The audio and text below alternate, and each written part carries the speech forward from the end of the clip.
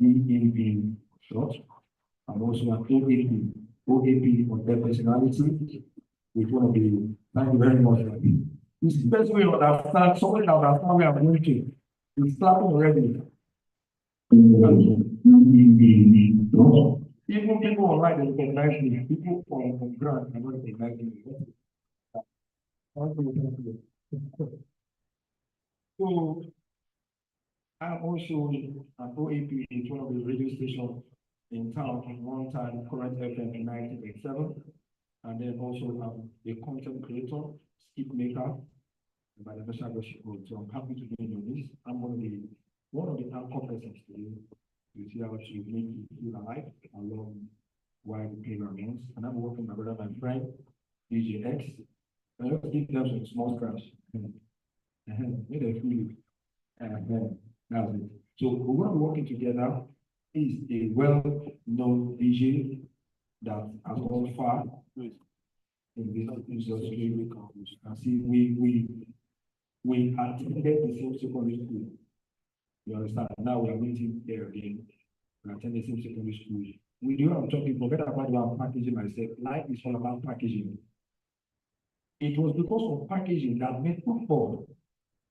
Listen to me. It was because of packaging that made football to leave show glass to not enter into small shops.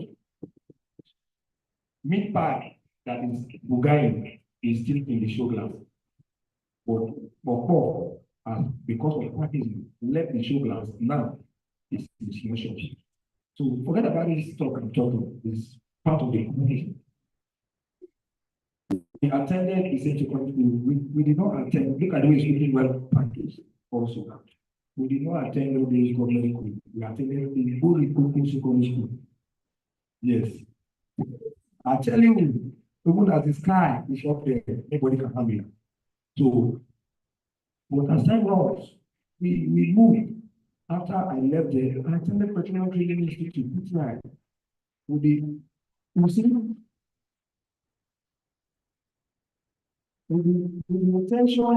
to work with oil and gas. But after graduation, I did not say, well, you are not a company to work.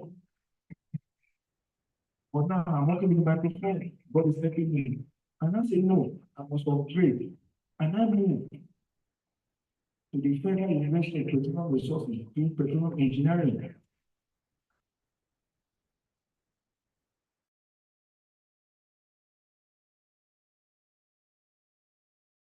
It is lazy from your esophagus. Yes. So we are all trying to see how we can package ourselves. We don't want to stop learning. That's one of the things that is keeping us going. So DJ X, are you ready for us now? So we want to be kicking off and custom demand at SPE. We want to be kicking off with the national anthem.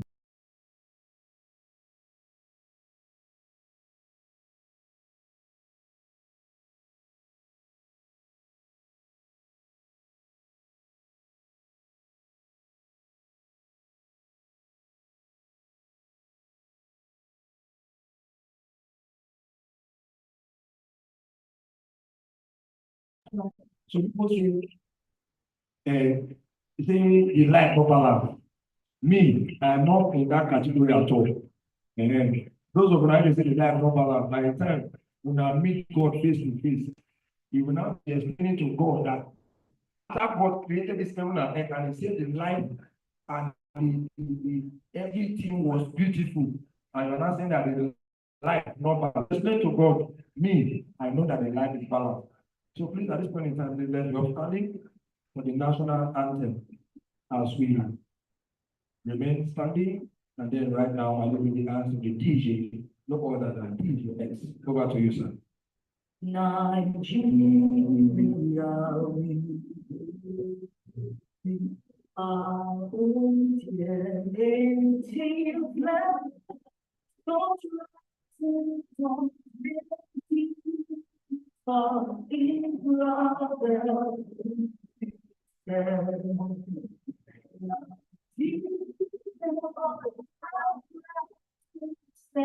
I'm suffering more than I'm glad because you that you can just is right. You all about you all and we count us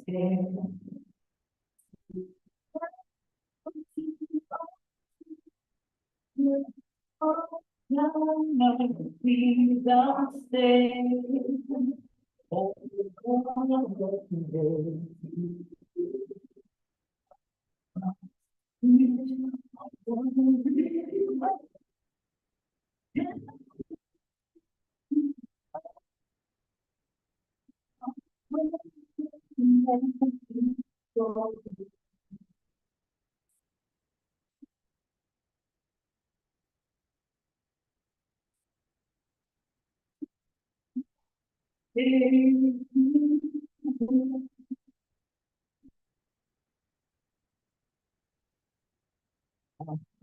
Amen.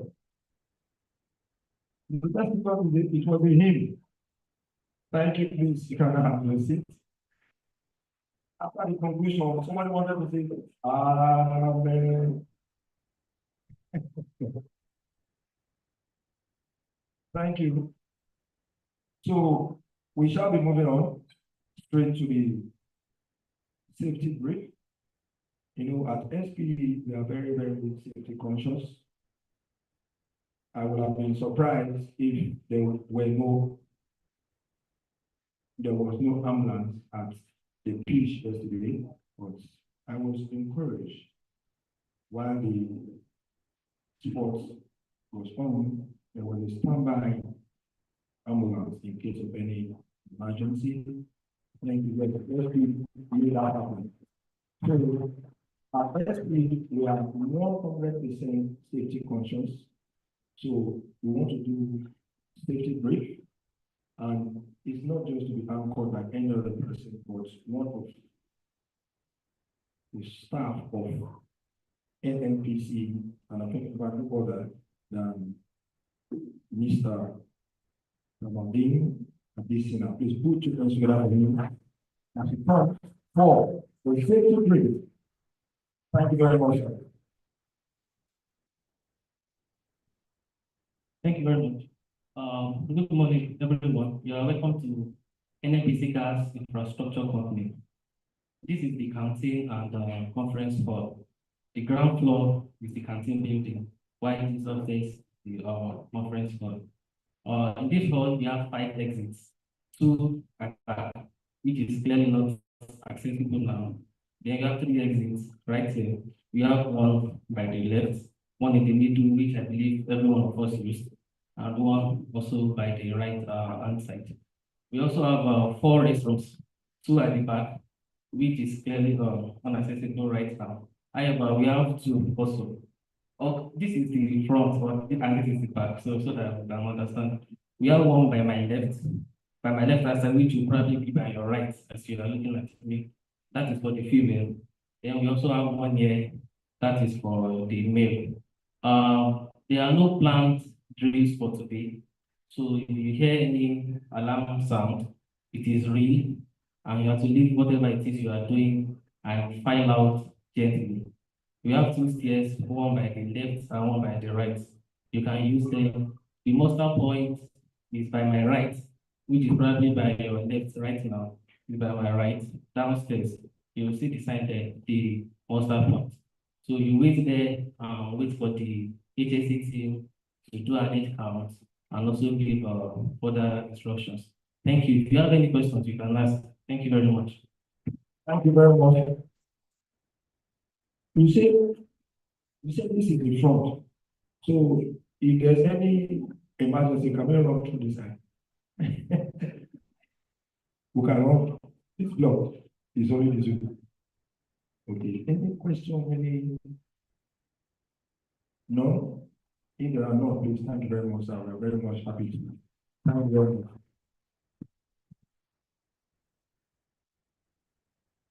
So to take us further, I'm going to be moving straight up to the welcome address. And God help us, we have someone to help us do that. And just hold on.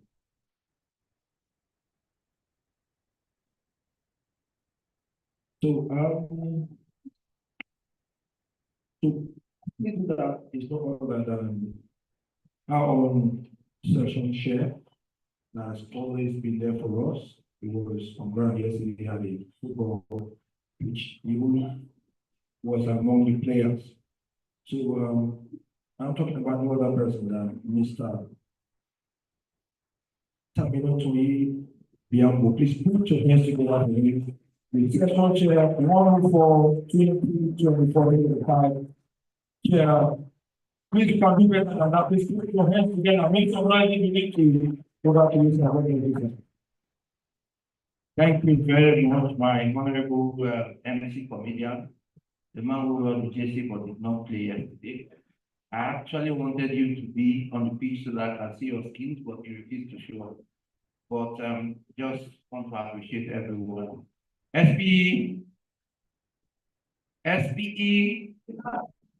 Cleaner Energy, distinguished ladies and gentlemen, all existing protocols of that. Unfortunately, I'm not very good with protocols, so just forgive me. Good morning, all, or afternoon yet. It's a pleasure to welcome every one of us to this annual technical symposium and exhibition organized by the Society of Petroleum Engineers, Section 1 for Warri, here in the great city of Warri, Delta State, Nigeria. We're very thrilled to have you all join us for this exciting event, and we hope to have a very great event. In fact, the ambience of this room, this is the first time we're using this NGC Julie. The ambience shows that the event is going to be great. If you agree with me, put your hands together for the night.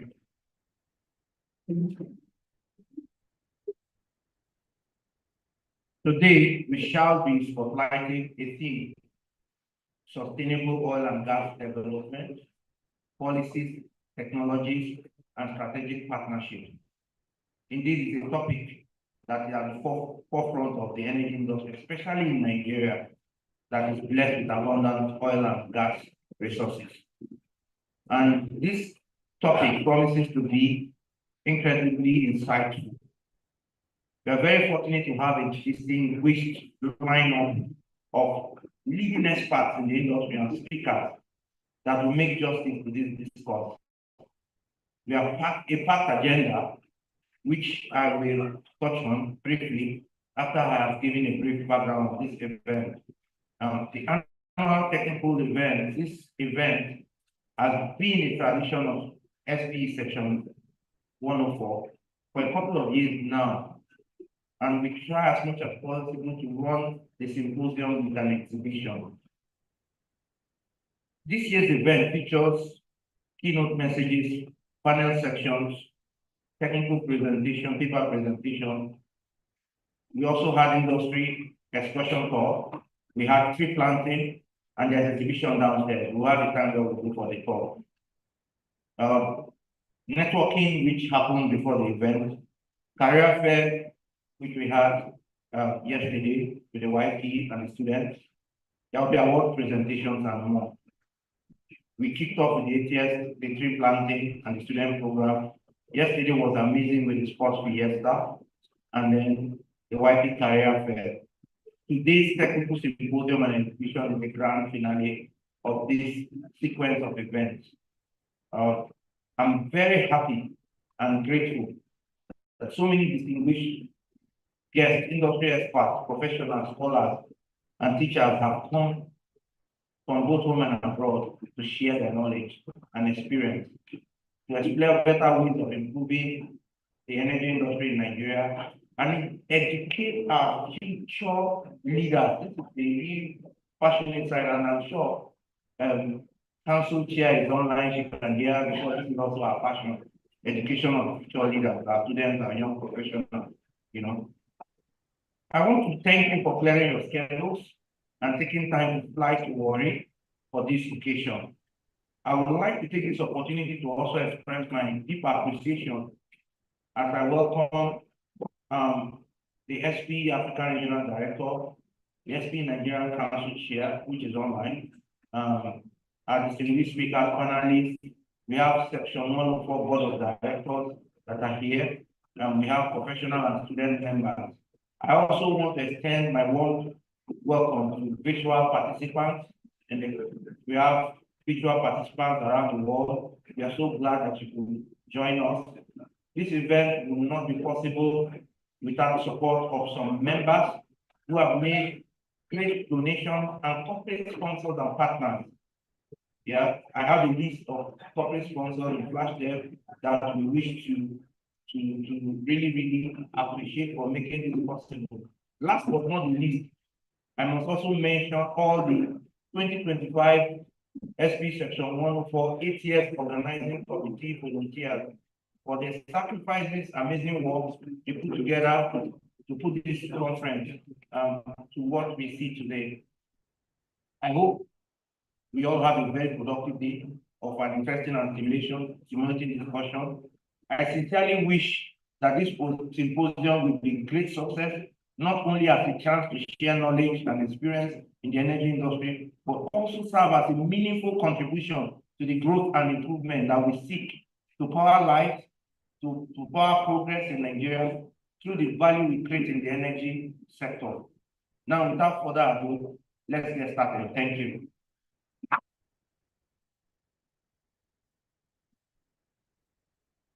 Please, you can do better. We put your next for our own session share for that wonderful and powerful welcome address. Thank you very much, sir. God bless you. We are very much happy to have you. I'm most impressed. And to take us further, I want to quickly recognize some very important persons in our midst.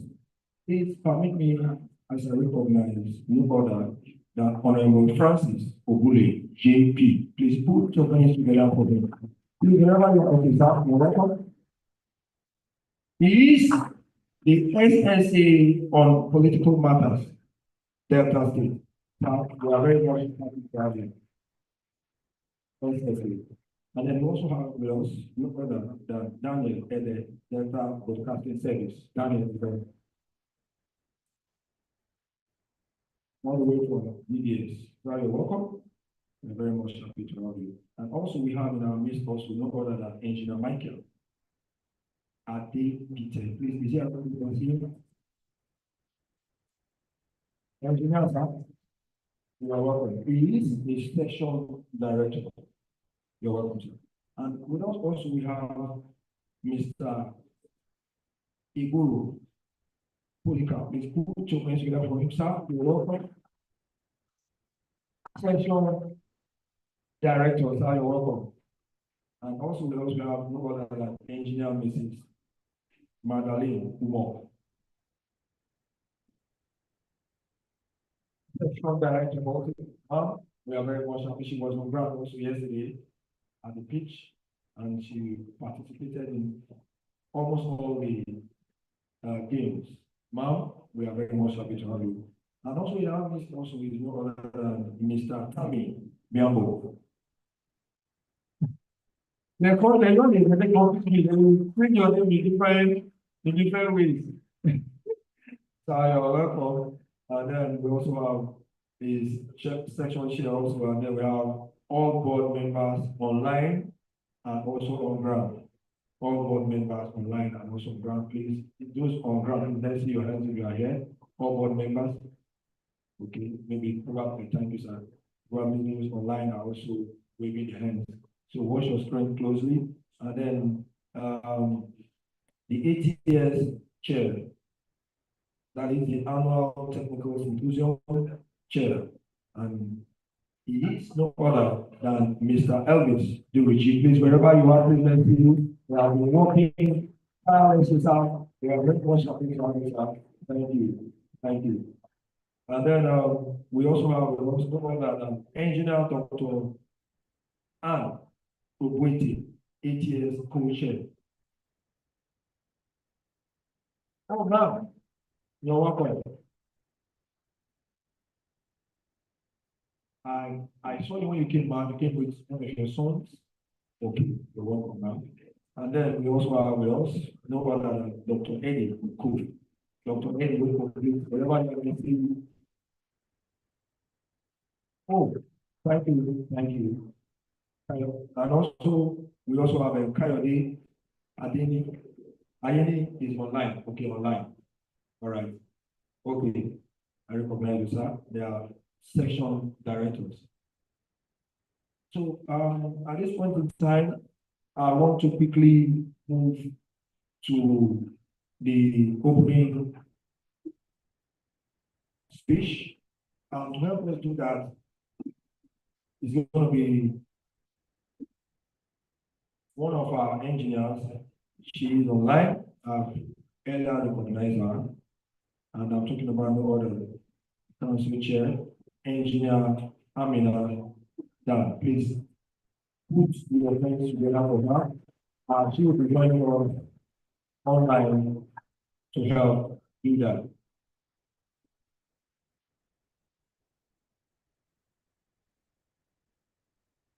Please, the technical team, please, let's.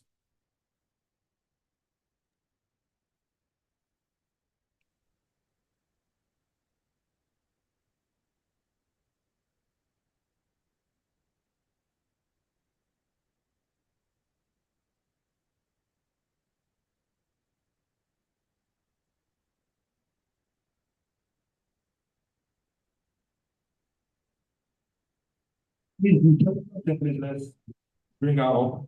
Engineer Amina Dan Madami, PhD, I earlier recognized her. Okay, she's with us now. What to you, ma'am? Thank you very much.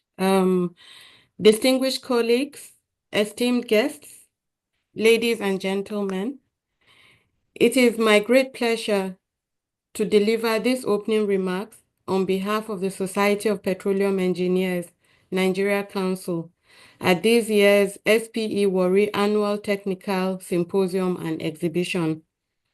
Let me begin by commending the leadership and members of the Warri section for their commitment to technical excellence, knowledge sharing, and capacity development, hallmarks of what SPE stands for. Your consistency in creating platforms such as this symposium strengthens our collective efforts to advance the oil and gas industry in Nigeria. The theme of this year's event, Sustainable Oil and Gas Development, Policies, Technologies, and Strategic Partnerships, is not only timely but pivotal to the future of our sector. As we navigate global energy transitions and domestic economic realities, it is clear that sustainability is no longer an option. It is the foundation upon which future investments, operations, and talent development must rest. SPE, as a global knowledge hub, believes that the synergy between sound policies, appropriate technologies, and meaningful partnerships will unlock value and ensure the long viability of our industry. Events like this help us chart that course by connecting thought leaders, professionals, and emerging talents to collaborate and innovate together. As we engage in insightful technical sessions and forward-looking discussions today, I encourage us to think not only of today's production targets, but of the kind of legacy we are building for our companies, our communities, and our country. On behalf of the Nigeria Council, I wish you a productive and impactful symposium. Thank you once again for your dedication to SPE and to the growth of our industry. God bless you all. Thank you. Thank you very much. God bless you for that wonderful, powerful opening speech. So, before I recognize other persons that joined us not quite long, I want to quickly bring people to the next agenda, which is industrial work. And to help us do that is one of our own. Please permit me as I quickly bring the African Regional Director. Okay, I was just been told that it's on transit, we're going to take that later. So at this point in time, I want DJ to give us a musical interlude, and then I'll come back to further information that we do. Thank you, DJ.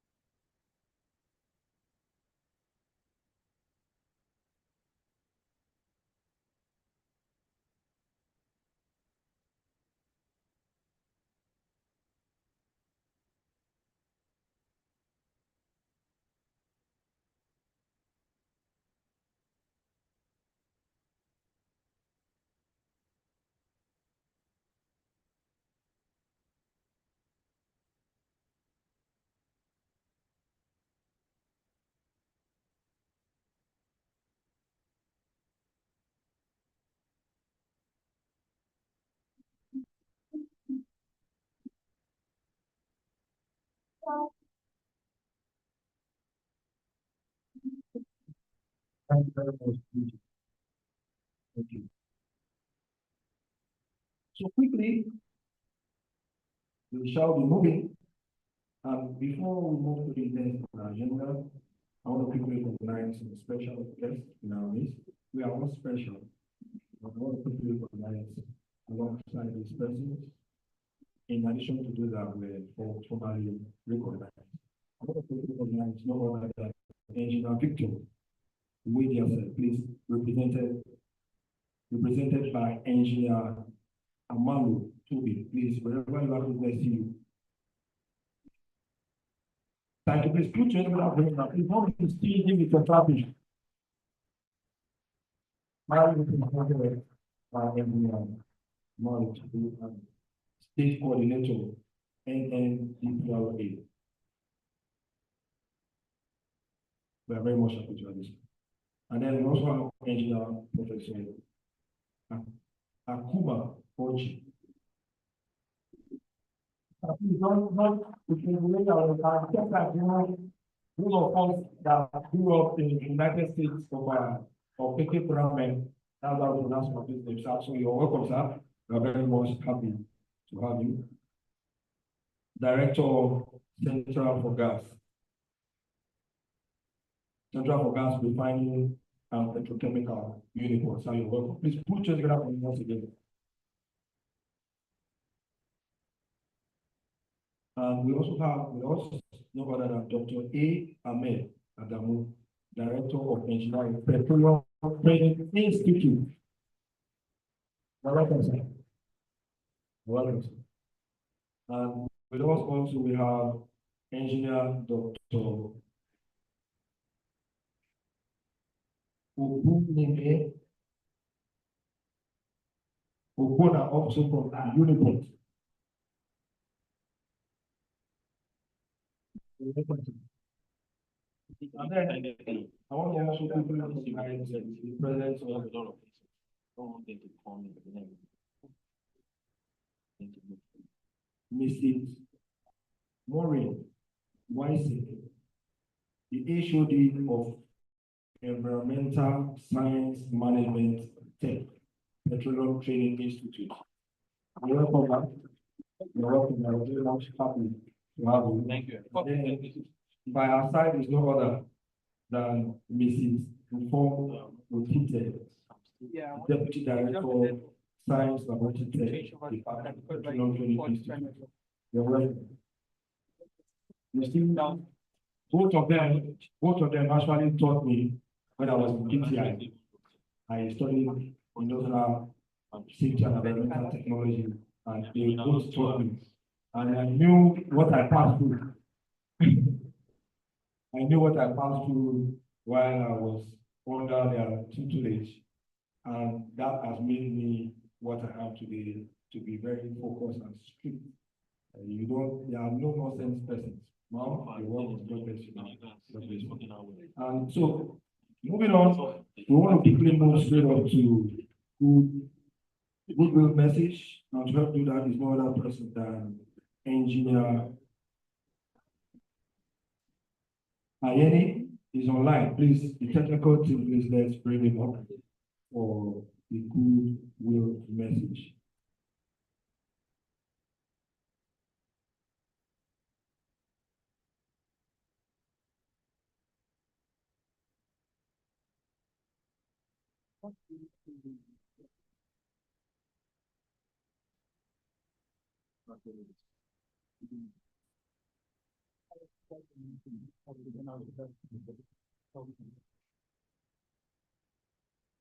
While we are waiting for others, probably that will join us online and offline. Right now, I want to take a goodwill message from Engineer Ayeni. Please, someone should please prompt him.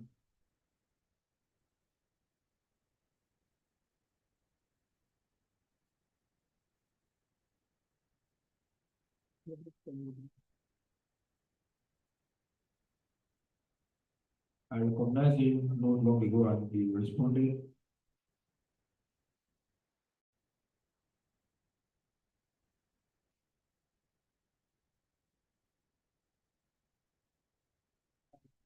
Is there somebody watching? Is he online? Where is he? Where is he? Checking. Where is he?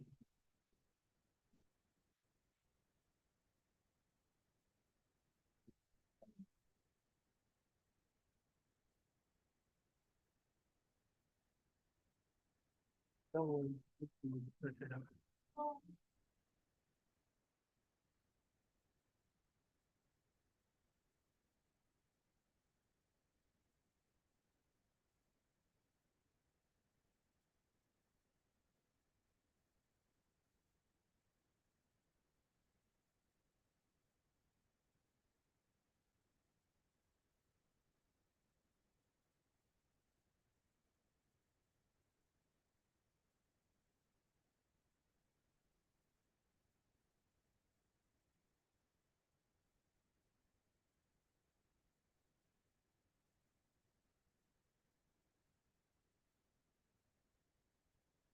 All right.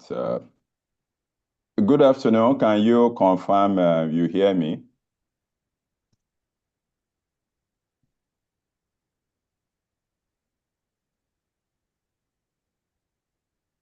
I will need confirmation from your end that I'm being heard.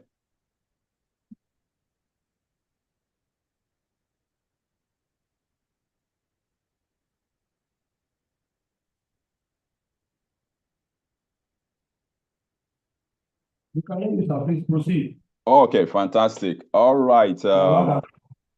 Okay. Thank you so much for the opportunity. Is it possible for me to put up a few slides? Can I share? It's just going to be my talking points.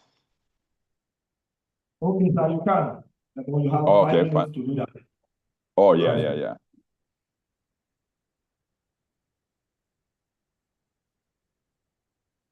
All right. It seems as if, let me see now. Okay, fantastic.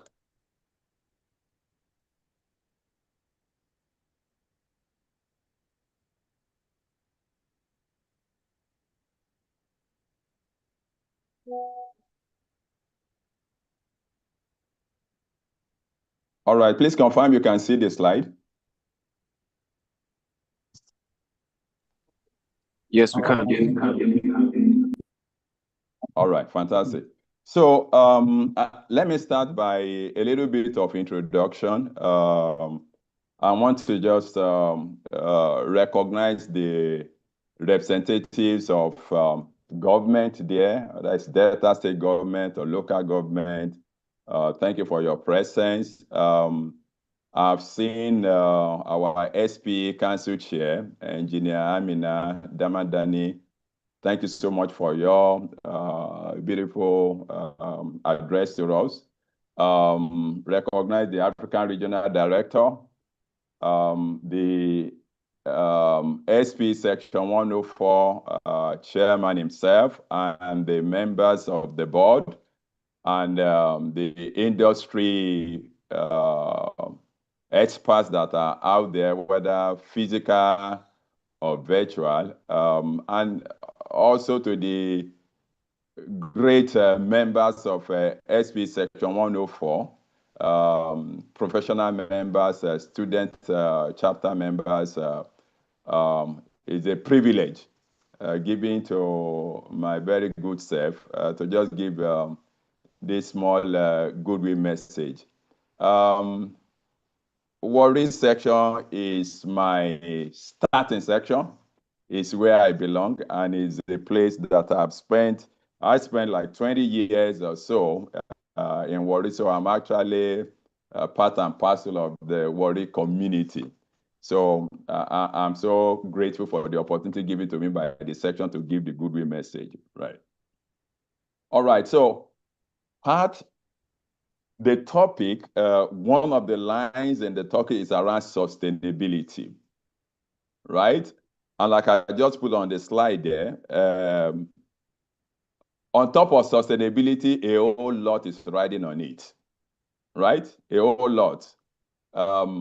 I remember when I was in secondary school, we had this long distance race, and one of the guys that was participating in that race, it was supposed to be like probably 2,000 meters, and at the goal, the young man, boy as at that time, just took off like a rocket, but after going round once, he just fizzled out.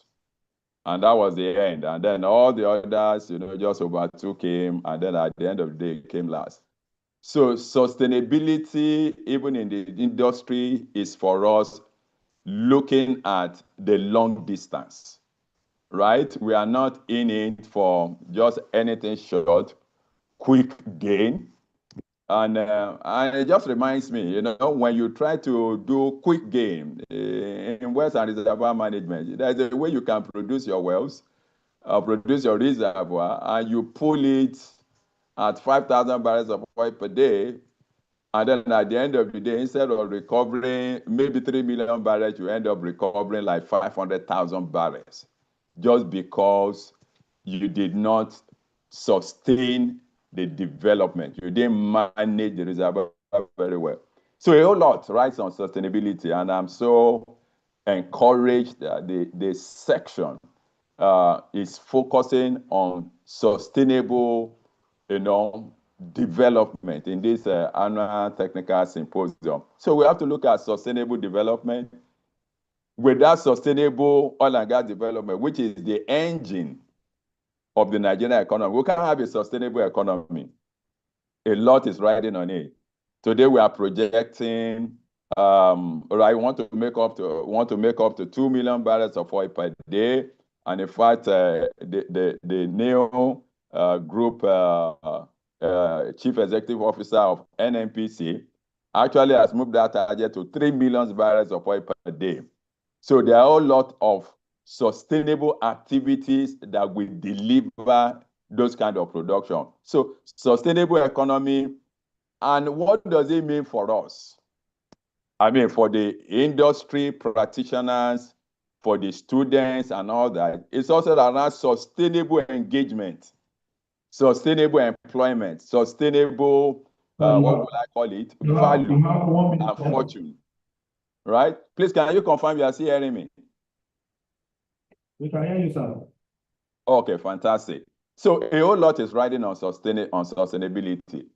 And another word in the topic is another partnership, right? The days of I can do it all is gone. No man is an island. So you need, partnership.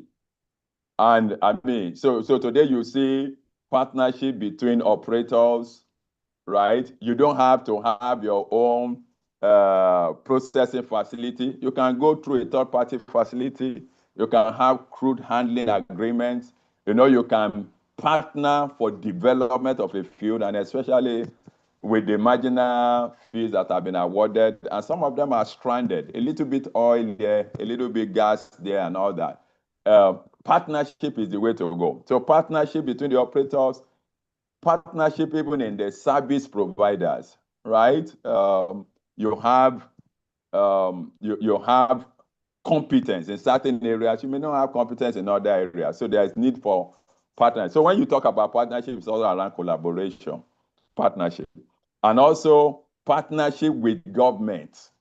All right, the days are gone where regulators maybe stand aloof and just allow people to do what they are doing. But right now, I've seen in my career and outside of employment and doing our own business, you see the regulators working hand in hand, with the operators, with the service providers, to create good value, for the business. So it is what we need, and that is the way to go forward.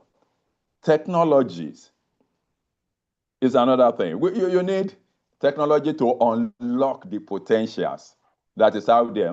And my mind casts back to the shale revolution in the US. Right before that time, you had shale oil, but they couldn't really extract it. But as soon as they have the technology in place to crack that old challenge, that was the breakthrough. And with that, a lot more oil and gas production. So you need technologies to be deployed, right? And along that line, cleaner technology, which I will challenge all of us, understand more, carbon capture, all manner of refining, making our fuel to be cleaner, the gas and all that kind of a thing. It's something that we look at for now. We challenge us, right? The speakers, the discussants, the members of the SPE section to look at it, think about technology. What technology can we bring to bear to bring about the sustainable development that we are looking at? And let me use this as an opportunity to drop it.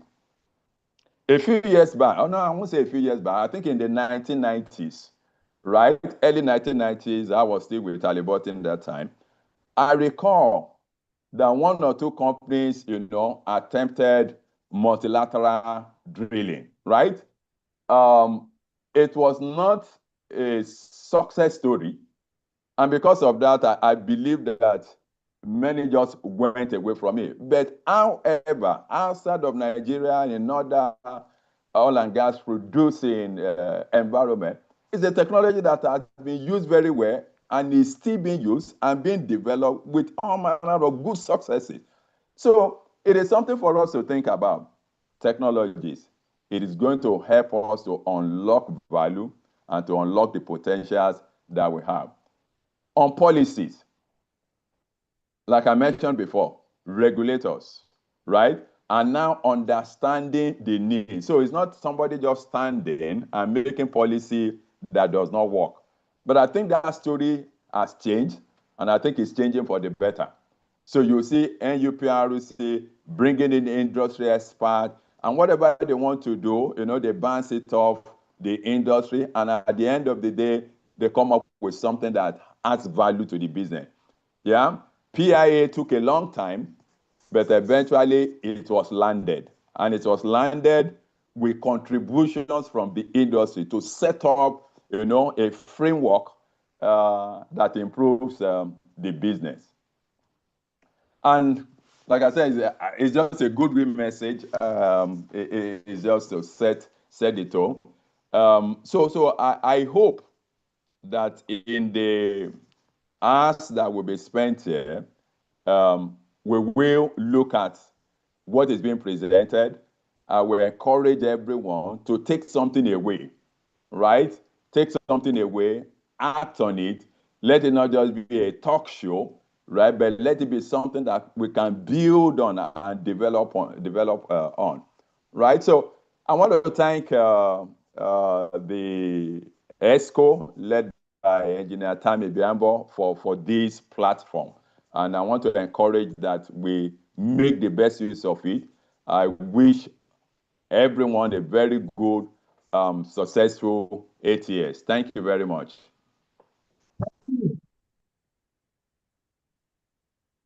Video message. Thank you very much. God bless you. To also please take us is no other than Engineer Dapo Ashafa, Lagos Section Chair, SPE. Please put your hands together. It's also online. You know, Lagos SPE alongside Warri SPE has gone a long way, forming that bond together. Hence, we need to bring Engineer Dapo, Depot, and Shafa. Please, the technical team, let's bring him up.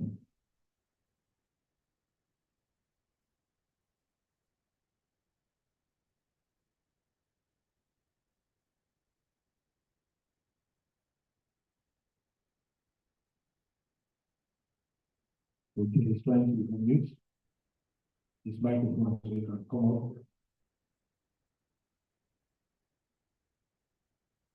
Watch your screen, please. Not yet, we are here to. No, not yet. Please unmute. You can hear me.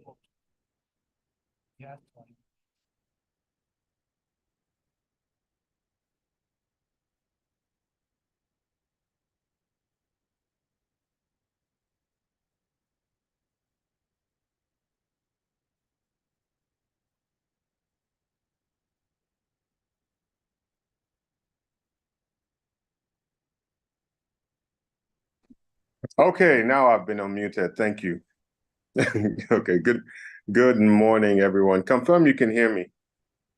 Loud and clear. I can hear you loud and clear. No. So I'd like to just first of all stand on all existing protocols, and also thank Sayeni for such a wonderful lesson.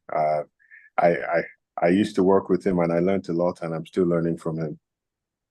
But I think this is what it's all about. SPE being a technical organization that shares, and you can see we have everyone joining. The council chair is here, the regional director. I'm here. I believe in the power of one SPE, and especially one SPE in Nigeria. I mean, it's why I love it. This year, we're all inviting ourselves to each other's events, and we're showing up because we have more that connects us than divides us. All I want to say is just a well done to Engineer Tammy. Well done to the Warri team. The framing of this event has been excellent. I mean, the delivery so far has been great, and I just want to wish you the best as we round up this event. Hopefully, the learnings that we all take away from it here will help improve the way we do business, the way we advance the oil and gas and the broader energy industry, and the way we actually develop ourselves as individuals and professionals. So I won't say too much. Not the star of the show. This is not Lagos. So thank you, everyone, and thank you for inviting me.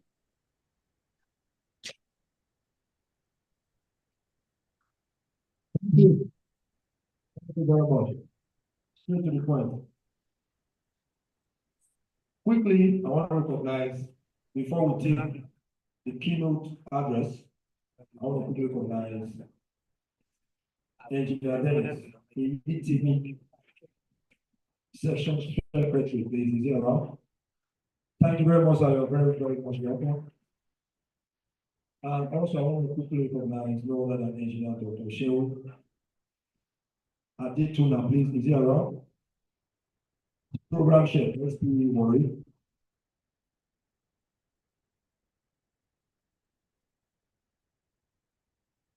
And quickly, also, I want to recognize no other than Dr.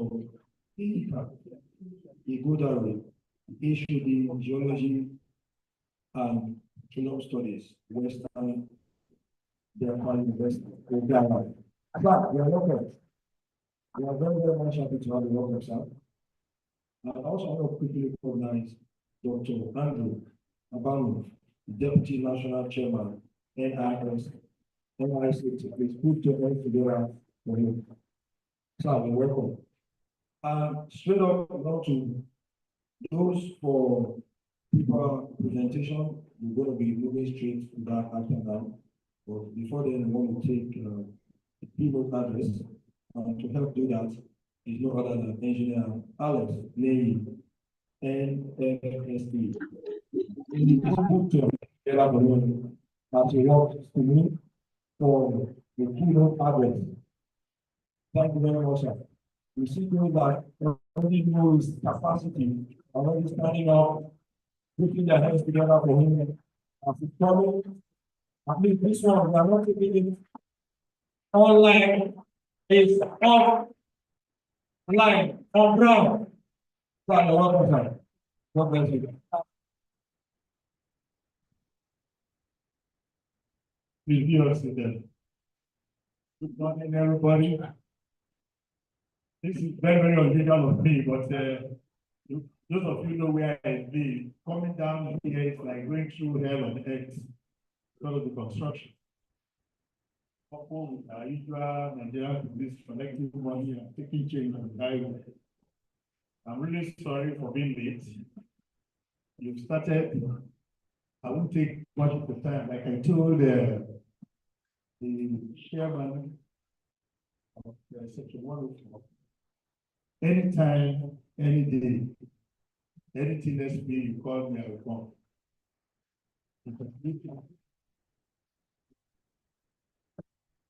This is my primary constituency because all my degrees in civil engineering, became an SPE member first year in the university because my district at Texas A&M. So this is the real engineering that I know before NSC. So when I came back, I had to go and do NSC exam, NSC member, but before then, I've been in SPE.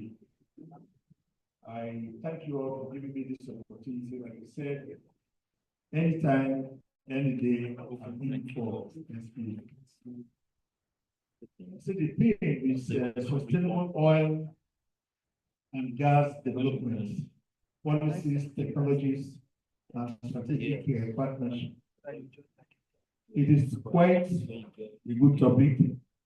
Like I said, some years back, you guys can remember, whether we have alternative energy and all kinds, this oil and gas will be here for a long time. Because the amount of power you require to do certain things, there's no amount of solar panel you put together to be able to drive this. And Nigeria being where we are, we should be in a position to maximize utilization of the oil and gas today to prepare for the future. All these alternative sources that they're coming up with is to kill the price of the oil here. Before we know it will be irrelevant. So we have to be wise. Nigeria as a country has to be wise, and we've been saying it over and over. But as God will have it, by 2007, I was to be made the group MD of NNPC. But today, we still happy that one of us is the group MD of the NNPC Nigeria Limited. That's July, which is to the glory of everybody. I thank you all here because it has taken a long time to get to this point. So we expect that this time around, the oil industry or NNPC will be run like a corporation, like Petrobras Aramco, and others. And I think we have the people there to do it. My only fear is the arm twisting. I just hope that I don't twist the arm to do what we do as usual. I just pray that doesn't happen so that we can all benefit this nation. There's a lot to be done. Can't afford young men coming out of the university without job. It's not done anywhere, not to the type of resources we have in the industry. These talents need to be utilized. As they come out, they should be utilized. So what you have here as a topic, I think it's about the best thing. We're still going to be here with the oil for a long time, not in the next 20 years. When I was in the university, they said in 45 years' time, this was around 1973. In 45 years' time, the oil will be exhausted. By the time I was graduating, they said it's going to take another 50 years. I've been out of school very close to 50 years ago, and we're still here. And the reserve is still there. There are a lot of bypass oil in shallow water, deep offshore, on the swamp. Even these new acquisitions, we need to open our eyes properly. Look at these logs. You're going to see some tiny oil zones like 10 feet or whatever. It's not commercial for share. It's not commercial for share. But today, that is where the money is. And you guys have a responsibility to help them find that oil and make sure it's someone is nice. And all of us must make ourselves available to prescribe the government to utilize the oil money properly so that we can use it to build our base for the future. Like I said, I've taken so much time on this program. I've let this program run. I will follow it up as time goes on. Thank you all for giving me the opportunity. Thank you very much, sir. We are very much happy to have you, sir. That was a very, very wonderful power pack keynote. Please put your hands together for him. Thank you, sir. So, as far as we are concerned, oil and gas is here to stay. SPE, so let your heart not be troubled. Most especially for those of us doing petroleum engineering and related courses, let your heart not be troubled. Oil and gas is here to stay. We get to the point now. So quickly, let's run now speed of light. And we want to be going straight up to paper presentation. And we have 15 minutes to do that. And sometimes when you are not too conversant with some persons, we need to go and do some consultation. And we have to move from here so as not to make mistake. And move. And enter Keke from here to go and consult so as not to make mistake. And to help do that is no other person than Engineer Dr. Ogunna. I have to go and consult. The way I pronounce it, I don't know Igbo man. I'm actually related to Igbo. Should I tell you how I am related? Should I tell you? Let me tell you. My elder brother's nephew's friend, neighbor, is an Igbo man.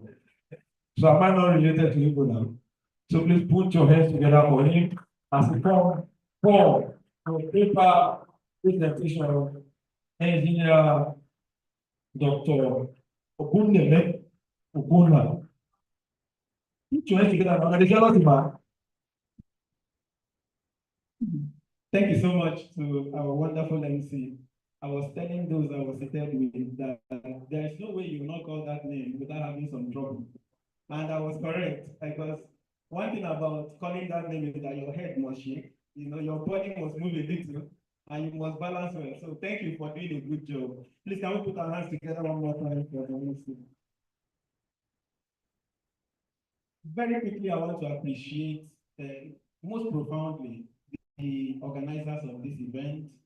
Thank you so much to the section chair, Engineer Tammy Biambo, and the members of the ATS planning committee. You have all done so well. Thank you so much, because I know it takes a whole lot to do this. Thank you to the chairman. I see him, even now he's on call. Thank you so much to the vice chairman, engineer Dr.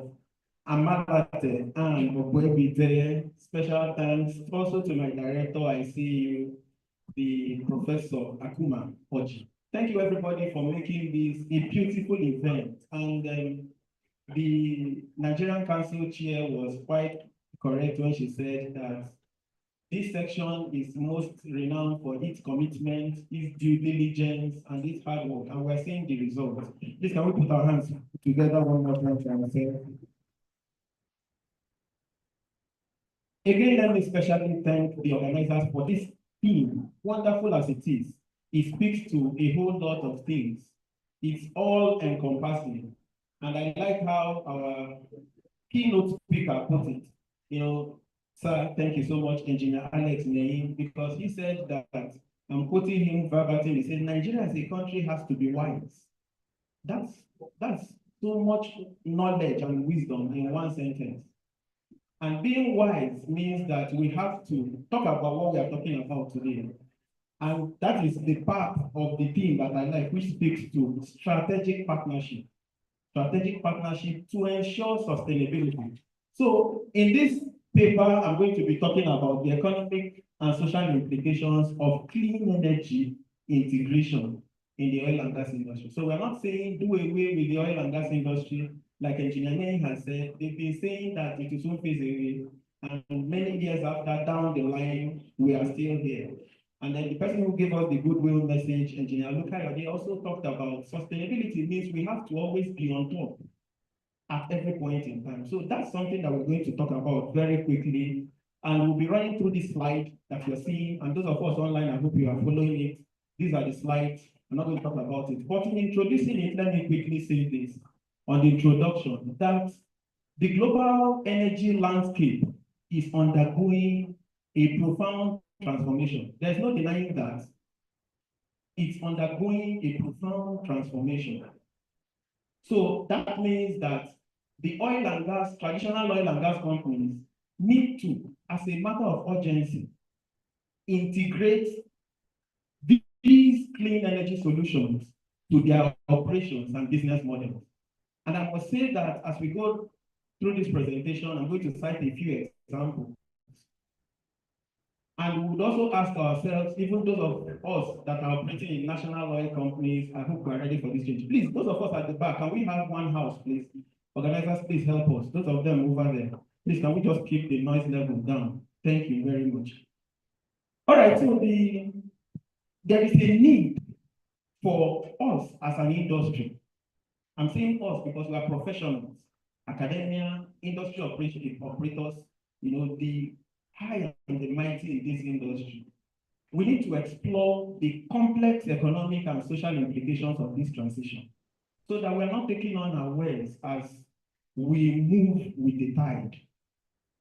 And in doing that, we must be able to examine the challenges and the opportunities that arise as this our industry evolves into the more sustainable future that we want to have.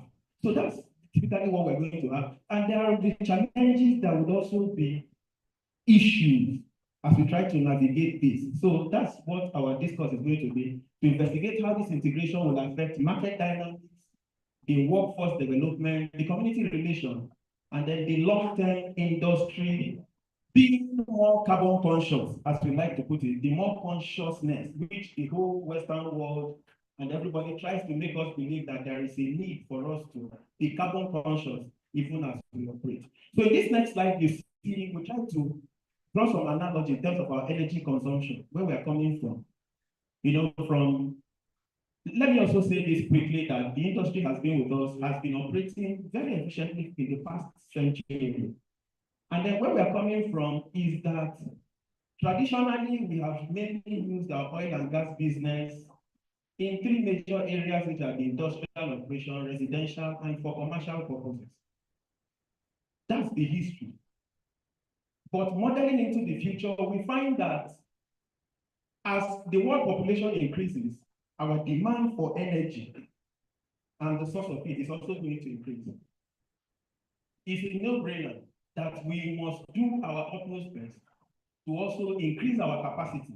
And that's what the keynote speaker meant by we need to be wise to be on top of the situation. And the area majorly that we're going to see is in the area of transportation, for instance. Who can believe it some years ago that Nigeria as a country will be talking seriously about CNG? Who will believe it that a time will come when Nigeria is being very serious and intentional about solar-powered vehicles? All right, so these and many more are the ways that we need to stay abreast of the situation to be able to be on top of the situation. So in our next slide, we show us that there's a changing or shifting energy landscape. I've said it before, and let me re-echo it again, that the oil and gas industry has maintained some dominance in the past years from the traditional sources of oil, coal, and the rest of them. So it has created a wide network over the years. But whether we like it or not, things are changing. Whether we support it or not, especially with what they call the climate crisis recognition. We need to recognize it. We must not accept it. We must not believe it. But it is a reality, especially with the Paris Agreement, that has been mounting very serious scientific pressure on the operators and the operation of this industry. So it has accelerated the pressure on the energy industry and on the energy industries and companies to also reduce the carbon emission so that they can adapt their business model. So that means being strategic in terms of our operation is very important. That is fundamental. So major of our energy industries are now taking this issue very seriously. If you look at something like Total Energy, for instance, you will see that they've transformed their operation, even Shell, and many other operators in the industry. I don't know if I can also ask if our Nigerian National Oil Company, NNPCL, I don't know if we're also thinking in that direction. And that's something that we as stakeholders must be able to chew on from this presentation. All right, so moving forward, having looked at the energy landscape, we see that there are 4 key areas about this clean energy integration. The first part is that we have said it, I've said it and I'm repeating it again, that there is growing global energy demand. So people predict, experts through scientific empirical evidence, that by the year 2050, the global energy demand will rise to about 50% of what we are currently consuming. And that means that we need to be strategic about production because you can't consume what you're not producing. So when Engineer Ayeni said we need to be wise, wisdom means that we need to also see the future and plan to be there. Because if you don't plan for something, then you cannot operate that. So recognizing that, we also need to know that for us to integrate this clean energy policy, the oil and gas supply, there's a need for us to give a critical look at our infrastructure. So you will see that in many ways, some of our tools will be changing because the oil and gas industry supply about 55%. But if this integration is going to be a reality, then we must retune our skill. More so since we know that we have the burden of climate commitment and the way to ensure that we operate and operate safely in a way that doesn't harm the environment. So doing all that and also having the business imperative in mind is something that is very, very fundamental. So these companies are the ones that are going to drive the road. A simple analogy I always do when I do this, I tell people, few years ago, those of you who went through the university, you will find that people do their projects, type it with typewriter. So business centers that were not able to transition into the use of computers would have since faded out of business. So some of them did it by reskilling, some of them did it by retooling, and then because any future that you are not prepared for, you cannot operate in it. So what are the economic implications? In this next slide, we see that there are short-term costs that need to be borne. So those short-term costs means that the energy majors, the big guys in this industry, need to commit, and they're already committing very unprecedented amount of monies to renewable technology. In fact, our statistics say that they've committed so far over $250 billion. As by the end of this year, 2025, they would have committed about $250 billion to be able to operate safely. And in doing this, they need to retrofit some of the existing infrastructure to substantial levels so that they'll be able to meet up about $900 billion worth of investment in this industry globally. So it's something that is serious. It has some economic implications. But then there are some long-term benefits. I talked about Shell earlier on. You see that companies like Shell now generate over 13% of its revenue from renewable energy. 2 weeks ago, I was at an inauguration of one of our SPE chapters in Port Harcourt. And then Total was big about talking of what they are doing currently in terms of operation and renewable energy. And I'm sure it is also likewise with so many of our oil majors, because times are changing and we need to also change with time. So solar power drilling operations have demonstrated about 30 to 45% of operational cost reduction. And this should excite every business owner, every major oil company. Because if you say I'm going to reduce my operational cost by up to 30%, then it will elicit some reaction and it will drive some serious funding in that direction. And another economic implication is that the market dynamics also change. Considering the environmental, the social, and the governance investment. So they have grown by up to $30 billion globally through thinking in this direction. So, and while it's growing, there's also an upside to it. The upside to it is that some of our oil majors are also downsizing their hands in terms of oil generation. And more persons, if you check the past few years around your neighborhood, you see that a lot of people are either acquiring skill or getting interest in the renewables. Ask yourself, how many persons do you know around you 10 years ago that are into solar power or solar power generation? And how many of them are in this industry as we speak today? So those are some of the economic implications that have to be considered. For the social implications, which is in the next slide, you will see that, like I said earlier, there will be workforce transformation. Whether we like it or not, a lot of things will change. These companies are not going to say, I am now an energy company. Some things have to change. So there will be reskilling of about 2.5 million oil and gas workers worldwide. And it's a reality that we need to live with. And in doing that, the community also has to adapt. Because the community has to support with, at least in here around Niger Delta region, you will see that we have some common problems. So when we start talking about retuning our energy industry, then it will excite some, it might not also excite some, and that's the reality. Of course, there will also be health improvement, which is one of the major incentives why people want to veer into this. Let's look at, in the next slide, let's look at some case studies. Like I said before, I wish we also have Nigerians do this. Look at something like BP, British Petroleum, right? After its first attempt in the early 2000s, BP has committed, from figures, statistics tell us that they committed about $5 billion annually, and they are still committing to this renewable industry, especially in their wind project, offshore wind project. The same thing goes with Saudi Aramco, which has committed over 30 billion US.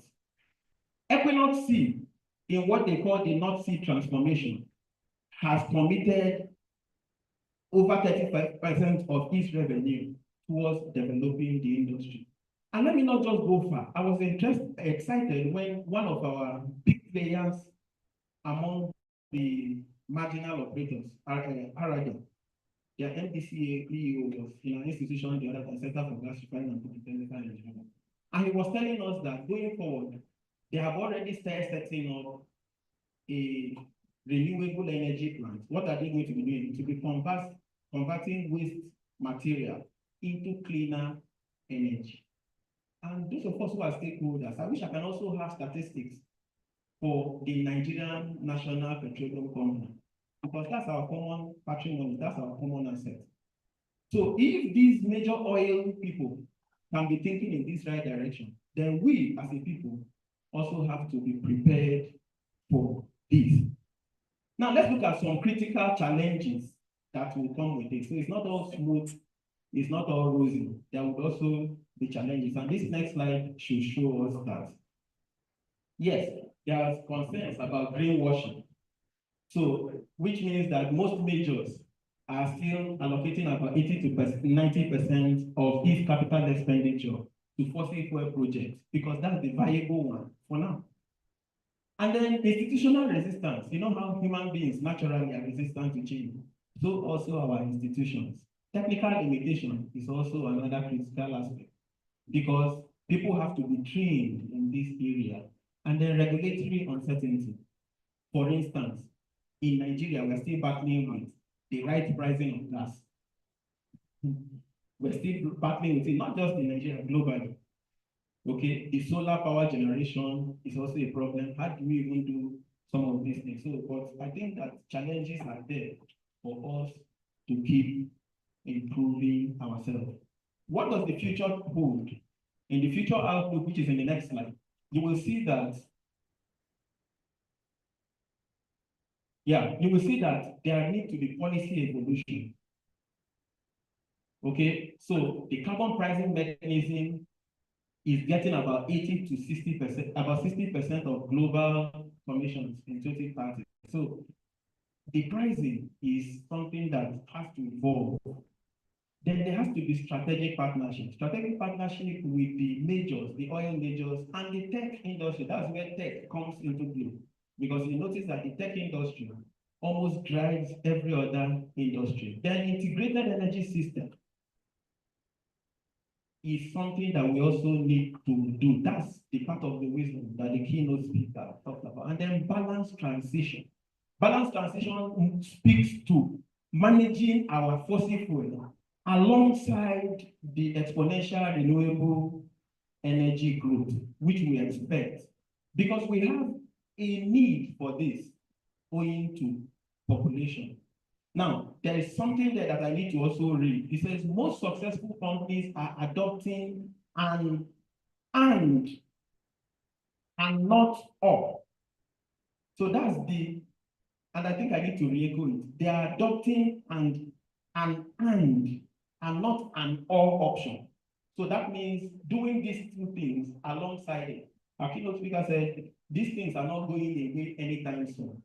And the beautiful thing is that as a country, we are blessed from all these renewable energy sources, which we must, as a matter of urgency, call to our own good, utilize them effectively.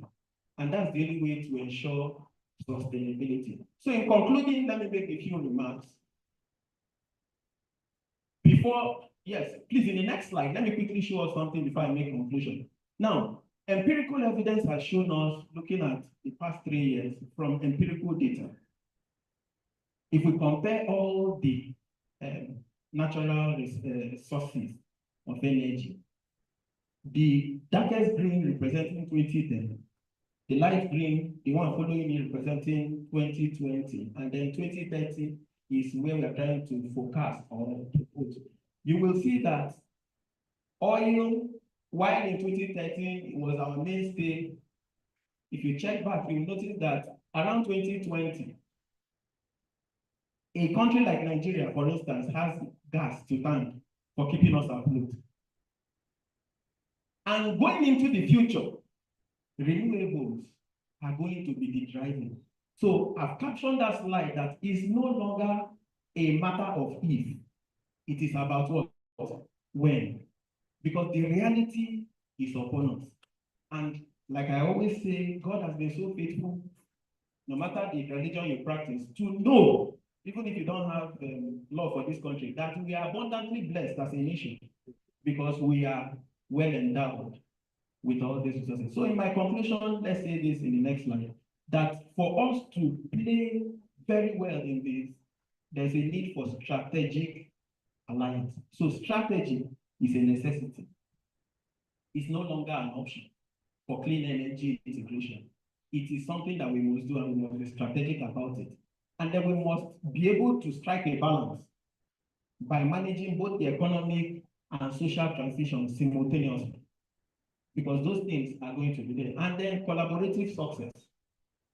So there has to be this meeting of gown, or meeting of the mind, the town and gown approach that we like to call it, between the industry, the academia, the government, and the community, what we call the triple helix, where a meeting of minds, everybody working towards optimizing what nature has so endowed us with. And finally, in our conclusion, let me also say that integration of clean energy into oil and gas operation represents one of the most significant industry transformations in history. So companies that transition strategically, rather than as a matter of compulsion, are the ones that will likely demonstrate superior financial performance and stakeholder support.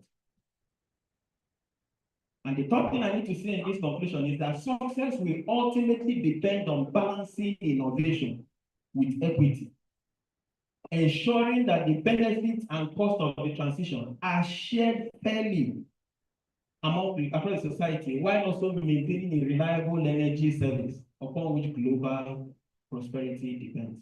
And then there are some two quotes that I would like us to end with, just before I take my seat. The first one is something that was said by Amin Nasir, who is the CEO of Saudi Aramco, one of the big players in the industry. He said, and I quote, "We need to reduce emissions, not necessarily to stop using all our hydrocarbons. The future energy system will be a mix where fossil fuels and renewable energies or renewables complement what? Each other. Where they complement each other. There is no competition. What we're trying to do is to boost our source. And let me also say what has been said by the Bernard Leonardi, who is the CEO of British Petroleum. He said, and I quote, "This is not just about being on the right side of history. It is about being on the right side of the balance sheet for the next 30 years. I want to thank you so much for your time.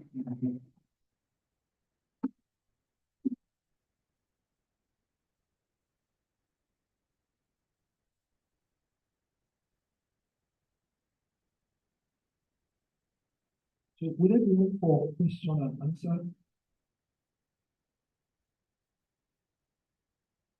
Okay.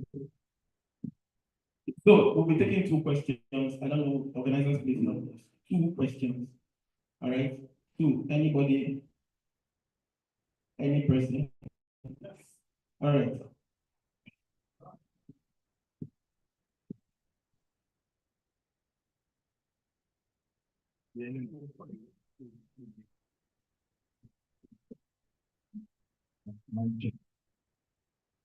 Okay. You can go to your conclusion slide. Thank you very much for this one. I wanted to call you in, but I never want to say that. Exactly. Please, the conclusion. I think of the slide again. Conclusion. Actually, my question is around dedication or scheduling to transitioning with energy in terms of sustainability. I was privileged to be in a session last month, and the speaker from Total in France she mentioned that in trying to transition, what they did was to compress their gas from, so she mentioned a case in Nigeria where they compressed their gas, they got a compressor, compress their gas, translate it to the dry LNG, to produce into natural. So I see that as, to get to the dry LNG, there and there, Nigeria also costs flaring in trying to present gas into LNG. So in a way, you're only trying to move that gas that you're not going to flare to another, of course, that's a scope, I think scope 1 or scope 2. Move it from one company, one organization to another organization. So, okay, so that's the page. It says companies that approach this transition strategically rather than to a long-term response to the standard pressure and demonstrating superior financial performance. So, I see that a lot of companies are doing it as a result of the pressure, especially from the African side. And that's how we're going to trust transition.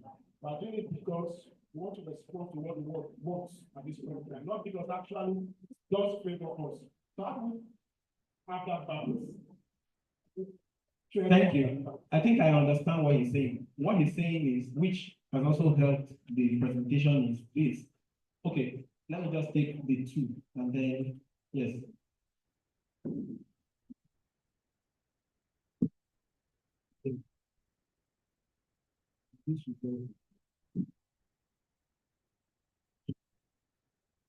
Not to anyone, yeah, I have a question as regards the energy transition.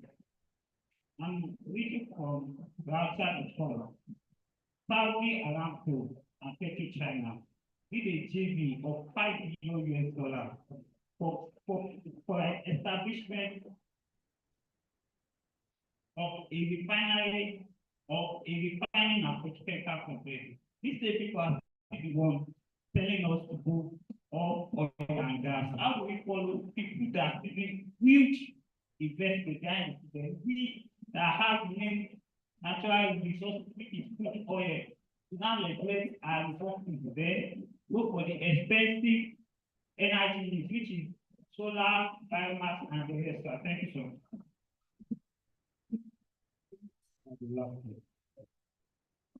Okay, thank you very much. That's a wonderful presentation. So mine is not a question, it's still a comment. Because of your presentation, you have been mentioned, I think you mentioned twice or so, that how you wish NNPC Limited and our NOC should lead the charge of energy transition. And I want to assure you that NNPC Limited is doing that.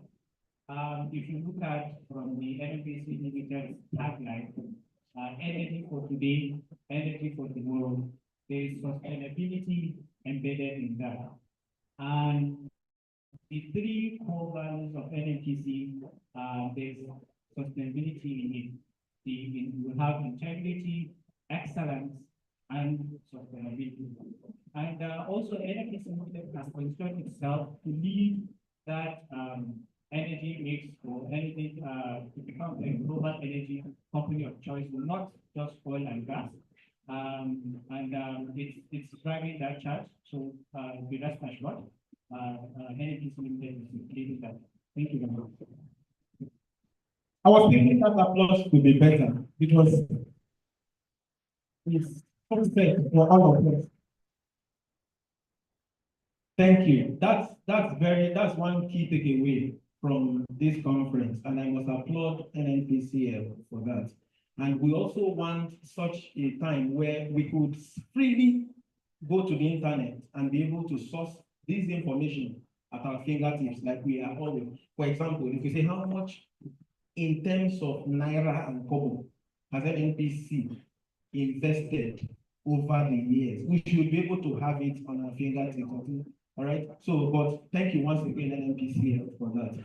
Now, the first person said something which I said is zeroed on this second conclusion, which is that companies that approach this transition strategically, rather than as a reluctant response to external pressure, are the ones that are demonstrating superior financial performance and stakeholders support.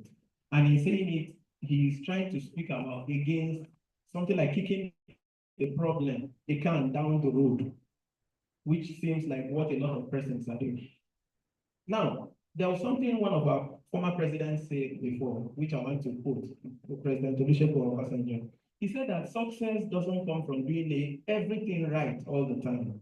It comes from doing a few things right for a sustainable period of time. And that has always stuck in my head. Now, what we're saying is that we are not going to, I like to use the word energy mix rather than transition, just to support what our keynote speaker said. We know that we're not going to stop zero flaring overnight, but what we're saying is that can we sustain our approach towards that investment? And it's not about trying to look clean. That's that reluctant response. It's not about looking clean to the world. It's about an intentional, action-driven effort towards achieving success. And I think that's what we're trying to preach. And I think if we continue to do that, we will be fine. Please, I don't know if the organizer can just bring that second to last point so that I respond to the young man that asked that final question. The slide on the second to last one, which answer, he says, he was drawing a reference from Saudi Aramco. I said they are making strategic investment. How come these same people are the ones telling us about energy? Yes, we understand that there could be collusion and all that in all this, but look at this. And this should answer that question. He says, we need to reduce emissions, not necessarily doing what? Stopping the use of hydrocarbons. We're not saying it. Because our oil and gas industry will continue, whether we like it or not, will still be here with us for many years to come. All right? If we knew that thing many years ago, we will still understand that we still have coal in Enugu. All right? So what we're trying to preach is not doing away with hydrocarbon. But what we're saying is that the future of the energy system will be a mix of both fossil fuels and renewable energy. So if we continue to utilize optimally what nature has given us, I'm sure we'll meet the required success. So thank you very much for inviting me.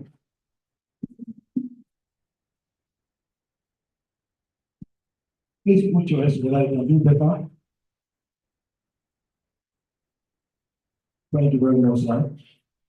Engineer Dr. Ogundeme Ukuna. At least I'll pass the test. Thank you very much, sir. God bless you. We are very, very much happy for that wonderful paper presentation. And while he was talking, say it should not make sense if we don't recognize some persons. We will do that, but we want to do more. You know, while engineer, the keynote speaker came, he came with someone, and it's in our custom at SPE, we don't want to leave any stone unturned. Hence, we want to quickly recognize one of his entourage that came with him. And you know, engineers don't just work alone, engineers also work with engineers. And he came with no other person than Engineer John. Please put your hands together. Engineer, you're welcome. Also, history will not forgive me if I fail to do so. He has been running, making sure things are in the right places. And I'm talking about no other person than Engineer David Ibi Faga, the right picture. It's my brother, my friend, one of my enjoyed brothers. We are very, very well. Thank you very much for the effort so far. And then let me quickly announce to you that we have Mrs. Tina Catering Services in the house to take off stomach infrastructure today. We put them up there. Mrs. Tina Catering Services, the person in charge of stomach infrastructure. Quickly, let me quickly announce this. If you hear this, you might want to clap better. We have over 30 persons online, and then over 200 and even 30 persons on ground. Please put your hands together. Right away, we're going to be going to another goodwill message. Okay, let me quickly also take some recognition. I want to quickly recognize Engineer Dr. Eddie Oko. No, I've done that before. Engineer Felix Beke. Obeke. OBK. Please put your hands together for him. The one-time SPE Nigerian Council Chair. Please, let's see you. He's online. Okay.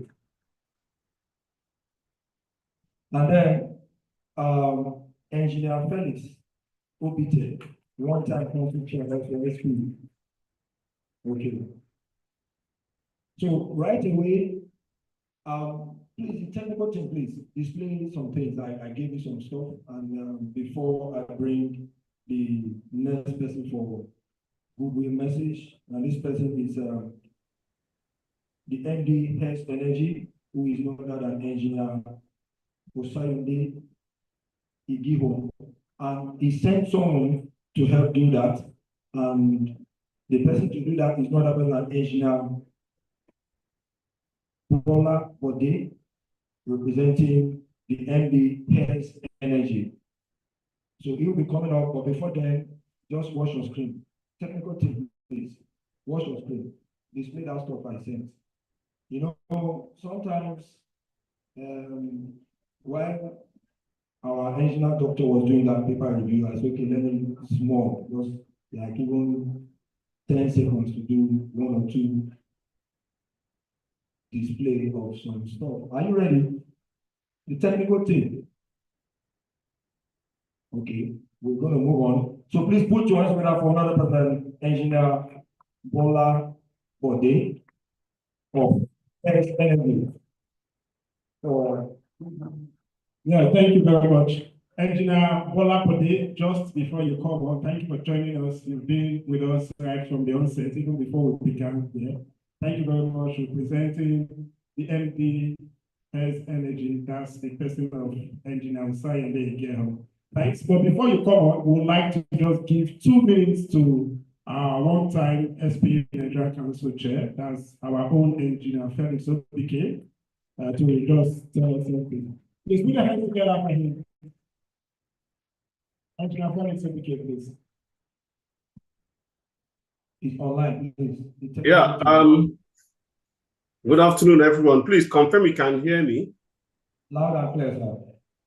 Yes, I'd love to thank the section chair, Engineer Tammy, and of course the board members for setting this up. It's just that I wasn't invited officially for this. I would have loved to be there, and unless I would have given my own portion of the goodies. But not the same. I saw the address, and I've seen also our own father. I'll call him our father, Engineer Name. Thank you so much, sir. You're always there for us. And I've seen a lot of other people, Engineer Kayode Ayeni. I've seen Madam also, and I believe Engineer Jiri should be around somewhere. So we are always there for SPE 104. I actually started in SPE 104, and it's also a Warri section that projected me to the council. Yeah, and I will never let Warri section down. Please, whenever such events are being planned, always carry me along. I always like to be there in any capacity you want me to be.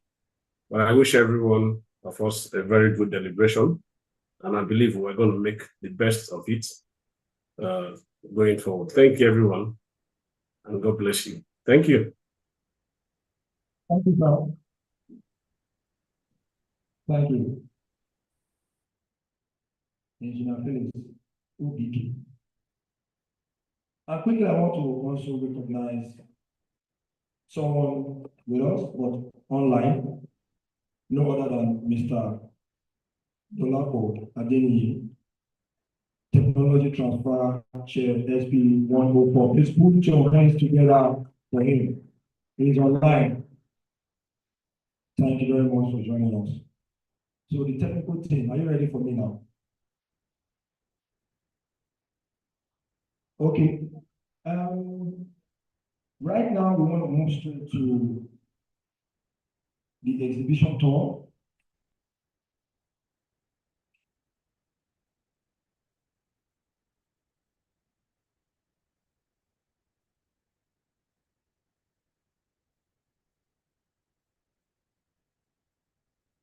Okay, I got time. Okay, so please put your hands together now as we quickly bring up Engineer Bolabode for health energy. Over to you, sir. Yes, good afternoon. I hope you can hear me. Please let me know if you hear me clearly. We can hear you loud and clear, sir. Loud and clear. All right. I bring goodwill from my MD CEO, Mr. Engineer Osayode Igiehon of Yes Energies. Good afternoon, distinguished guests, fellow industry professional, and members of the SPE Warri Nigeria Section 104. Let me quickly tell you that I was an active member of SPE Section 103, and some 3 decades ago was the section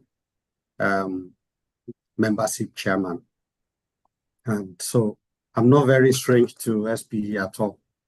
But it's my great honor to address you today at this annual technical symposium, representing my CEO, Engineer Osai Igiehon, who sent his warm regards and appreciation for your kind invitation.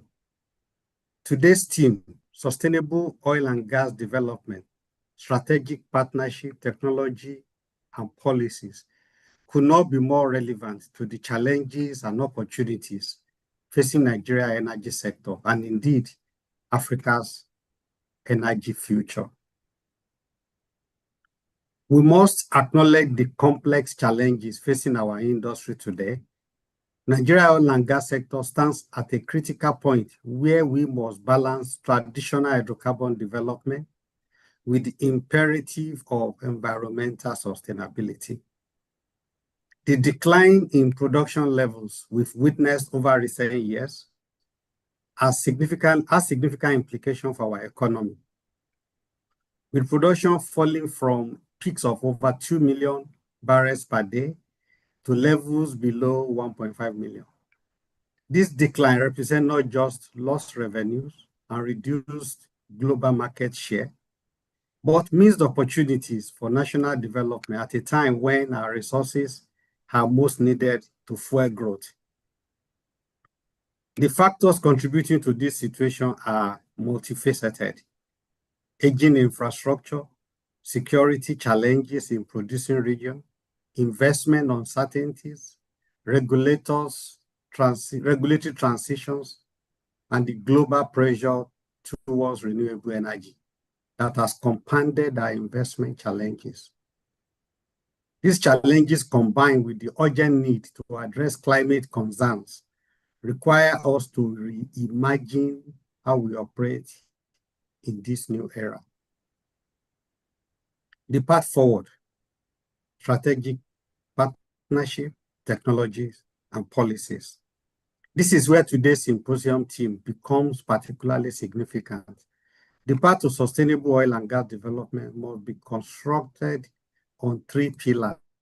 1, strategic partnership. 2, innovative technologies. And 3, enabling policies. Strategic partnership. The complexity of today's energy landscape demands collaboration. At Yes Energies, we've seen firsthand the power of partnership. Our collaboration with NNPC Limited to address the evacuation challenges has resulted in significant improvement in the terminal receipts from a low of 5% we witnessed in 2021 to its current level, averaging around 95% reconciliation factor. Innovative technologies. Technology adoption is no longer optional, but essential. Clean technologies that reduce emission, improve efficiency, and minimize environmental impact are critical to our industry's future.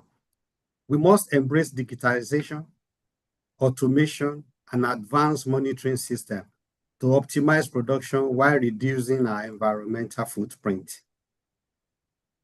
Enabling policies. The regulatory framework must evolve to balance environmental protection with economic development. We commend the government efforts to create a more transparent and efficient regulatory environment, but continued improvements are necessary to attract investment and to drive innovation. In ES Energies, our commitment to sustainable development is not just a concept, but a core operational principles. Since we took over OML 17,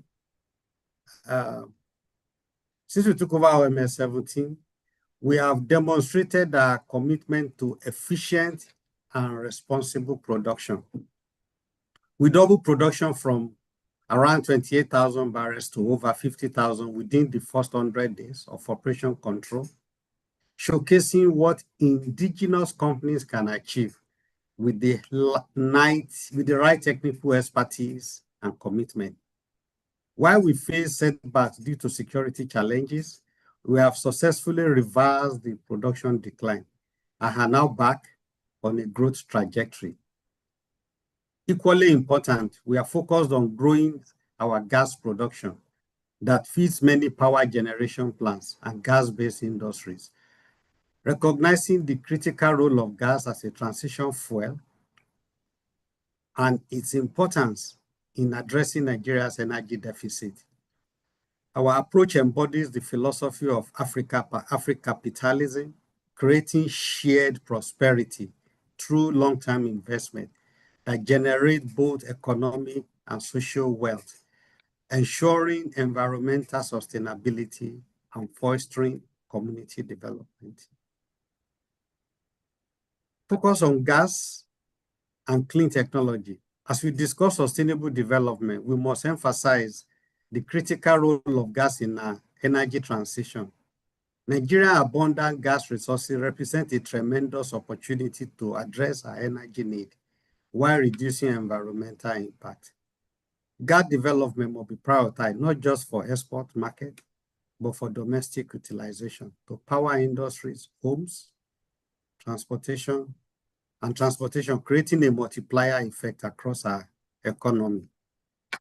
Simultaneously, we must accelerate the adoption of clean technologies to reduce flaring, minimize methane leakage, and improve carbon capture and utilization.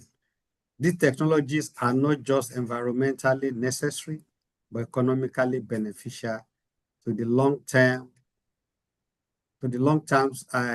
our long-term growth as a nation. At ES Energies, we are actively exploring such technologies to ensure our operations align with global best practices in environmental stewardship. The challenge we face demand collaborations across the entire industry ecosystem, operators, service companies, regulators, financial institutions, and communities. Indigenous companies like ES Energies have demonstrated capacity to adopt global standards and best practices while bringing unique local knowledge and commitments to the table. We invite international partners to join us in this journey, combining global expertise with local insights to drive innovation and excellence across the entire value chain. Together, we can transform challenges into opportunities for growth, innovation, and sustainable development. I'm going to bring this goodwill message to conclusions by just summarizing quickly. This annual technical symposium represents an important platform for knowledge sharing and collaboration. The discussion that will take place here today are vital to shaping the future of an industry, and I've heard many of them already. We have been on the call since around 11 a.m. before we start. I commend the Society for Petroleum Engineers, Warri, Nigeria Section 104, for organizing this event and for continued commitment to professional excellence and knowledge advancement. The path to sustainable oil and gas development requires transformation, innovation, and excellence, the very value that guides our operations at YES Energy. Let us move forward with courage, creativity, and an unwavering commitment to excellence, turning the challenges we face into opportunities for growth and prosperity. Thank you for your attention, and I wish you productive and insightful deliberations throughout this symposium. Thank you very much. Thank you very much for the program today. It's join business together, powerful. Yes. If you're presenting Engineer Osayende Ikero, who was our one-time section chair 2005, also one-time council chair, currently on the board of trustees, SPE Nigerian Council. So put your hands together for her and thank you.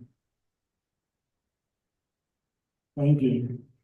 Thank you. Thank you very much for that. Thank you. All right. So, okay, thank you very much. So to take us forward, I want to quickly recognize the CEO, MD, Midtown Energy Limited, and this person is no other than Princess Barrister Umeyoma Ishimita. Please put your hands together for her. Wherever you are, please take it out. Thank you very much. We are very much more happy to have you. Thank you very much, ma'am. So I want to believe we are getting prepared for the exhibition. So we are going to go in this format. The VIP goes first, then every other person follows, and then we come back. It's going to just be for 10 minutes, after which we're going to come back. But before then, please, technical team, please just display what I gave to you. Just watch your screen closely. Watch your screen right now before the exhibition.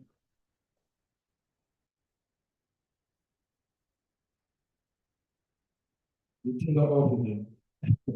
So I want to believe we are getting set for the exhibition. The people downstairs, please, some people should please prompt them and let them know that, okay, watch your screen closely. That's me there, a registered MC and a commander of the Federal Republic of Nigeria, a member of Coman, comedian and MCs of Nigeria, Delta State Chapter, and also an OAP with current FM 90.7. Also a member of Delta Event Vendors. Those are my details, just in case you want to smile at me. Feel free, that's the OP details there. So I've been on this program for years. That's my paper presentations are. As we're doing on, I said, no, let me do my too, for the sake of national peace and stability. Those are my details. So please check the next slide. I've been on this game for over 20 years, God helping me, and I got an award. Are you going to display that? Okay. So straight up,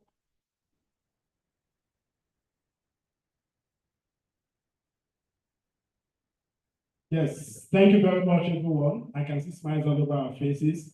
I think the program is going on very well, smoothly, and we want to appreciate you for staying glued to the program. A lot of paper presentations already, and we're getting a lot of value from. So at this time, we have a politician in our midst, a government personality that wants to give us a goodwill message. At this time, I'll be calling on the Senior Special Assistant to Governor Sheriff of Delta State, Honorable Francis Obule, JP, to give us a 2-3 minutes goodwill message. Please put your hands together for me.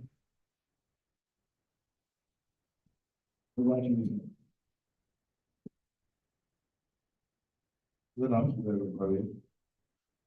It's happy to stand on the podium. I am happy to be here today.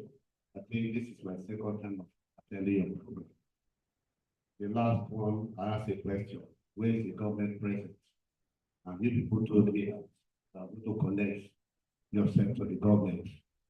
And today, I am here watching people as the government present because you cannot do it all alone.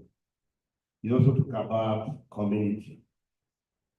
Stay here now, I cannot see representing the community here. Take it, for example, the traditional rulers and others that are carrying this message at home. So the program is a nice one. I believe my excellency has to be a partner to this program if you can connect yourself to him. I am here on a personal invitation by my friend, but I can assist you to connect to the oil and gas industry, whereby the government will be involved. Not only that, I also want to appeal to the organizer of this program, tie yourself to all the 9 oil producing states, where all the governors will be involved, so that our youth can be carried along. Once again, thank you for having me. God bless you. Thank you very much, sir. Thank you. So now we shall be proceeding to the exhibition. I've done that. DJ, please be on standby. Just give us a musical interlude. We'll get back to me.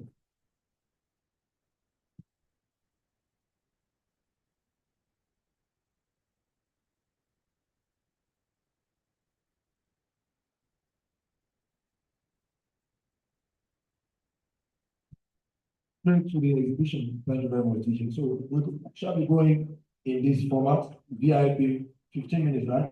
Okay, the VIP first, then order follows, just in 15 minutes, we are back. So please, someone to please, I believe the people downstairs are ready for us already. So let's go. So in 15 minutes time, we are back. Thank you. DJ, at this point now, you can give us some musical break.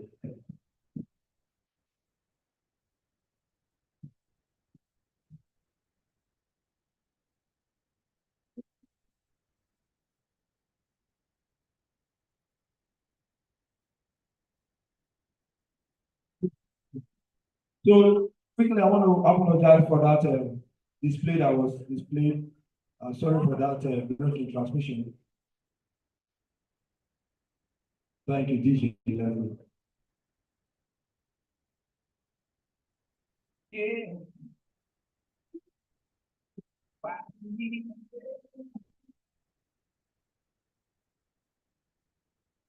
So after the VIP, other people go down, come back. We are wrapping all of these things. 15 minutes time.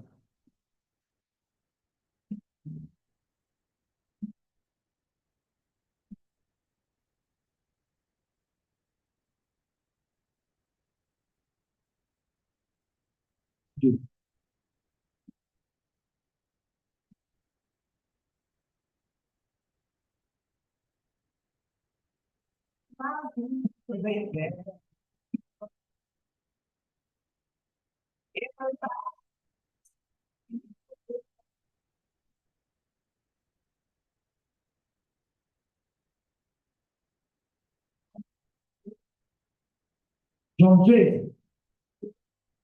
General John J.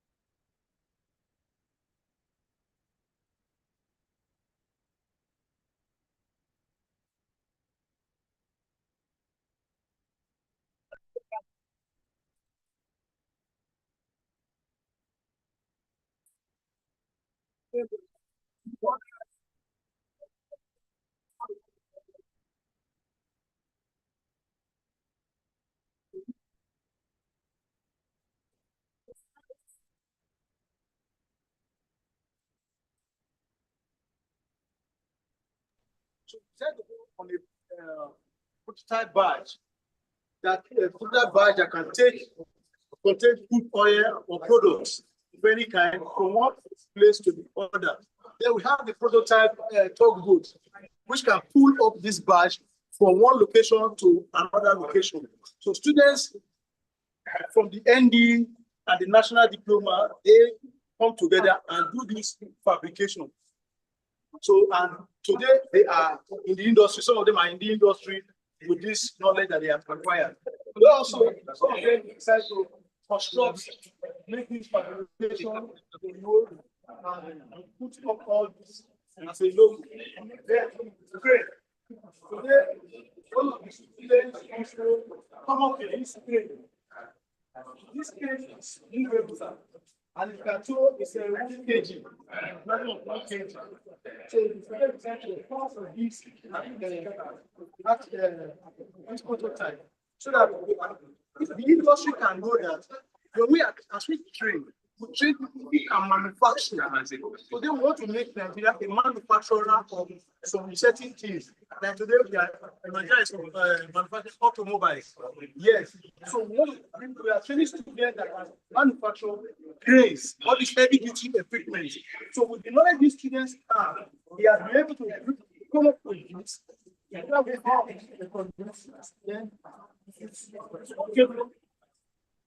So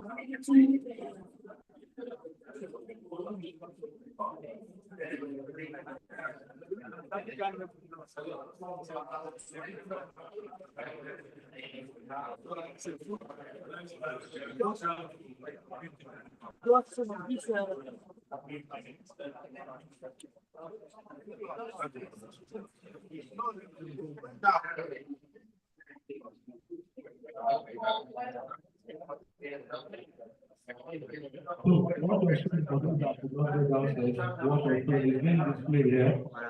Yes, that's nice. Wow. Wow. Because with this knowledge and this idea, so yes, remotely controlled. So, the student also has also promised that the report for APN is going to do the other automation parts, which will be taken using sensor. And yes, and it's going to come up with a boom system, a boom part, not this other one. It's going to come with the boom. Yes. So that's the idea the students have control of. So question, Yes, I want all the students. So the level of ending we think is good. Question for me. Have TI tried to see if there is investors interested in developing this. I'm sure this is patent. Developing it into something that will be useful in the end of partnering and manufacturers or something. Today we have innocent and other cheap fabricators and so on. So I think that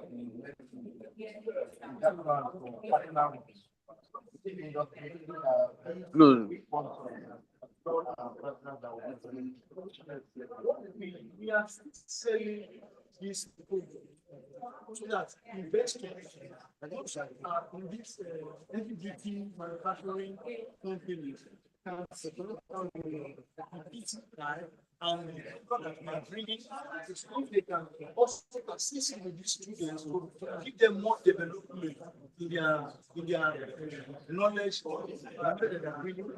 So, and also the training. So, the students, they are achieved that the need for it, we can contact them for this. The students are also I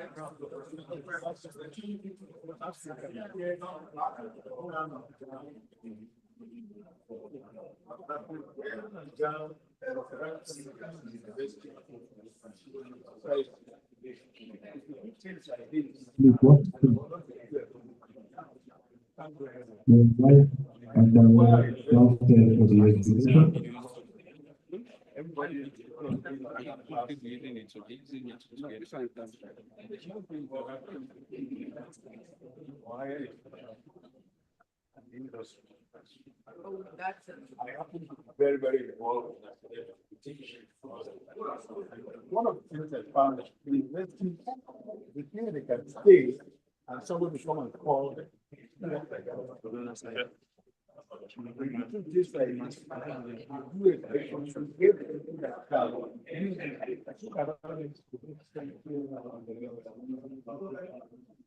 Nobody is away. Because you're just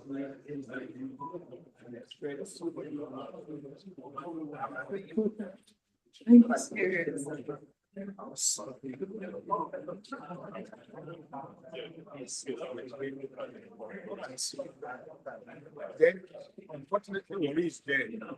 Dead in the sense that you don't have good entrepreneurs that can come out because these are people. But do they know such thing exists? No. So that is the essence of the town and ground elections and universities. We also have to get people who know what is going on. Then they can buy into it. But there's no point doing this and it stays just beyond introducing, we have breeds that have parts that people order from outside the country. But somebody that can and fabricate. So how are we reaching out to know exactly what are the needs in all these weeks, in all these pumps that we have in fuel station, in gas plant? In addition, will you be able to exhibit this in Lagos State? I can assure you that you're not to understand. And just to add that SPE also has a platform, the African Energy Challenge, where they allow students, the schools, to come and showcase things like this. And then what was done last year, NCDMU was even had a representative looking out for very strategic and unique opportunities like that. It would take it up beyond that platform. So we need to, and then you come when you go for such events, see those students. I really did and then I really did see it. But if you have something like this, we should be able to showcase, bring it out, and make it seen.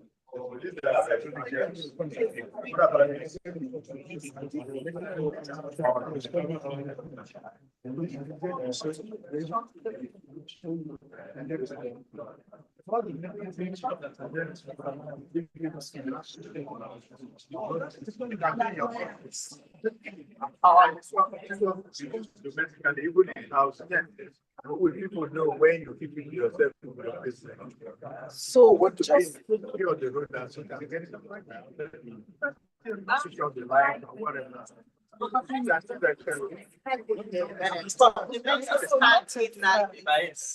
We do.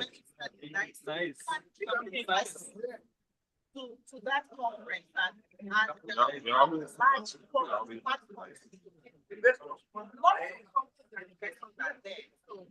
rather than come with share.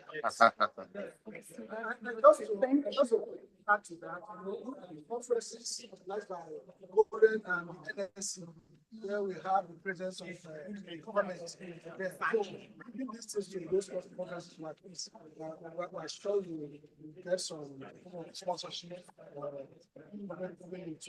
partnership, interest.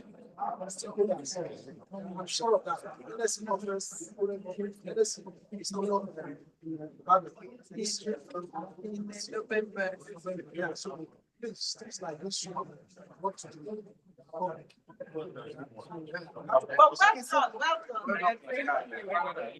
I'm looking for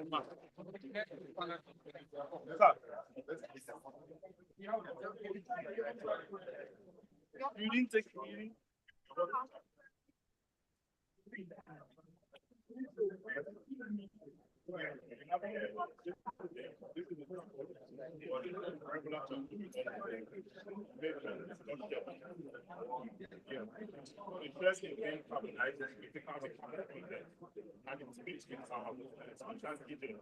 So how this chapel you see there, this bonfire is longer than chapel. And it's smokeless. Smokeless. So you can use it for your barbecue, you can use it for your grilling or fishes. You can also use it for cooking. If you have our charcoal stove, you can see you can buy alongside smokeless charcoal stove. So in case you are interested, our flyers are here. You can pick one for yourself. Also here we have what we call black soda fly. Are you into fish farm? Are you into poultry? Are you into pig production? With this, you can also feed your fishes, your pig. This is made from a fly that produces the larva. At the larva stage, we harness it, we dry it from packaging like this. The protein content is 40%.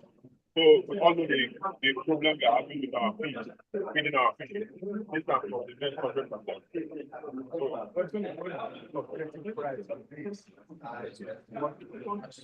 So look at what the back of feed of the 2FM it's sold at it's naira. So this is just 1 bag and it's 1 kg. So you can supplement this for that. Yeah.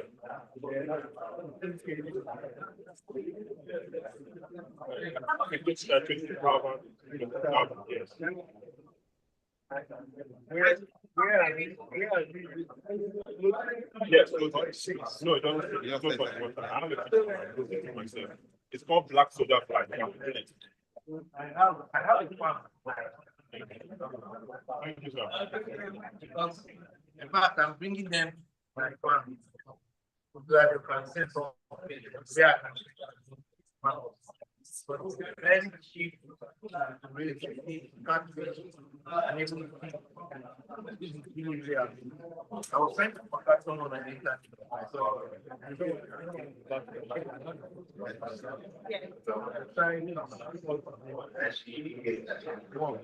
Yes.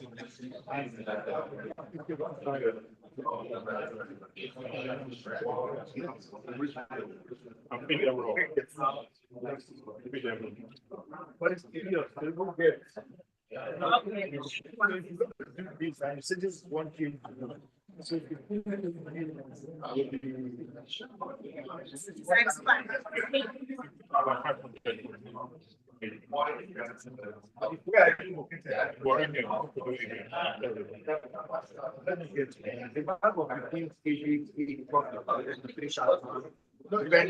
more like that. So depending on the price. When you start doing flagship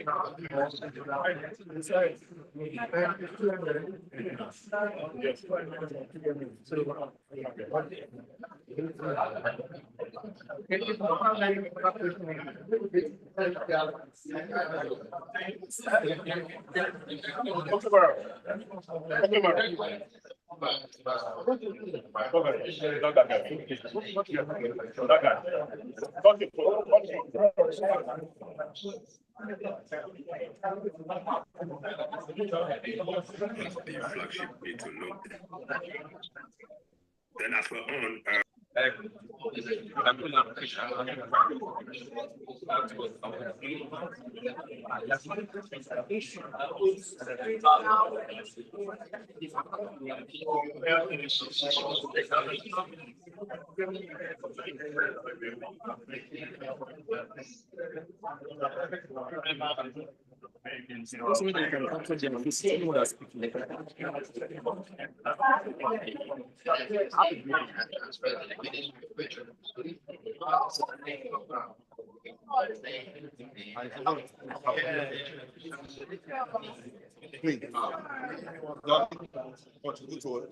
environmental emissions.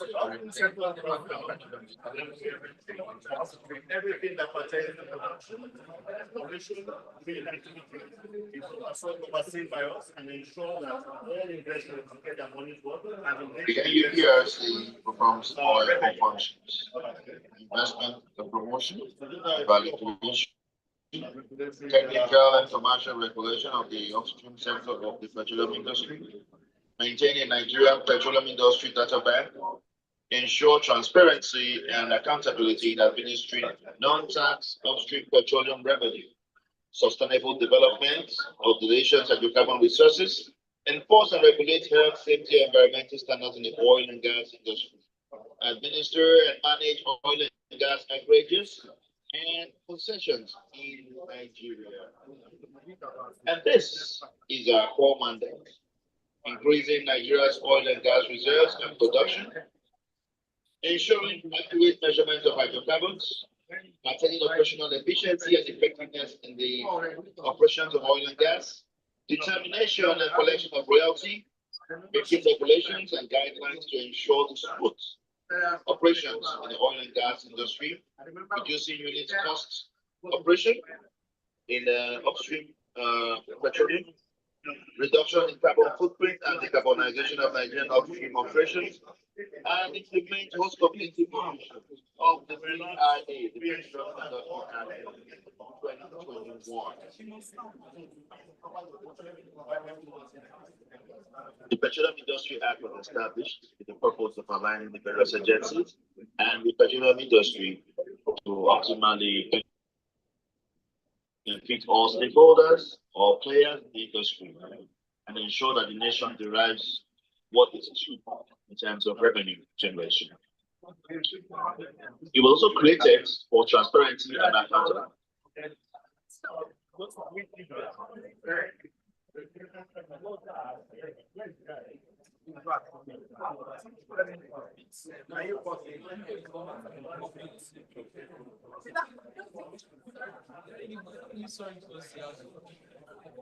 So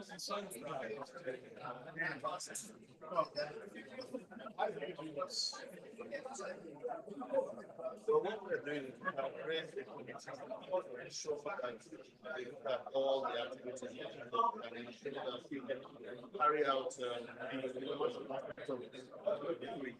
at the costs, the operating costs, look at what have been the costs in the previous years, and we look for means of reducing this cost. We also have the units. Whenever a project is done, they ask for the cost overview of an expenditure of each project. And then based on that, we analyze and then the team tells you this is how it's going to be. We're also looking at ensuring that most of the equipment that are procured from outside the country, we look for a way of having it done in Nigeria, if possible, in collaboration with the local content. So hopefully by so doing, the costs unit costs. Like it's work in progress, not so much like already here. It's very important here. The petroleum industry has been established for the purpose of aligning the various agencies and the petroleum industry to optimally benefit all stakeholders, all players in the industry, to ensure that the nation derives what is due in terms of revenue generation. We've also created more transparency and accountability and created conducive management of the petroleum industry. It was also done to improve administration, to expand the capacity of the petroleum industry, for the commercial competitiveness of the industry, and therefore rely on the downstream segment. Industry fiscal framework to establish and expand the capacity of the petroleum industry to enhance and dynamics in operations. Most community development. Most communities were carried along. Students to bring sustainable prosperity and direct socio-economic benefits to the host community of petroleum Pacific and harmonious coexistence with new companies. We also want to propel petroleum industry growth, provide additional legal, competitiveness, and commercial framework where conducive environment for the oil and gas sector in Nigeria for the benefit of the citizens. Oil and gas reserves have been managed. Thanks to relentless policies, measures, and activities, Nigeria's oil and condensate reserves are projected to be at about 7 billion barrels, 7.5 billion barrels, while our natural gas reserves are expected and projected to be at 209.26 trillion cubic feet. At the moment stands at 1.75 billion barrels of oil per day. Within condensate. We are only looking towards improvement.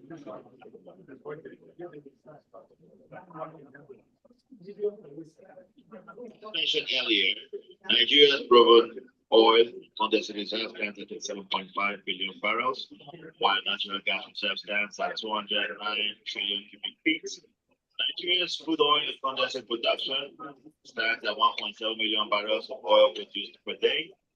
The idea right now is to produce additional 1 million barrels to make it 2.7 million barrels of oil produced per day. This was launched as an initiative tagged Project 1 million barrels of oil per day for sustainability and economic development by the Commissioner State Chief Executive, Engineer Benga Kamalape. Well, the idea is to ensure various policies and support is given to the industry and measures taken to increase oil production in the short to medium term, expanding the opportunities for all industry stakeholder groups. The Commission sees value for all producers, service providers, rig owners, financiers, crude oil off-takers, amongst others. For the 1 million barrel initiative is quite important to the production ramp-up, energy security, and economic resilience, all in overall national interest.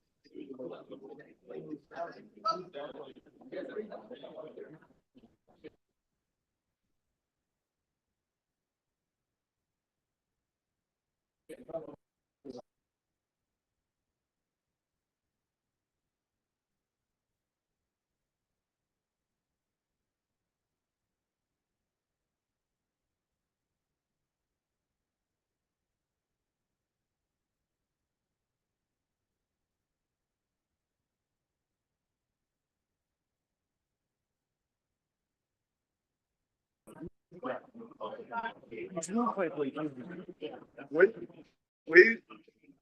This is recording. Yeah. No, it's live. It's live. It's not backed up. It's not backed up. Well, I think they'll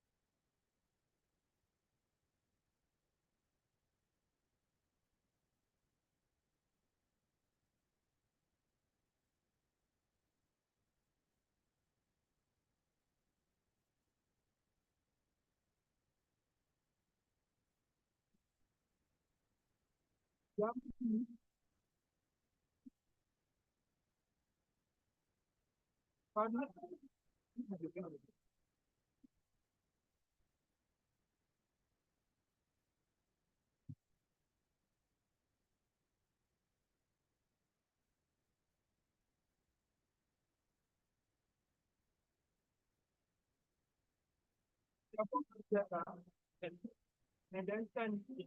Not to send to people that are already.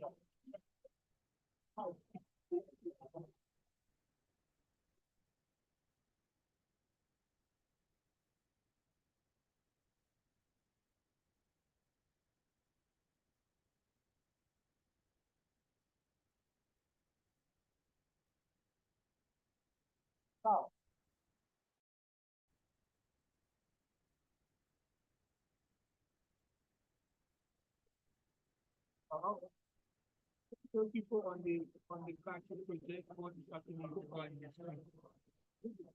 look for a flash at something. You know, this is a major system.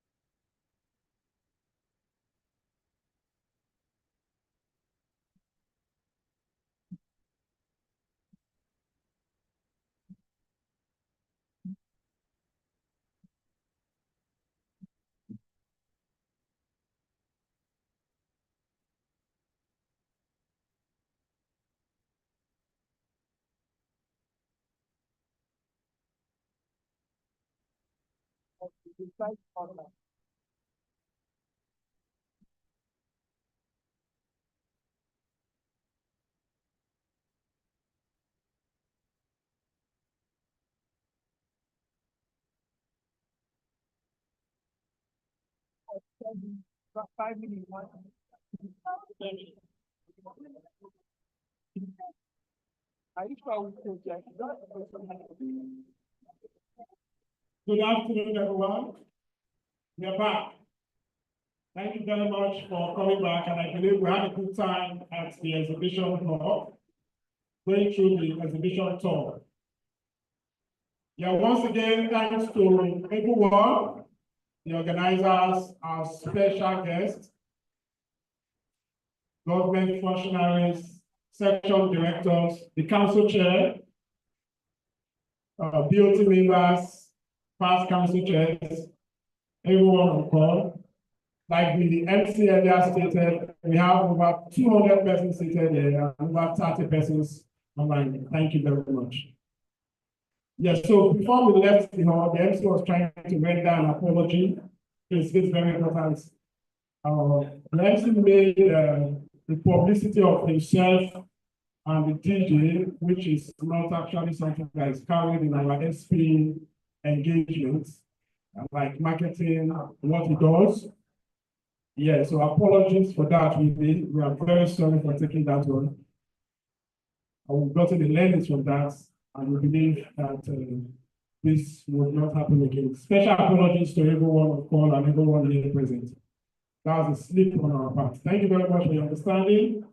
So right about now, we are going over to the next stage of the program, and this is where we will have very interesting conversations beyond what we have already had. Very interesting conversations indeed. We have paper presentation lined up for us, panel session. So I want us to settle down. I can see here conversations around the room. Please, if you are with me, say ah. If you are with me, say ah. And if you are not with me, say nay. But the eyes have it. The eyes have it. I don't have my gavel here. So thank you very much, everyone. We are going to a very, very interesting part. This time around, we are going to have a paper to be presented to us. There is so much you can gain from this session. I'd like you to pay rapt attention to the presenter. Please join me as we may welcome the presenter of the paper that's coming up next. That's the person of Dr. Ahmed Adamu. Please put your hands together for him. Engineer Dr. Ahmed Adamu. He is the Director of Engineering, Petroleum Training Institute. You're welcome, sir. The 10 minutes paper presentation. Thank you. Let me stand on the already existing protocols, but permit me also to acknowledge the council chair, Mrs. Amina Namadani, the section chair, the senior special advisor to the governor of Delta State.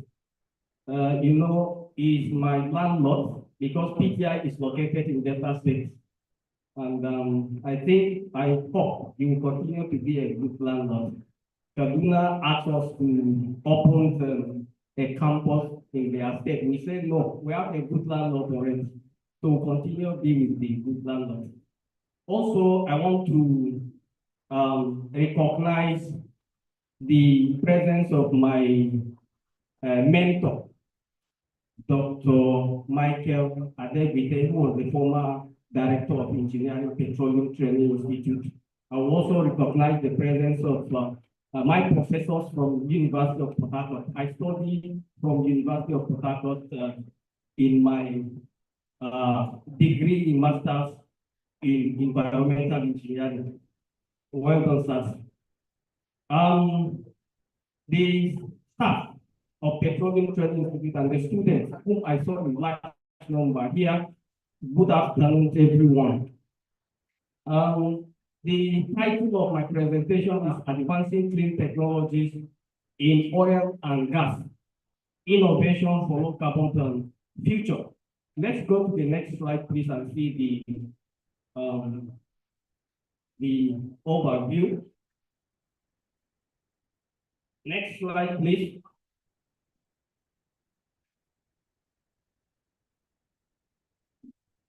Yes, so this is the overview of the presentation. Start with the introduction and then getting down to looking at the emerging energy, low energy technologies, and then finally we get to conclusion. But before we go into the main bulk of the presentation, let us look at the pre-industrial revolution ecosystem.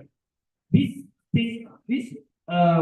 pre-industrial ecosystem is characterized by subsistence agriculture, low technology, less environmental impact, and then low level of pollution.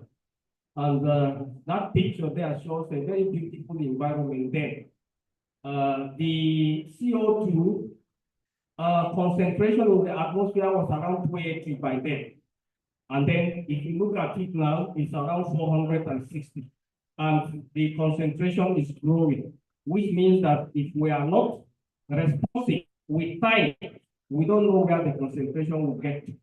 And the temperatures as at that time, that pre-industrial revolution period, are stabilized at around 13.7 degrees Celsius over about 5 centuries. But now, the temperatures are actually oscillating within plus and minus 2 degrees Celsius, which is very dangerous. Let us go to the next slide, please. Now, What is the environmental concern on exploitation and processing of oil and gas? Is the emission of greenhouse gases, such as the carbon dioxide, the nitrogen oxide, the sulfur oxide, and methane. We have seen a lot of flaring on either in production of crude oil or in processing of crude oil and natural gas. Why are we flaring?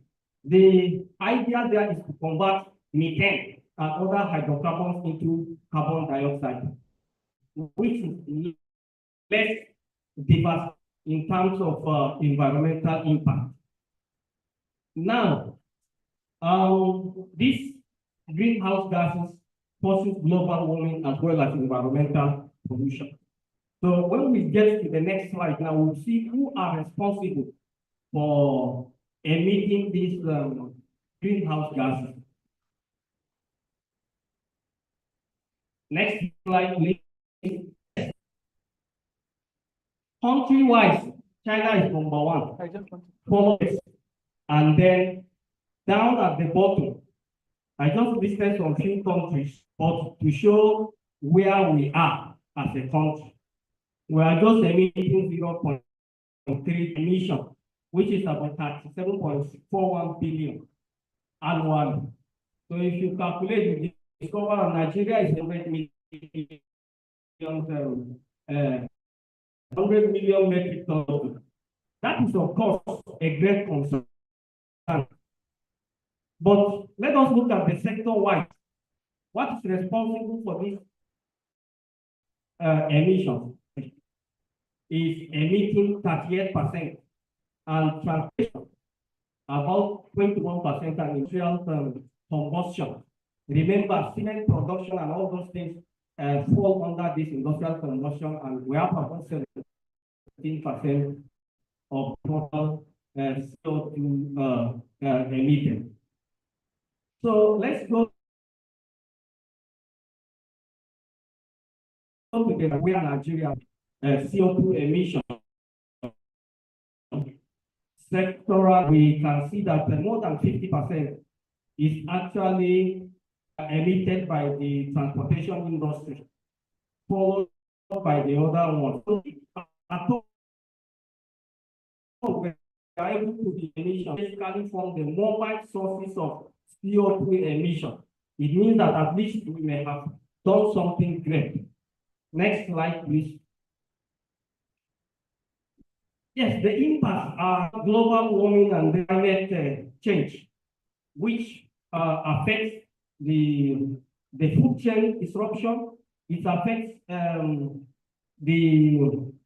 some places will have drought and some other places will have flooding. All these ones are as a result of the global warming and climate change.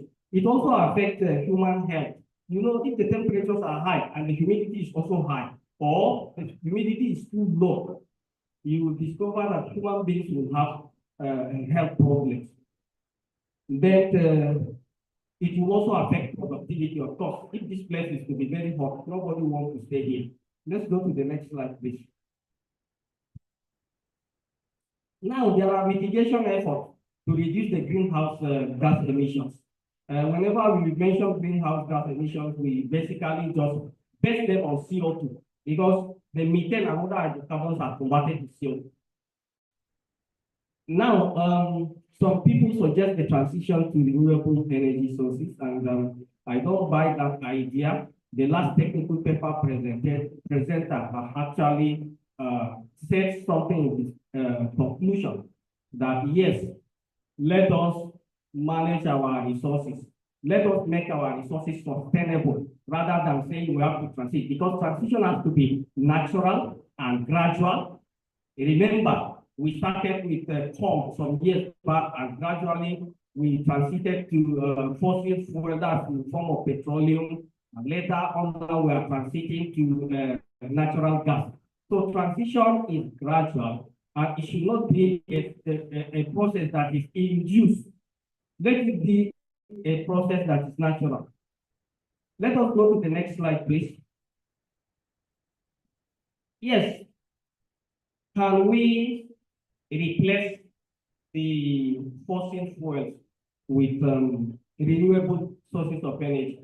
That one have been said already here, and we believe there is nothing like total replacement, given the fact that even the petrochemical industry needs the crude oil and gas, and there is nothing we can do about that. We can reduce it when we talk about transportation and industrial combustion, but we find it very difficult to replace the clothes we are wearing and all the PET bottles that we are using to package water and other things. We cannot replace them with renewable energy. Let's go to the next slide, please. Yes, the utilization pattern, we have to look at it critically before we say anything about the low carbon technologies that we are going to talk about. And we can see that transportation, power generation, industrial and domestic heating processes, petrochemical production. I want us to take note of the petrochemical production. And then there are other uses too. Now, the global demand for petrochemical is to increase. And the forecast is that in 2030, about 1/4 of the total oil demand will definitely go to petrochemicals. And by 2050, it is expected that half of the oil demand is actually going to petrochemical production process. So investors and every other party should have their mind at rest and let them invest in the hydrocarbon industry, because the utilization of hydrocarbons is going to continue. We don't know how long, but I believe it may be in the next more than 100 years, we will still have that energy mix containing a substantial amount of hydrocarbons. Let's move to the next slide, please.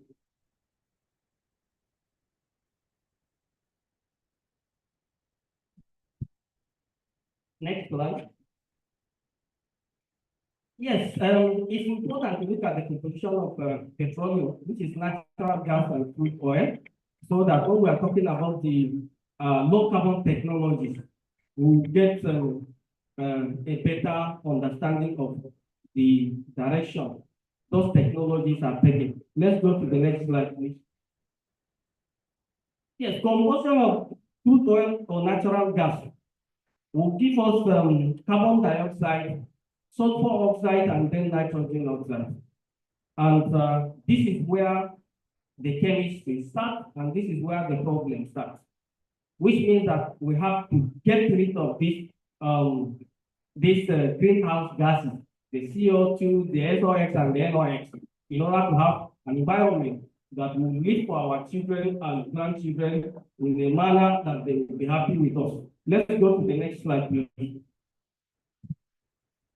Yes, there are natural processes that remove these greenhouse gases from the atmosphere, particularly the CO2.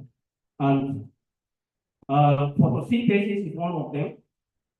If you have a mature tree, depending on so many factors, that tree can absorb as much as 10-40 kilograms of CO2 per annum. So I was telling one of my colleagues that, look, you don't need to bother. The vegetation we have and the trees we have in Nigeria will be able to absorb all the CO2 we are producing as of now, but we should not relax. We should not sleep. What we want is zero carbon emission. Let's move on. So as of now, we have seen that the level of CO2 in the atmosphere is rising, which means that the natural processes to remove the CO2 have not actually achieved the desired result. So what is done now is to see how we can use human-driven technology to remove the greenhouse gases. And these two technologies, or these two methods, are the major. The CCUS, which is carbon capture, utilization, and storage, and then the direct air capture. The first one deals with sources of that stationary sources in particular. When you have power plants, and power plants are burning hydrocarbons to emit the CO2 and other gases you can capture them directly. And when you have industrial heating process, like cement companies want when you heat up their furnaces, you can also capture the CO2. But what of if the CO2 cannot capture from those stationary sources, like our vehicles and aeroplanes and all those that are emitting huge amounts of CO2? What do? We have to go to the atmosphere, go to the air, and directly capture the CO2. Move to the next slide, please. Yes, let us look at the current low carbon technologies, which are basically based on the two principles: carbon capture, utilization, and storage. And then the third one, which is actually green chemistry, which has to do with the energy conservation and then waste minimization through the minimization of the amount of material we'll be using in our processes. And we can move to the next slide and switch. Next slide, please. The science and technology of these two processes or two technologies mentioned earlier consists of absorption, which is actually simple chemistry, simple physics, simple engineering, but there are a lot more to do with that process. Of course, there are solid absorbents, because that first one, which is absorption, basically deals with liquid absorbent, but there are solid absorbents that can be used, and other processes too. Let us move to the next slide, please. And these are some of the chemicals that are used for the absorption of CO2. And all of us are familiar with these chemicals. They are basically chemicals used in natural gas treatment. Let's go to the next slide, please. Move on. Yes. Go to the next slide, please. This is the chemistry of gas absorption, and this beautiful plant now is the process plant for CO2 absorption using alkanol amine. Let's go to the next slide, please. You know, we said carbon capture, carbon storage, carbon utilization. Of course, we have to capture the carbon, which we have already described. The next one is to see how do we store the CO2 we have captured. We can store the CO2 somewhere in abandoned oil and gas fields, in deep saline formations, and then on mineable coal seams. But the issue here is that you have to transport the gas, the CO2 that you have captured, to the storage site, because it's not everywhere that you find the storage site. And the transportation has to do with compressing the gas and transporting it, or you liquefy the CO2 and then you transport it through ships. Next slide, please. Yes, sequestration is one of the technologies for removing CO2 from the atmosphere by mineralizing it, which means transforming it from CO2 into solid biomass or solid carbon. Let's go on, please. Yes, algae uptake is one of the emerging technologies that are used for absorbing CO2, which is similar to photosynthesis. It's actually a photosynthetic process. Let's go to the next slide, please. Yes, utilization of the CO2. This equation here looks very beautiful, and for those that understand high-level chemistry, you can see that it is an exothermic reaction, which means that once you initiate it, it's self-sustaining. It requires less energy. But what is the challenge there? The calcium hydroxide that is used for the for reacting CO2 to produce calcium carbonate, which is a product that can be used in cement production, is gotten from limestone using high temperature, which means so much energy, about 3,200 megajoules. That's a large energy. And for every 1 kilogram of calcium oxide produced, you have 0.78 kilogram of CO2 produced. So this is just a waste of time and waste of resources, which means that it's not a viable technology. Let's move to the next one, please.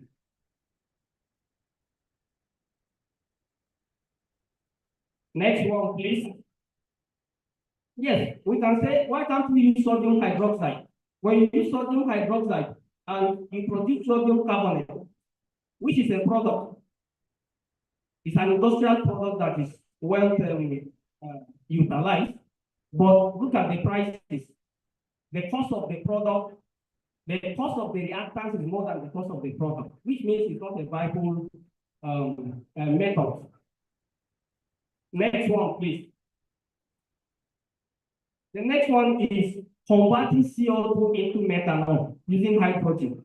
Pure hydrogen is very expensive. Look at the price of pure hydrogen, about 9,000 naira per kilogram. That's the cheapest you can get. And look at the cost of methanol. So you can actually adopt this technology. Move on. Blue hydrogen production is one of the emerging technologies that researchers are looking at, investors are looking at. When you can produce blue hydrogen, which means that you can produce hydrogen from hydrocarbons, which means we will continue using our hydrocarbons forever, and our environment will be safe. This one will help us to actually transfer all the mobile sources to stationary sources, so that we'll be able to capture the CO2 emitted through stationary sources and will keep our environment safe. Once we have hydrogen and we are using hydrogen as fuel, combustion of hydrogen produces only water, so which means the environment is safe. Let's go to the next slide, please. Yes, what are the major challenges? If we have to use this technology, of course, cost. We have seen how chemistry will affect the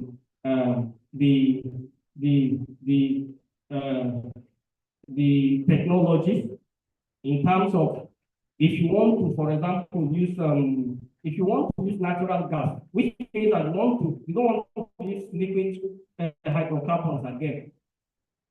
If you have to produce petrochemicals from natural gas, you need benzene xylene, because they are part of the precursor for most of the petrochemical products.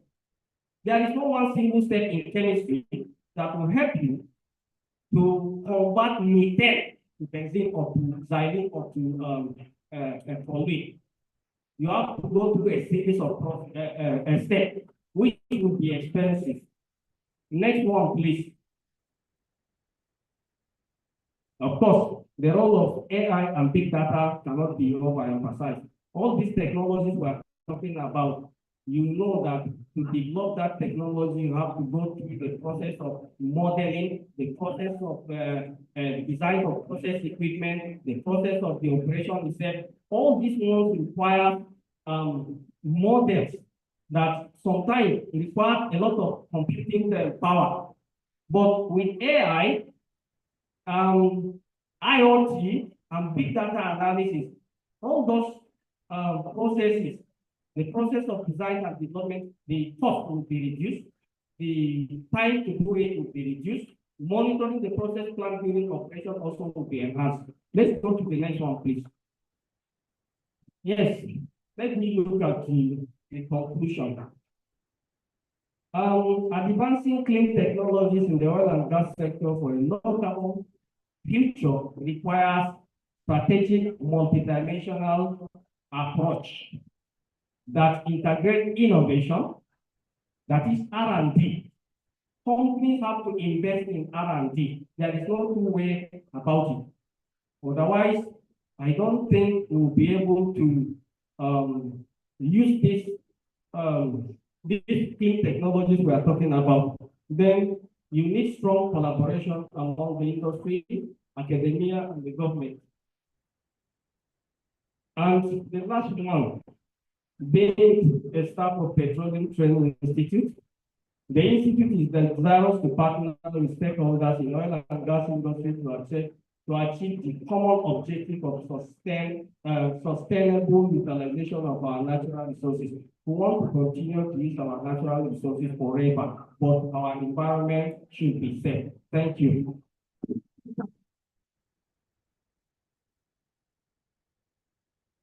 Please keep coming yourself together.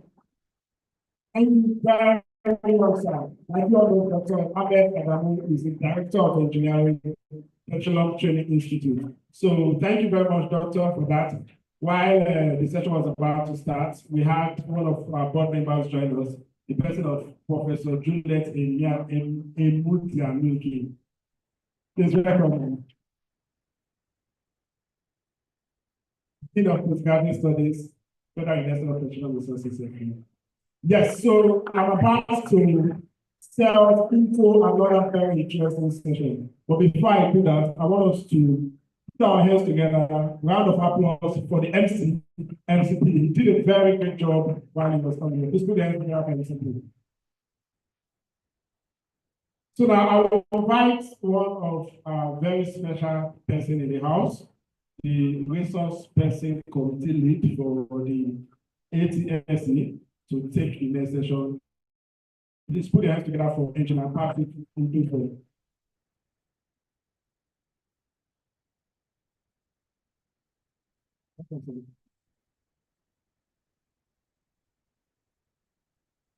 Good afternoon, everybody.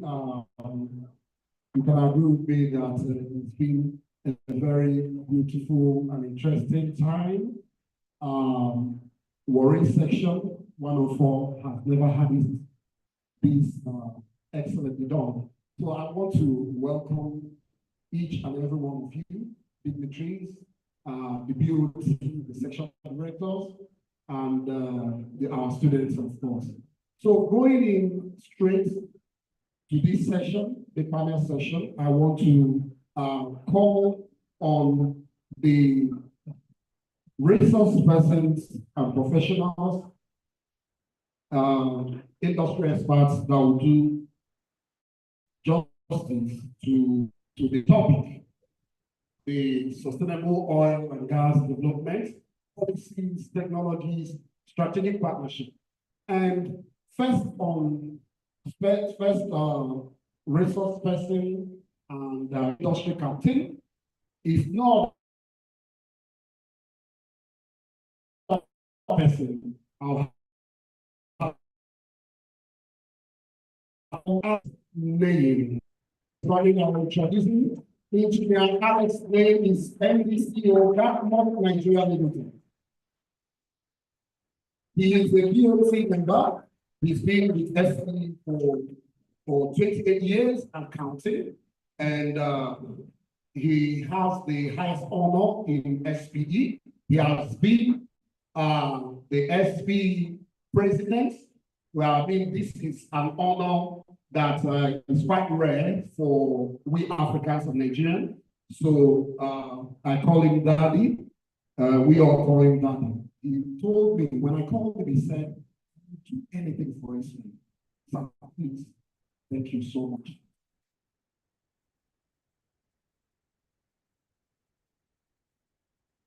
Yeah, he retired from the Chevron Nigeria Limited after 28 years.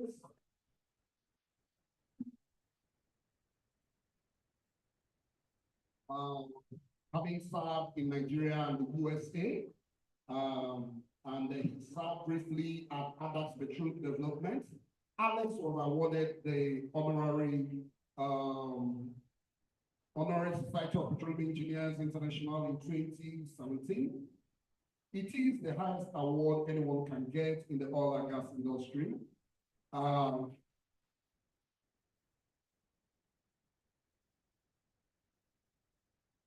Yes, and he's been with SPE Warri, and the other people have been actually beckoning on him. Come to Abuja, come to Lagos. He said, I'll remember with Warri. Thank you very much.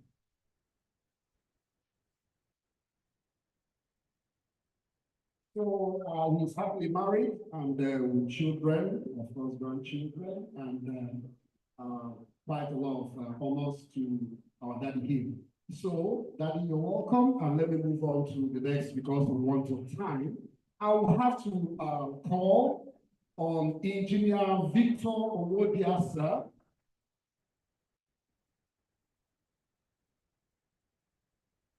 Engineer Victor Owodiasa is the coordinator NMTPRA Delta State, ably represented by Manager Gas Operation, Engineer Sobechiku Abalu.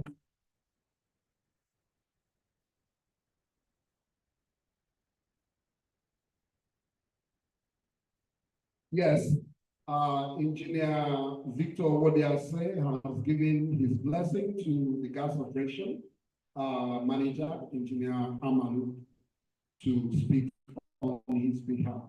I will also call on no other person than a man who is humble, amiable, Engineer Professor Akuma Oji. He is the director. He is the director, Center of Gas Refining and Petrochemical, University of Port Harcourt. Please, let's welcome him.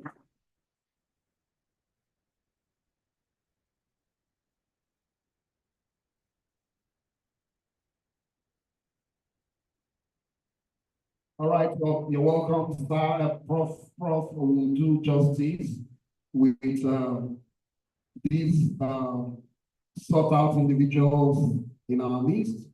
Prof, he holds a PhD in chemical engineering, and he has produced a lot of students. He's happily married, and he is known for his dedication and motivation, and he's a result-oriented individual. So, Prof, please, you're welcome in our midst. Thank you.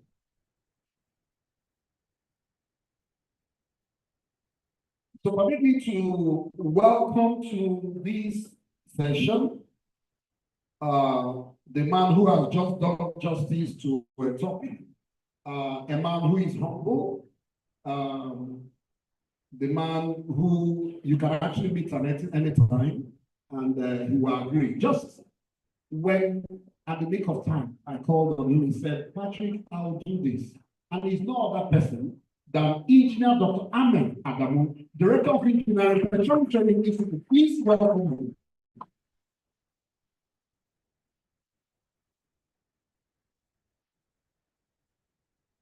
And you can, in the world, just while the SPE is known for being gender sensitive. And when I was giving this task, and I looked at her, oh man, I said, I'll have to beautify this. I'll have to make it beautiful. And I called on this woman, and she said, yes, I will. And she's no other person I'm calling on. Engineer Amalati and Jonathan, well, it's a PhD.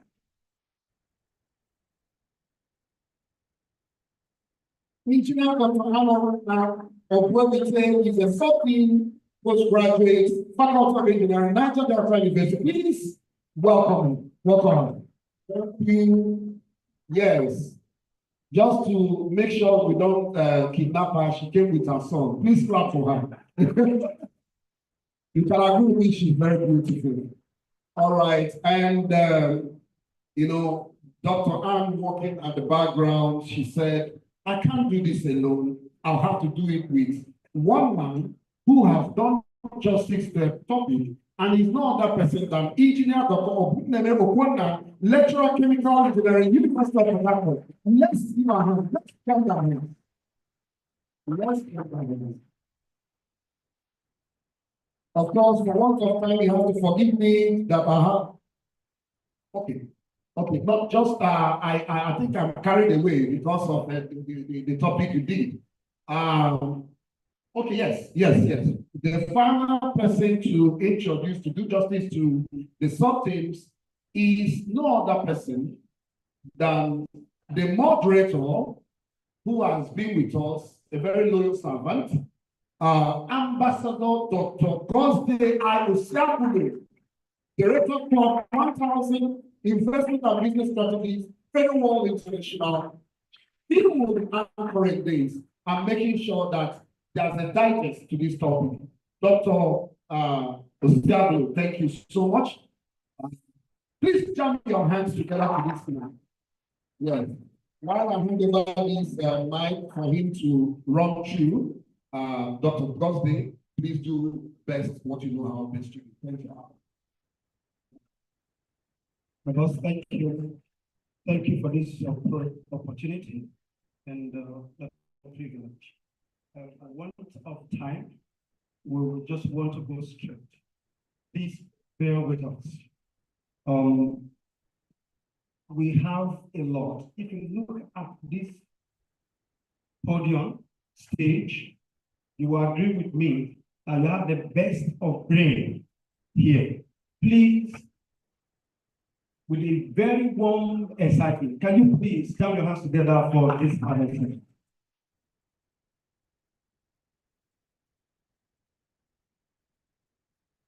All right, in no special order, I will be throwing my questions to the panel. All right. Please, again, we want to see how we manage the time, the best resources we have right on the moment, and maximum 3 minutes respond to a question. And if we have the opportunity, we know and see how many numbers we can go. I'd like to quickly bring to the first person to respond to the microphone. In no special order, please bear with me, is our professor, engineer and professor, Akuma Oji, of course, is the leader of Center for Gas Refinery Petrochemical Engineering. Of course, where I did my first MSc. Prof, we know you are not just humble. You are loaded with the skill and leadership innovation. Sir, you have a responsibility to deal with strategic partnership with a greener energy landscape. This is your main topic, but we are giving you the first of this role, not just because you are a professor. We want you to help us. What do you think? How can oil and gas company collaborate with renewable energy firms to achieve a more sustainable energy mix? This is a talk all the time. How do we achieve collaboration with oil and gas industry for this energy mix all the time? Thank you. Thank you very much, moderator. Thank you everyone for also coming, and I want to also appreciate the organizers for giving us this space to discuss on energy and then as it relates to sustainability. We all will accept with me that energy is transitory. I believe most of us were born when we were using lantern in the house. Is that correct? But we don't use them anymore. So energy is changing, and all of us should appreciate that. The mix have been that if we have used fossil fuel for long, there is the need for us to think again. And if we are thinking again, we accept that is exhausting, is not very sustainable. Then we accept we can bring in an energy mix that will sort of complement it with time. And we also feel that as researchers and as humans, we should begin to think again on things that will bring in to assist. So if we must complement what is existing or talk about partnership, we might need to bring in many other energy types. And looking at what renewable energy is bringing in, we need to consider it. We need to consider renewable energy. You need to know that in many countries, Sweden, Norway, where we have water, we have wind, and we have solar. Nigeria has the capacity to produce about 447,000 megawatts using solar alone, and about 11,000 using hydro. Not just hydro, small hydro, because we have pockets of water. So as a country, knowing that energy changes and is going to change, we accept we have crude oil, fossil fuel. Is it not also wise we look at partnership, maybe universities and other research centers, where we explore what we have as potentials in renewable energy, and then possibly fund them through the oil companies or exploratory activities to see that when this transition is taking place, we are not left behind. Another partnership I want to also ask us to consider is that when we have combustion engines, Africa didn't play a major role. We were almost importing everything. And then as a country, can't we begin to also think if there is transition in energy, can we begin to do research and development to see areas we can put in our strengths so that we play a major role, not just a economic one. And then finally, on that grounds, we should explore all our resources. We have geothermal, we have biomass. We should explore all our resources and see collaborative funding. Collaborative funding that will help us also do them well. I appreciate the fact that children is going to energy. Maybe Renaissance will also consider NNPC is doing well. But we should see more of universities churning out commercialization of research that have been done already. Those are my questions. Thank you so much. Thank you so much. I'd like to quickly, very much take Mike. The next question to the person I know and follow Mr. Tobe. Of course, dwelling on the questions, the topic, policy framework for sustainable energy transition by advancing. So, we want to fight, of course, as an African climate ambassador, I am very, very keen to this question personally. How do evolving global climate policy, I want to talk about the carbon transactions, emission trading, impact the future of oil and gas investment? Oil and gas investment. How does this climate policy? Over to you, sir. Thank you, Mr. Roberto. First of all, I want to appreciate SPE and today's ATS. Before I go to the question, I want to extend the goodwill message from my state connector and the Victor, who is unavailable at absent, and I'm representing him. To answer your question, which is a very important question, especially now that we're talking about climate change. First, on a general note, you will agree with me that anything that has to do with carbon transition, emission trading, appear as a cost to investors. And you will want to think that it will lead to decline in oil and gas investments. But in Nigeria, for instance, we have seen this, and we are also now working towards policies that will avert this. Because if you just go straight and impose tax to the companies because of the emission they are put in the name of polluting the environment, it means that the companies will want to reduce what they will put in because it will eat into their profits. And every business-minded person is looking to invest where he will reap most of his profits. So what are we talking about? If you look at the PIA has actually promoted decarbonization. Decarbonization in the sense that we are looking at emission that is polluting the environment as waste. One of the key pollutants is the gas level. And that is why we have looked at all the investment packages that we have currently going on, I will say, we don't want you the money to invest in utilization of this gas if you cannot monetize it.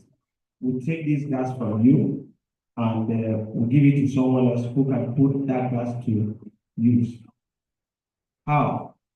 The flare gas commercialization program.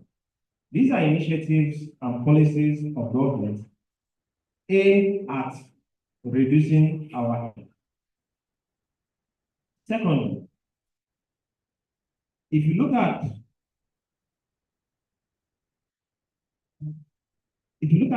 the concept of emission trading, it's simply giving somebody a permit to emit a certain volume of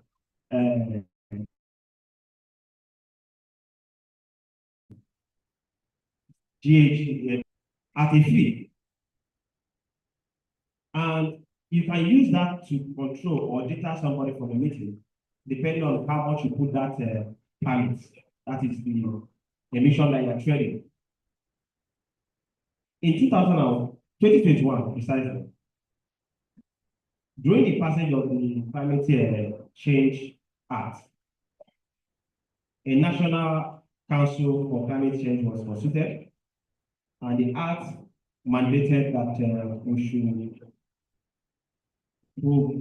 prepare and develop, with stakeholders' participation, a carbon tax as well as emission trading system. I can tell you, this is still at the formulative stage, and it's not because of anything. It's because we are looking at everything to make sure that we don't bring out a tax that will hinder us from progressing. However, what we want to preach going forward is simple, and it is we diversifying our economy and bringing about energy needs, because if you look at it, the goal is net zero, not zero emission. Go net zero, meaning that we emit, but we balance what we emit by what we take back, because you cannot not afford not to emit. We are all human beings. We breathe out carbon dioxide. So we say cannot emit. Thank you. Thank you so much.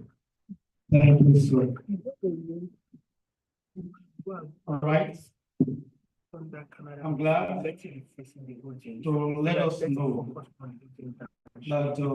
that all over the world, maybe after this event, you can question me for that.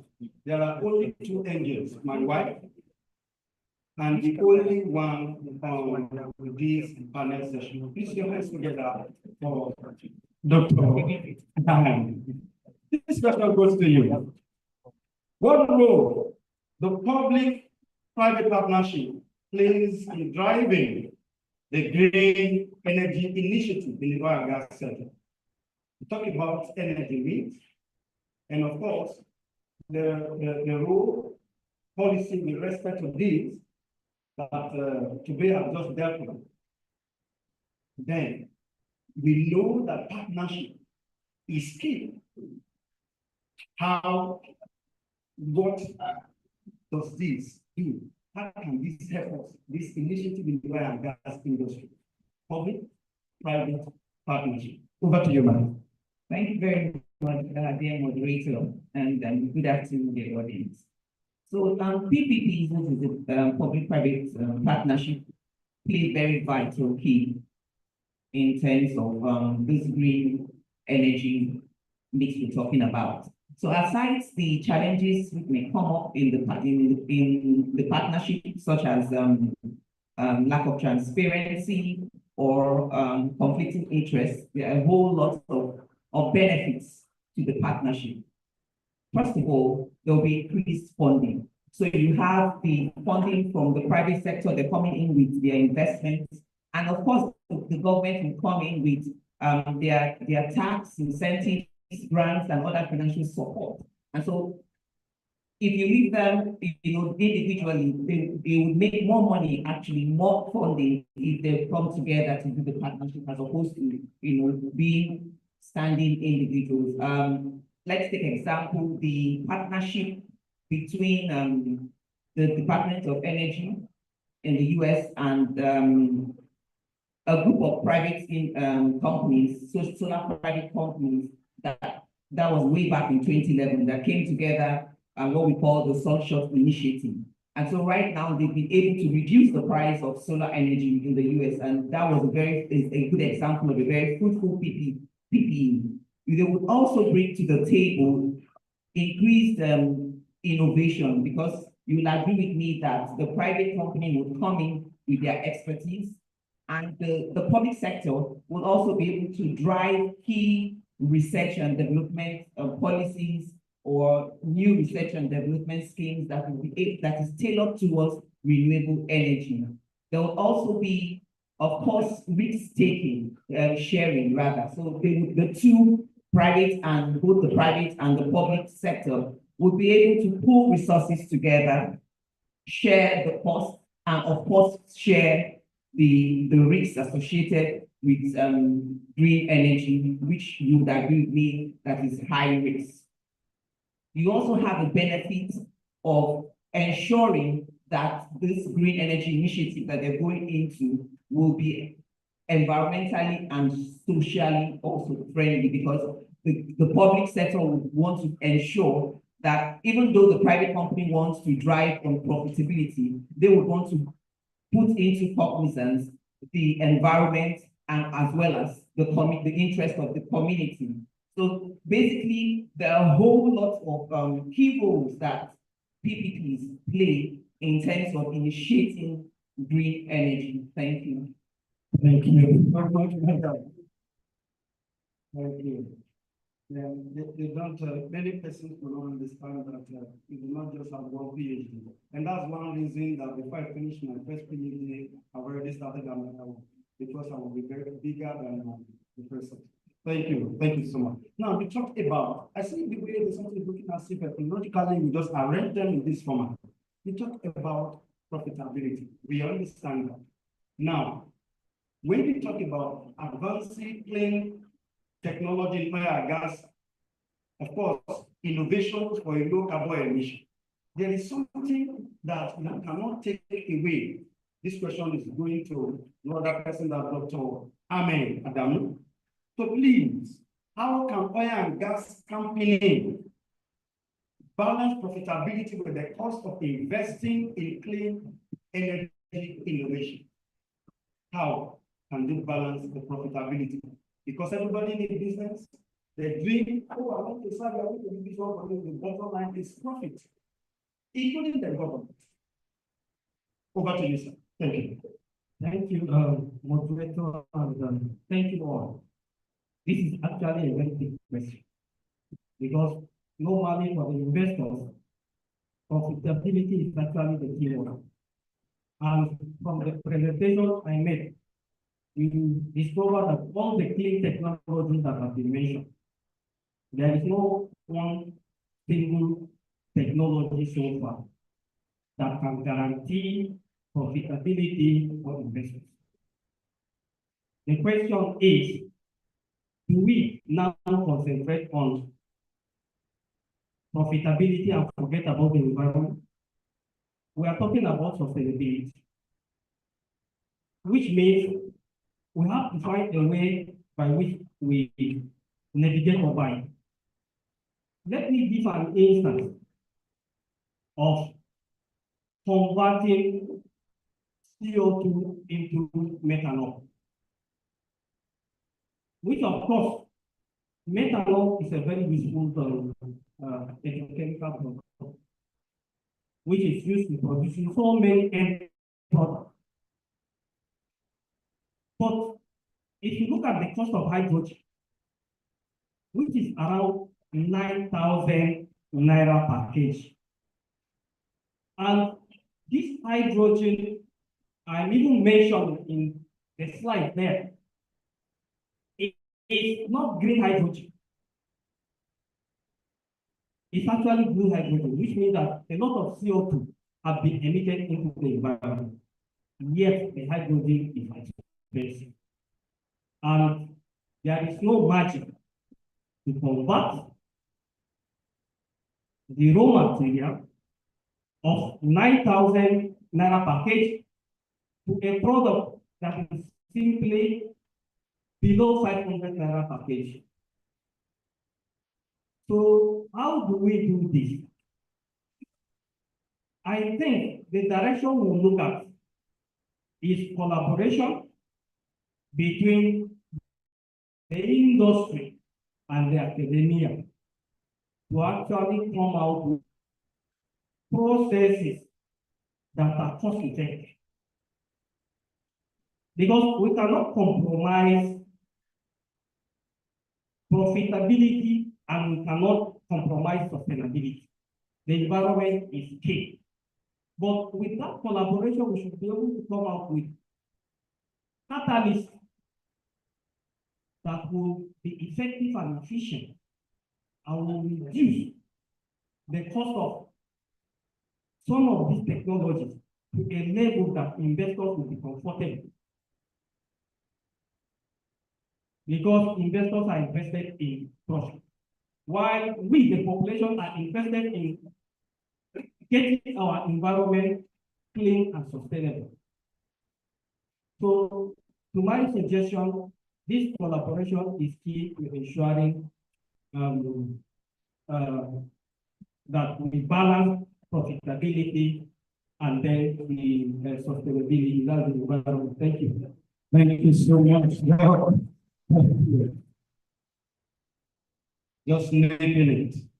Of course, I know your guess is as good as mine, but many do not understand that the man we call as father in this industry is not just somebody who was lecturing us at IPS, Institute of Petroleum Study in Uniport. He is a visiting, was appointed in 2009 as a visiting professor to the university in Abuja. And of course, that the father, the man I said, I've seen it all in this industry, we want to give us a response to this very question because he's also understand what the government is all about as far as this game is concerned. So, with your experience, what lesson can Nigeria and other oil-producing nations learn from countries that have successfully implemented sustainable energy policies? What lessons can Nigeria and other oil-producing nations learn from countries that have successfully implemented the sustainable energy policy? Over to you, sir. Thank you. I think first and foremost, you already said what we have and we look at the weather. We look at the market and get old. If it's going to rain, you wear it, it is rain. So you don't wear a market when it's raining. What we're seeing all the while is sustainable energy. What is driving all these things? You see why the oil companies are now outside there, they're changing their approach. Way back in 1980, I did the first gas utilization in this country. With many people who were planning before I left the US, they drilling for gas. So coming home 79, just flying me to Warri, my wife and children, it's like flying all the way from Lagos all to the time you get to Strasbourg. We changed the place. So I took it up and I said, we must utilize this gas. If we are listening there, maybe by now we'll be having 24 hours. So we suggested gas for electricity, LNG, and a lot of things. And the Adams was around the broad to join. At the end of the whole study and the reports, the oil companies turned around and said, well, the deal we have with you, Nigerian government, is the oil. The gas is your product. So you use it wherever you want. If you're going to compare us to do something, then that's not the agreement. So, but the bottom line was the government now turned around and said, okay, for every MCF of gas you play, 5 cents. But I said, this is wrong. Because the 5 cents you are paying, you own 60% of the business. They own 40%. So they're paying 5 cents by MCF. Your money is still going in there. But again, it went through that way because we were still, but today we are up. And the reason why the oil companies are now operating because there is out there. They are facing it wrong out there. So here, we have been talking and talking. We are now facing the reality of trying to get things done properly. For the third world countries and other countries, like you said, the gains we have now is because there is serious pressure outside. Otherwise, by now, they will still be telling you with your gas where it's. But we as petroleum engineers and people operating the industry do not done well for the society in terms of emission. There is no platform or setup we don't have scrubbers. What is the essence of scrubbers? Was to reduce the liquid that comes with the gas so that the flaring will release less heat. I've traveled from, like, coming from a country road. I'll get to a full refinery that was 6 months here. We had the Yakubu, who was the group MD, was the MD here at the refinery. When I see the smoke there, I will call him. See, what is happening? You have scrubbers. Why are they doing this? Is it because the people are just looking? They do something. By the time I drive from a full roundabout to get to this Beijing junction, the black sheep will go off. And it's passing doing that. So operationally, we as a country are creating this mission, creating this mission. So I think the lesson we've learned from it is all of us should go out and do what we are supposed to do as professionals. Because the emission is going to be there. But there are provisions you can use to regulate it. And when you don't, they drop it. So what I'm going to say is for Nigeria and third world countries, this is our time. Like I said, we must be wise. If we are not wise, they will take us for granted. So we must sit down. The oil is still here with us. We are going ahead. Alternative energy sources is going to cost a lot of research. Let us put our energy into what we have now to develop our place. And while they are developing, we follow them up. We will spend less to join the rat race with them. They will start us again. So let us use what we have effectively and control our emission and be following them gradually as they move along, use our resources to develop, because time will come when we can see it coming. Every company is living, share is living, everybody living. It's going to win, it's going to win. At that point, it's going to be face me and face you. So I think this is a very good direction for us to really rethink as a country with wise to be needful. And that's why I said where I started. I said I'm glad with the Canada people we are putting into limited now. I'm very, very optimistic. We are given the frameworks, we will get there. Thank you. Thank you so much. Thank you so much.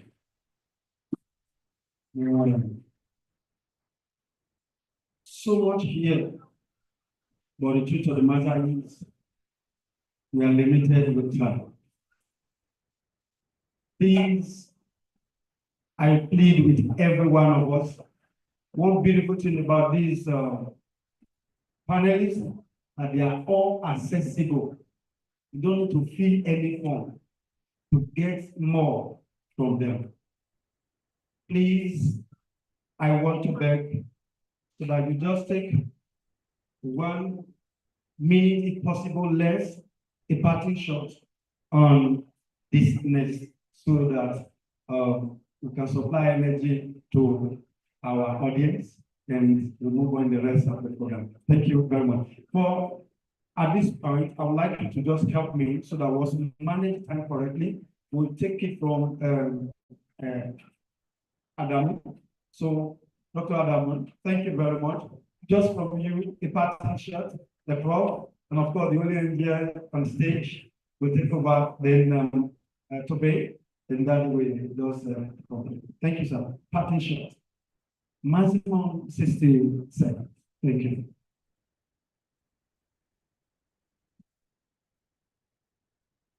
Over to you. Parting shot. Just advice you have for the audience. Oh, thank you, moderator. And once again, let me just mention 2 things. You see, these technologies have to do with mindset. It is not based on color or geographical location. There is no law that says that we cannot convert methane into benzene. There is no law that says we cannot develop catalysts that we can use to produce hydrogen that the cost of production is less than 200 naira. So let us change our mindset and work toward developing the technologies rather than having mindset that it's only the white man that can solve problems. Thank you. Thank you so much. Thank you, brother. Thank you very much. I would also want us to, as we develop technology, note countries are aligning, countries are coming together. If we are exporting our products, we are exporting those products to some countries. And if we are also buying machineries, we are getting them from countries. As countries are making policies in their own place to reduce or stop or change from technology, we also should monitor and make sure that we don't lose it all. We must monitor. It's talked about conversion of our products to other things. Can we now start monitoring where do we convert our products to? Can we turn them into solvents? Can we turn them into chemicals? Can we turn them into fertilizers? We need to rejig everything into programs that will reduce the carbon footprint that will also benefit us in the long run. Thank you. Thank you so much. Thank you so much. As for me, I would like to re-emphasize the need for collaboration and speaking to the theme so that we get to a point where we're not left behind, like that is said. Cross-industry collaboration is key.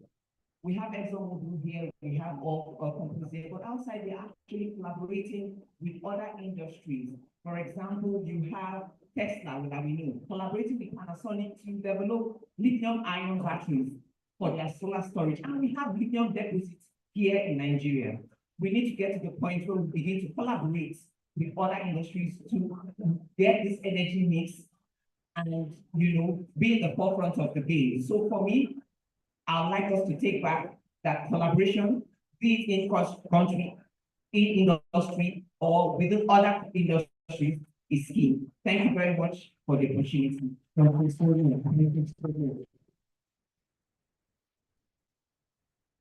Thank you once again. First of all, I want to thank everyone here, and I want to leave this with you. Nigeria is rich with abundant resources, and among these resources is our natural gas. And Nigeria has identified natural gas as our transition energy that will help us to develop our socio-economic gap, especially in terms of infrastructure. And what this means is that for young petroleum engineers, is that there is still future in oil and gas. I will leave us with an experience I had at Unilever. After an engagement like this, a young, sharp, bright boy approached me. He said, I am afraid. I said, why? He said, I'm studying petroleum engineering. This is my first year, 111. I hear people say that in 10 years, 20 years, there won't be any use for hydrocarbon. And I smiled, I told him no. I said, the conversation is shifting. Yes, but it is now for us to focus on the secondary value chain of hydrocarbon more than the first value chain, which is energy. And what that means is that the petrochemical industries will take over, and there will still be need for hydrocarbon, and we will still need fossil fuel for our energy needs. But energy mix is in the conversation and not eradication of fossil fuel. It will still be there. And lastly, sir, after having conversation with him, I encouraged him and I told him that continue with your studies. You will be in high demand very soon because over there, when this news has gone out, a lot of schools abroad will drop this course, and we will be the one servicing the industries, and we will be the professionals at that time. Thank you. Thank you. Thank you. Thank you. I can hear all the panelists, what they've said. First, the time and gap. Those of you in the university, you must look for a way to interact with the university. And the time and the gap is not just the industry too. The entrepreneurs also. Don't be a banker like Tony, Melu, and the rest of them. They are bankers, yes. So we need a collaboration of the university, the technocrats, those who really need the funds, and the finance. The moment you can bring these three items together, Nigeria is going, we'll be out of it. And we have what it takes, because if you look at the statistics worldwide, there's no place in the world we are taking last, which means there's something in us which we are not utilizing. When they get out of this place, get out there, they beat everybody once down. So we have what it takes mentally. All we need to do is good interaction and good leadership. If we get good leadership, all these pieces, the things come together, the research, the things, there's not anybody doing outside the community that we don't have the capability of doing. Now, those are appealing to the federal government, the clearer leadership. To the university, don't stay here and say, look, you come and meet me. Go to them. And to the industry, now it's becoming more of an idea. They are taking the back of this. The local oil companies, before they are heating, they are only to look at that business, they connect nothing go. So that was the drive, but the drive has changed. Now that we're running the queue, we are going to share giving out and all that. We should be able to do what we've done internationally to the betterment of this country. And I think we have what it takes. Thank you. Thank you so much, sir. Thank you so much, sir. I want to use this opportunity to say a very big thank you to everyone, the audience, and this honorable, respected, dignified panel. Thank you so much for your time, and God bless you. And please, we will be meeting you individually, and anytime we call upon you again, please make yourself available. Thank you so much. We'll take photograph with the panelists. Please, directors in the house, please, can you come forward to take photograph with the panelists alone and the moderator, and then the director.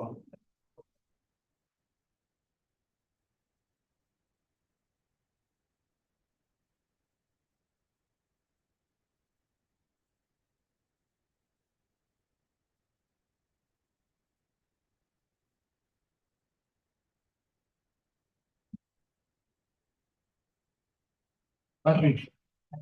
Patrick.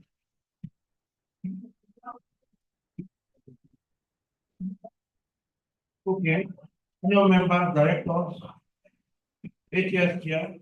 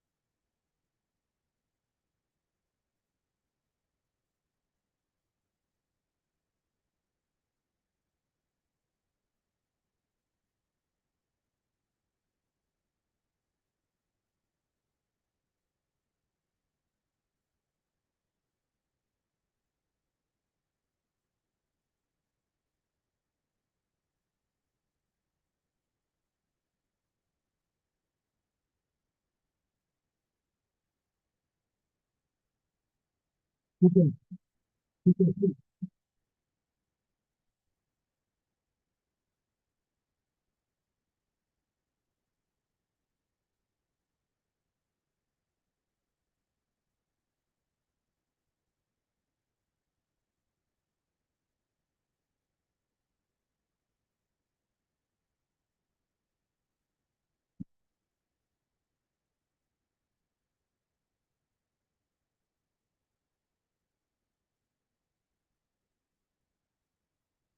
SB, SB, SB.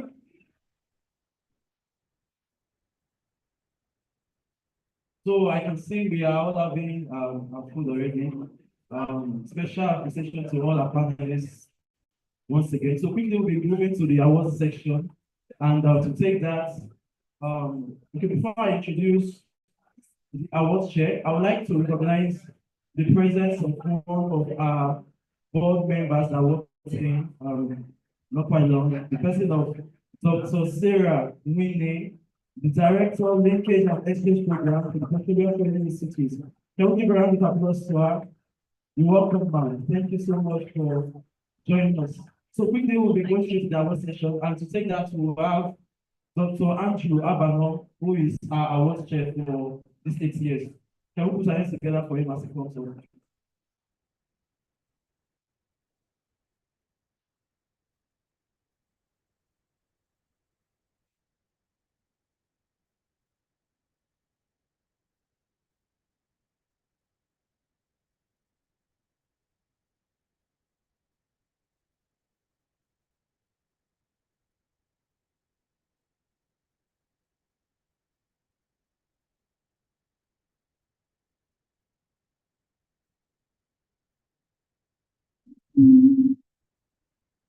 Please, I know your man is busy, but let's answer to our call. SPE, Greener Energy.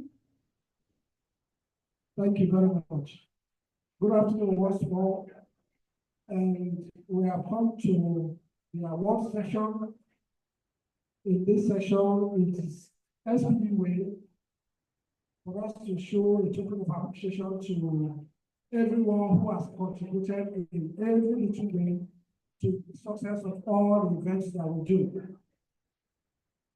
In this session, we have various categories of award. And I will ask that you give me your ears for a minute. First, we have the Special Recognition Award. We have the Sponsorship Awards. We have also the Panelist Awards, as well as awards for the exhibitors. So we will quickly go into that, and I would like to start with the Special Recognition Award.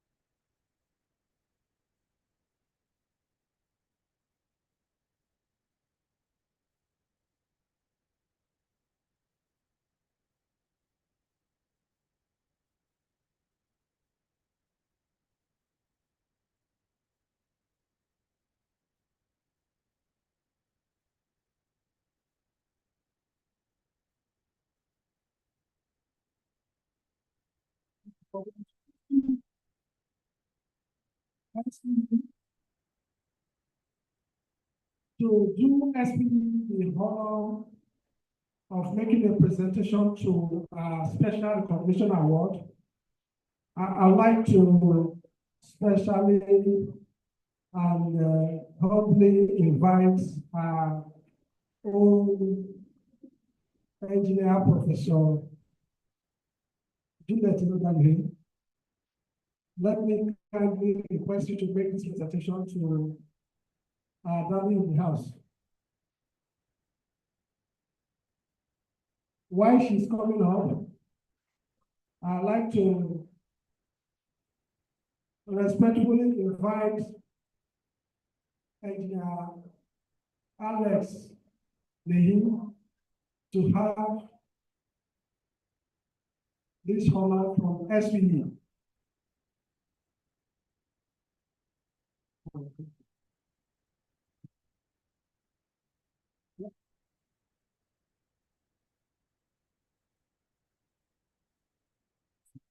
behalf of the Society of People Engineers, Session 104, with the Environment Technical Symposium on Exhibition, Special Recognition Awards presented to you for all that you're doing. We recognize you. I will say thank you. Every time we knock your door, you always open those doors. Thank you so much. We appreciate you. Session 104.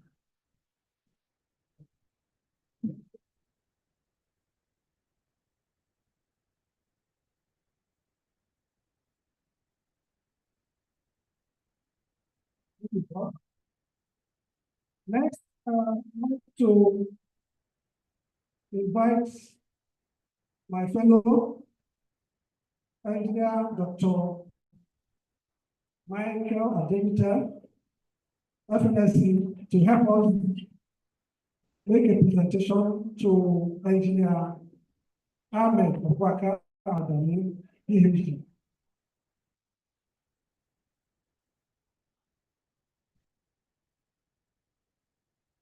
I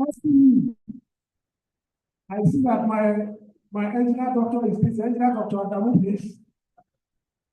You have an award to receive from SPE.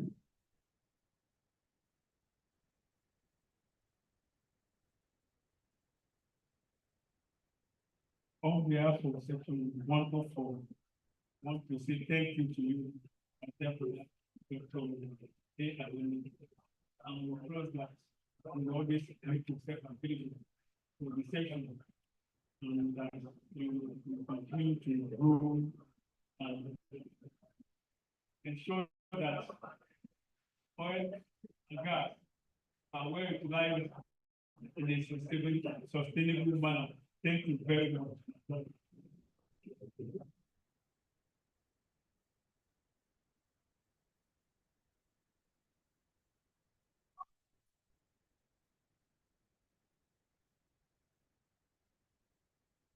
Thank you very much. Going further, I'd like to humbly and especially invite Dr. Willie Sarah to help us to make this presentation to Engineer Professor Akuma Ochi. Engineer Professor Akuma, please.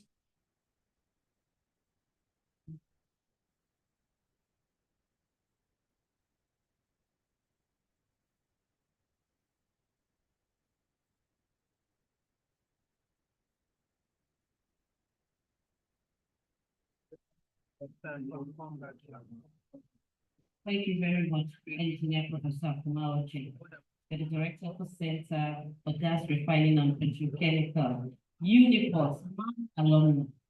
If you're from Uniport, say up Uniport. Wow, I'm impressed. Thank you so much. So on behalf of the Section 104 SPE, we appreciate you, we appreciate the knowledge you have shared, and we want to encourage you to keep doing the same thing. Whenever we call on you, we believe you will answer. Thank you so much. And then as it is going around. As it is going around. As the awards is going around. So see what I want to do for you. Well, I'd like to also invite Dr. Anne Warri FNSC to receive this award from SPE.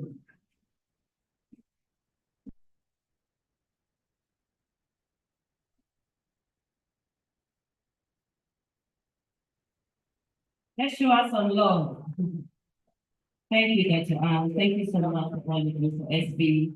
I see what you do for Upwing as well. We appreciate you for the knowledge you're sharing and the impact you're making, especially for women leadership development. Thank you so much. So on behalf of SB Section 104, which is your home, we say thank you.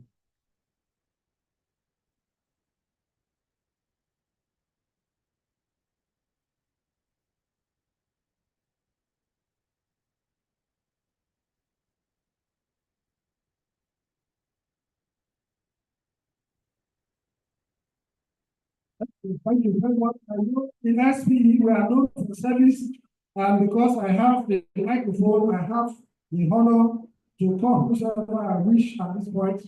I have that honor, and I want to request that the session chair help us to make this presentation.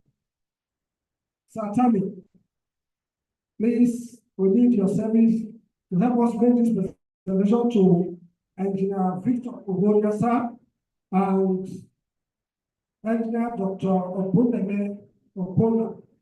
Please come and receive your award from SPE. And Engineer Victor Ogoria, sir, and Engineer Dr. Obuneme.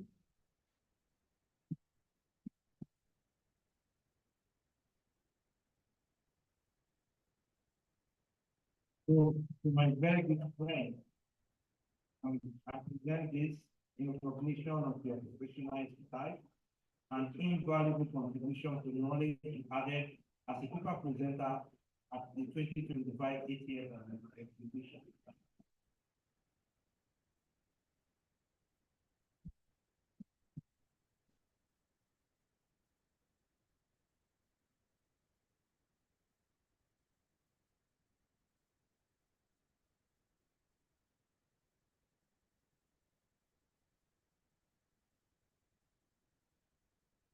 Victor Ogoria, every presenter and represented here. So this is presented in recognition of his professional expertise and invaluable insights, contributing to the panel section and the 2025 ATS and exhibition. So on behalf of this,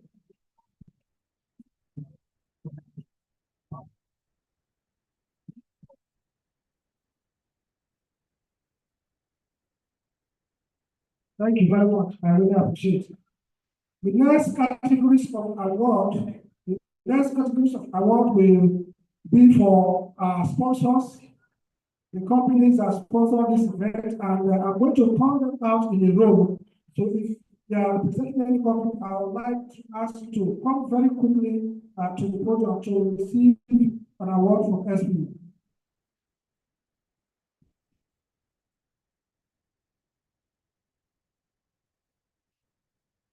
All right, so I'll make the, please, DJ, give me some silence so that the audience can hear from us.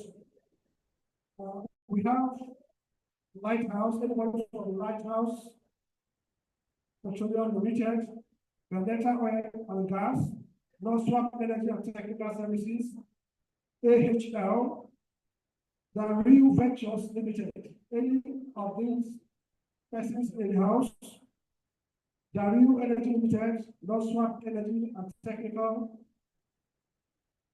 AHL, Vendetta Oil and Gas, Lighthouse. Any of them in the house, please walk briskly.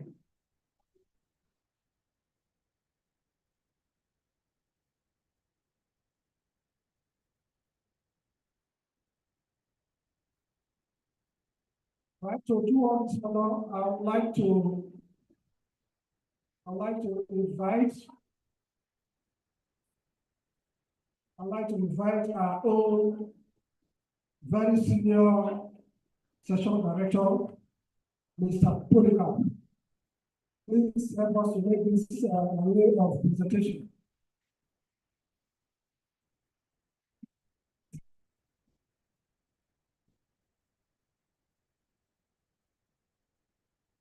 sponsorship award and as well as exhibition.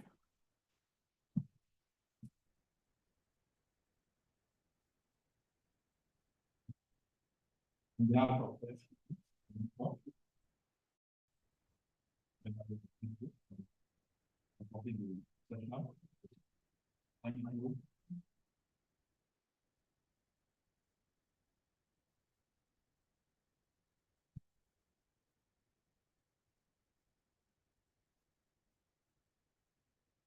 Yeah, thank you. Not energy and technical, AHL, Benetta Oil and Gas, Lighthouse,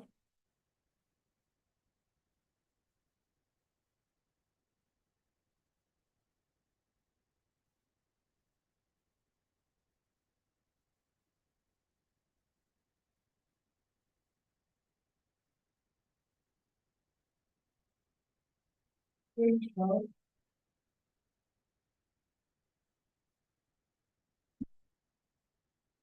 and any representatives from Eastline Energy Resources, Borosa Petroleum Resources, Earth West. I'd like to invite Lucy and Edward Oko Foundation,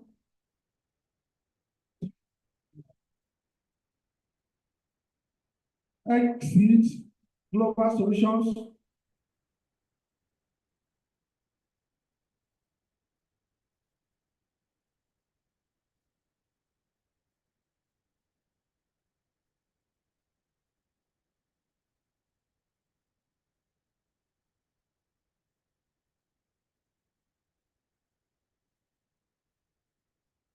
Thank you very much.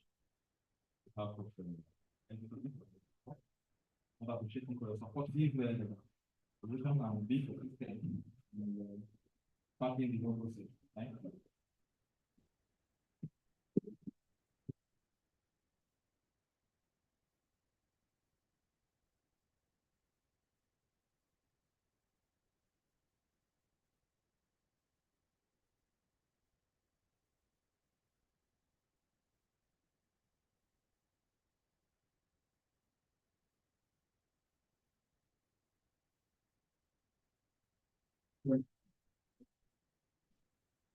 SPE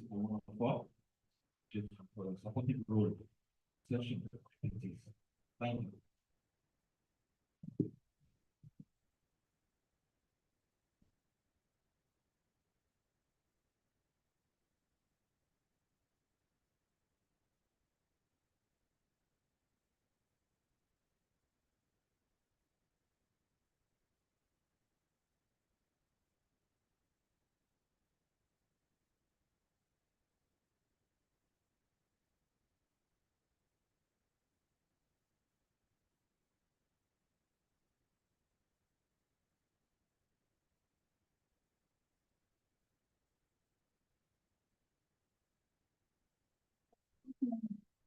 moment is speaking.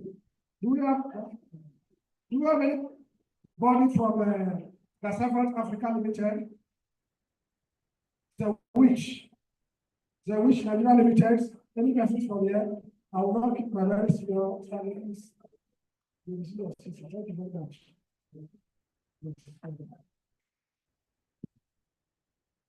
Next, we are still on the sponsorship awards. Please, let me ask for the representatives of Rolling Energy. Who are the reps from Rolling Energy?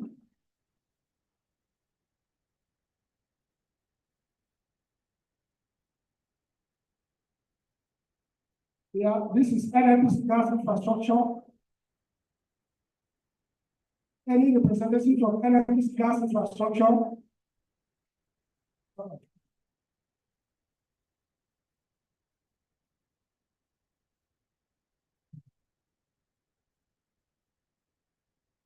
Anyone from Matrix Energy Limited? Matrix? Anyone from Matrix?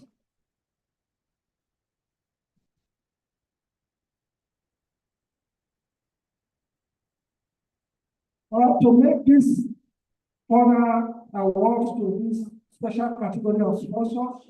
I'd like to invite our immediate past session chair, Engineer Dr. Eddie Oko, FNS.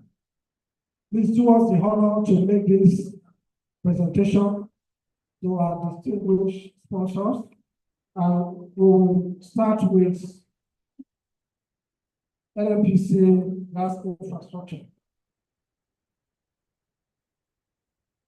We have really done well, and this is just a token from SPE, having emerged the good sponsor of this event.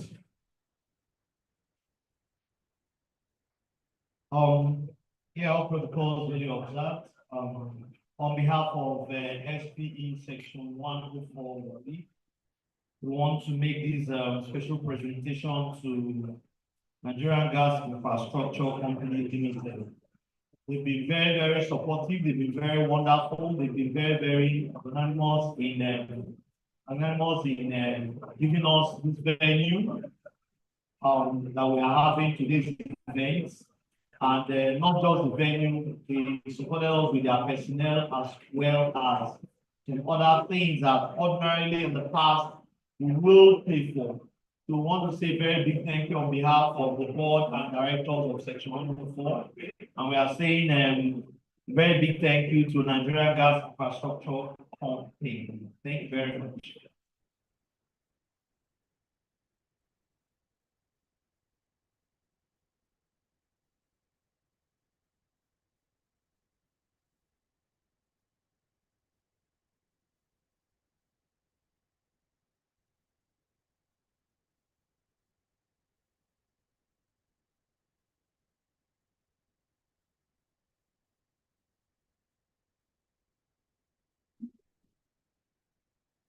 Good afternoon, all.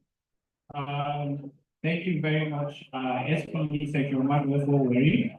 Indeed, it's an honor for NGIC to host this magnanimous event, looking at the dignitaries that grace our yard, and we really appreciate, and we hope you guys will still continue to knock on our doors anytime any of this arises. And also, our name is actually NNPC Gas Infrastructure Company Limited, not Nigeria Gas Infrastructure. Thank you very much. All right, thank you very much. I'm sure they will take note of that. And the next awardee to receive the award today are also very strong pillar of Section 104. They make sure that there is PMS, there is AGU, and there is also gas for every household in Warri and environment, and in fact, Nigeria as a whole. Please let's make welcome Matrix Energy Limited. Okay, so on behalf of SPE Section 104, we want to say very big thank you to Matrix for their continuous support to the section.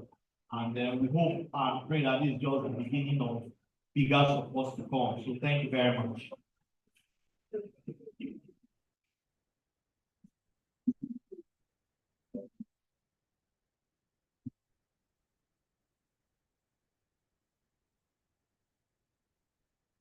So on behalf of the engineer Obogali, I would like to say thank you very much to the SPE Section 104.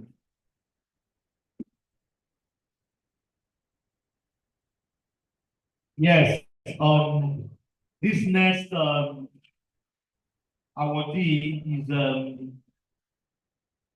they are just coming out for the first time, and we hope and pray that it will just be the beginning and not by next year, 8 years, we don't hear about you.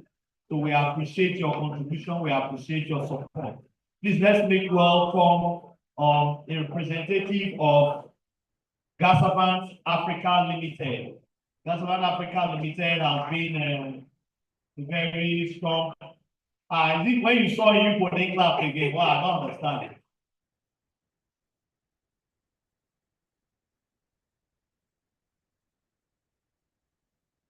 hope it's not because you think you know him. All right, so on behalf of SP Section 104, I want to say thank you for this, your support, your sponsorship award for our 2025 ATS. We pray that you'll keep supporting us, and we hope to see you in other events. Thank you very much.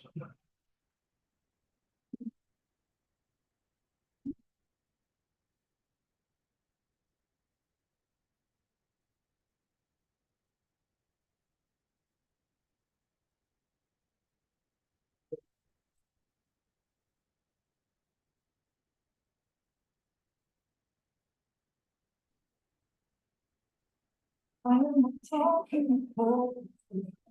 Thank you so much. On behalf of Gasavan African Limited, I want to say very thank you to SP Station 104. Come back to 2026 to support again. Thank you. Thank you very much. Thank you very much. For the exhibitors award, if any of the exhibitors is around, please would like to ask them to come very quickly and to help us further to make other presentations. Let me respectfully invite Mr. Patrick Ndufo. Mr. Patrick, please help us with the honor to make next array of presentations. Thank you.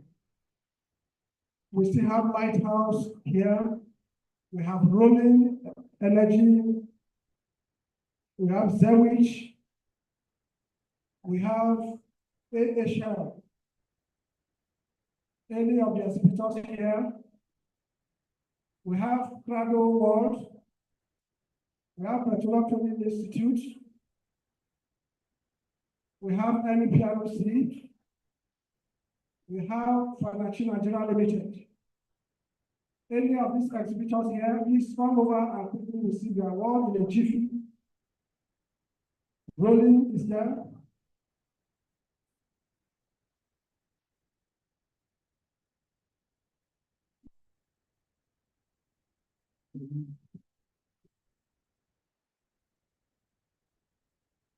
So we have Financial.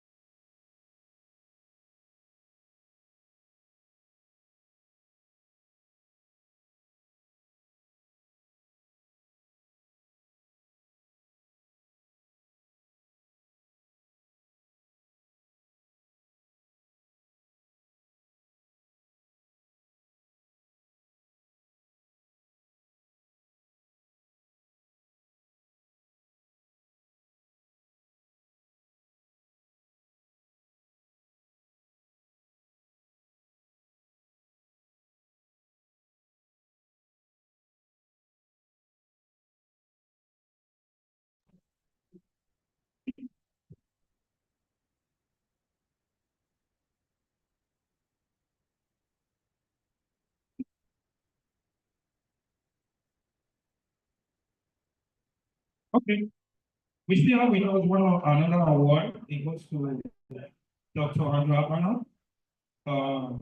This award was presented last year. And that is the tenure of Engineer Dr. Eddie Ofra. I would like to call him personally to make sure that his work finished completely. So Dr. Eddie, please, I would like to have you on the podium to help us present the award of recognition for 2023-2024 board year to Engineer Andrew Abano. He was unavoidably absent last year, but now he's here. Luckily, we have the section director, so he's presenting his award, well signed by him. Thank you, sir. Excellence in Service Award presented to Dr. Andrew Abano. Dr. Andrew Abano is a board member of Section 104, and last year he was unavoidably absent and couldn't take the award. You know, outside being an SPE member, he is also the Deputy National Chairman for Nigerian Institute of Safety Engineers, and he's a fellow of that institute too. So in SPE, I'm his Oga, but in NISP, he's my Oga. So if I don't treat him well here, he will retaliate. But I want him to decamp. You know, it's the season of decamping now. So, on a lighter note, I want to present this award to Dr. Andrew Abano in recognition of your service and contribution to SP Section 104 for the 2023-2024 board year, which is last year. So congratulations on behalf of my board members and the entire board.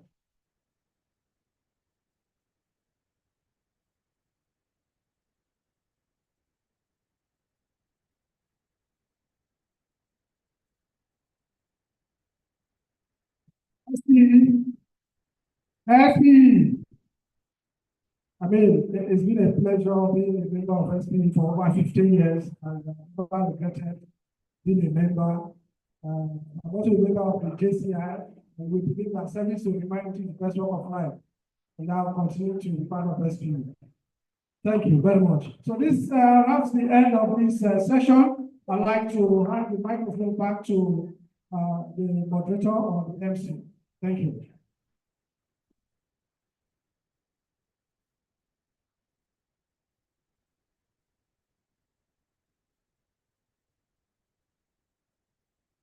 Can we appreciate our award share?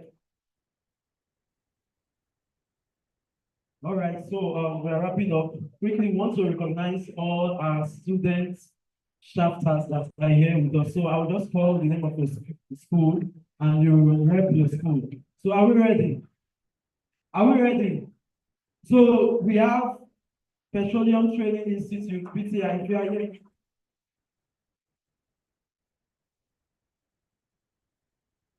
Next, we have the Federal University of Petroleum Resources.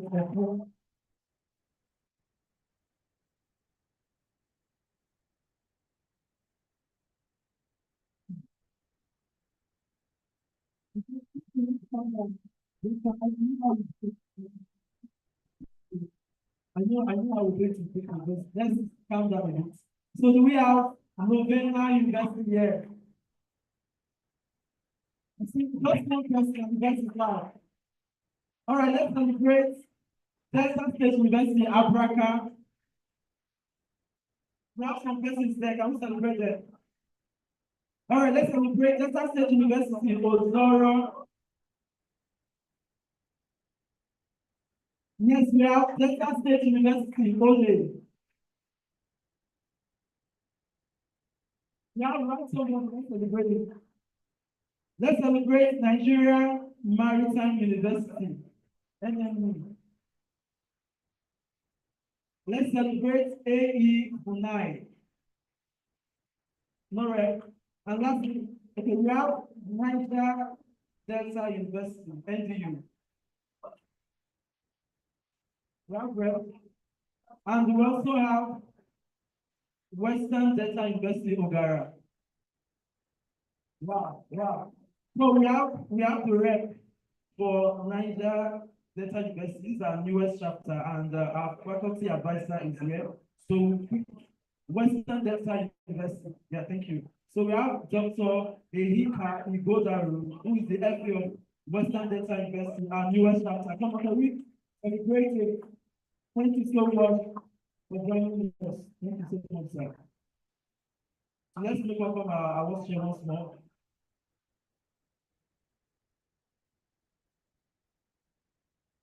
SPE, SPE, greener energy. Yeah, so it is said to who much is given, much is expected. Moments ago, I just received my award for excellence that was given to me last year. In the process of SPE recognizing everyone who has contributed to the success of these 8 years, there are some awards that are still underway. Like we announced, some of these awardees, they are not present to receive the award, but one of those awards that is to be presented today, I'd like to announce to you that our own very distinguished member who anchored the panelist session also has been recognized by SPE session 104, Warri, and that is in the person of Ambassador Dr. Godbe Usiabon. Let's put our hands together for him. Let's put our hands together for him. You are doing a marvelous job in anchoring the panelist session. I would like to say that your awards will be delivered to you after today. Thank you very much. Thank you. Back to you. SPE, we're beating those, so we should have energy. SPE, yeah, so we're doing well. So a quick appreciation to everybody that's part of this program. Permit me to say a shout out to Madam Tessie over there. Madam Tessie, can we celebrate Madam Tessie? All right, so I'll be taking the vote of thanks and the closing remarks, and permit me to welcome our ATS chair, the person of Engineer Elvis Doruchi, to take this session. Can we clap as it comes? Please keep clapping.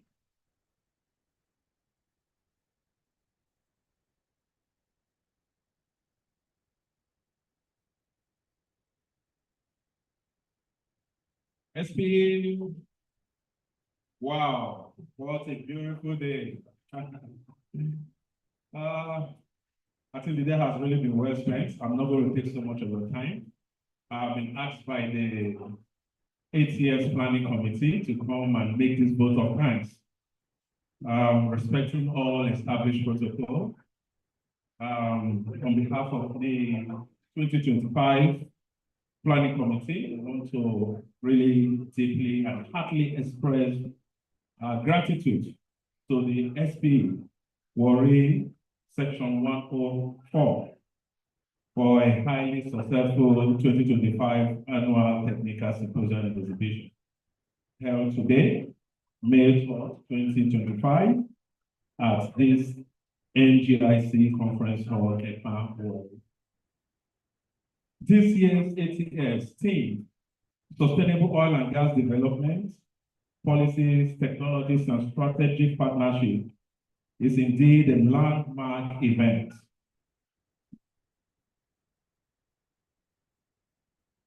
Building on all previous editions in scope and impact, and it's actually coming at a time the oil and gas sector has gradually been ostracized by global labeling as one of the biggest problems and contributors to climate change. It is in such moments we have gathered here today in solidarity to say there are better ways we can do clean and sustainable business in the sector. From the powerful keynotes and goodwill addresses, engaging panel sessions, groundbreaking technical paper presentation, as well as the extraordinary exhibition session, the enriching tree planting exercise and energy talk of April 17 at the Holy Mother of Uganda Seminary Forum, to the Young Professionals Career Fair that took place yesterday, 2nd May at the PTI Campus Complex, the sports fiesta that we had yesterday too, and the Young Professional Career, which I mentioned there before, the industrial talks, and the awards. Every moment was simply magnificent and with bold and courageous statement that the oil and gas energy resources is not going anywhere soon and is ready to sustainably integrate with other energy alternatives. At this point, I will want to appreciate those that have made this event a huge success. A sincere thank to Mr. Tami Biambo, our section chairman, who has been there. He has given us so much support. He has opened up, allowed everyone to play out himself while he's there supporting us with advice.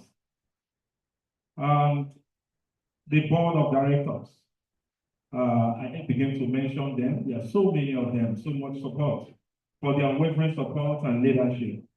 Special appreciation goes to all the planning committee members. One beautiful thing about the SPE section 104 today is we have vibrant, young, smart, and talented young professionals and youths that are doing so much. And there's a lot of hope for SPE 104. Thank you very much. They have been there. They have done a lot of work. I want to thank especially Dr. Adetuno, the program chair, for all time. So many, Dr. Eddie, Professor Mobi, who is not here. He's done so well in back end. Most of the various heads of the subcommittee. Without you, this wouldn't have been a success. But thank you for all the time, all the patience. I mean, we can remember the number of countless times we've had meetings with all the bugging, the resources, timing. We just really want to appreciate you for that. Thank you. So the four impactful sub-teams gave the ATS Global relevance, reflecting international conference standards. And as you can see today, we have been able to lift it up a bit and hoping that by next year, we'll get it much more better. So we deeply appreciate our sponsors, NNPC Gas Infrastructure Company Limited, for giving us the opportunity to use this hall. We want to say a very big thank you so much. Matrix Energy Limited, Gas Avant African Limited, Benelta Gas, AHL, Lighthouse Petroleum Company Limited, Exit Global Solution, Northward Technical Service, Lucy and Award, Local Foundation, Eastline Energy Resources Limited, Rolling Energy Limited, Barossa Petroleum Resources Limited, Zewich Nigeria Limited, EdQuest Limited, Prado World International Limited, Daru Ventures Limited, and NUPRC with NMTPRO in Warri for your incredible support. We look forward to your continuous partnership at ATS 2026. So our remarkable exhibitors, Petroleum Training Institute, Federal Investor Petroleum Resources, Citrogas Energy Engineering Limited, Fanachi Nigeria Limited, Swelas Energy Limited, Lighthouse Petroleum Company Limited, Daru Ventures, NUPRC, NUPRC, Prado World International Limited, and others. We want to say a very big thank you for your outstanding displays, and we urge your continued participation in future events. Thank you very much for your time. Thank you for everything, and I wish you all a safe journey back as we go. God bless you.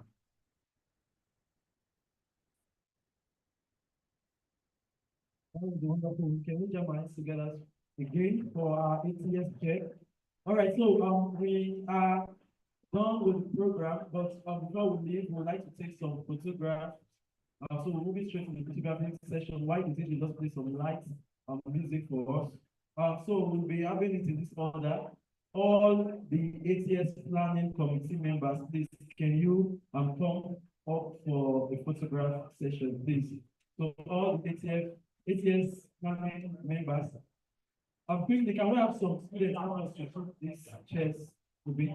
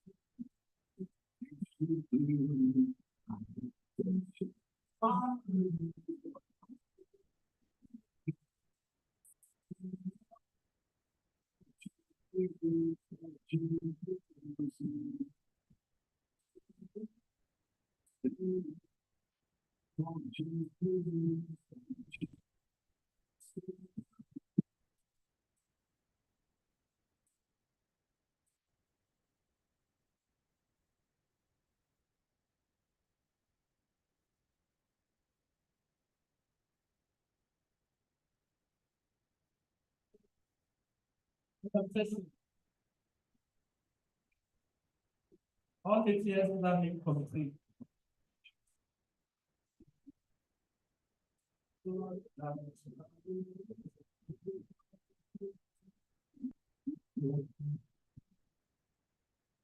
Madam Tessie, we are waiting for you.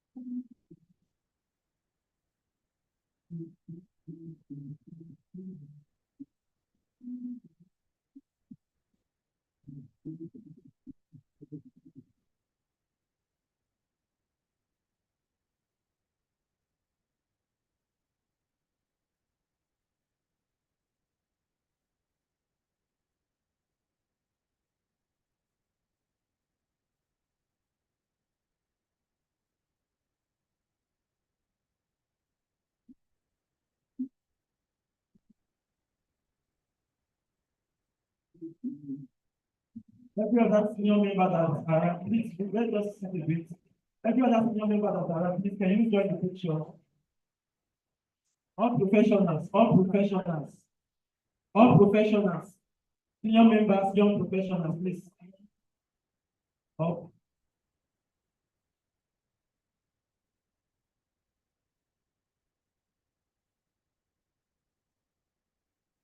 All right, so all professionals working, whether in your or last, but if you're through the school, you're not a student, you can come forward to join us for this photograph. Thank you.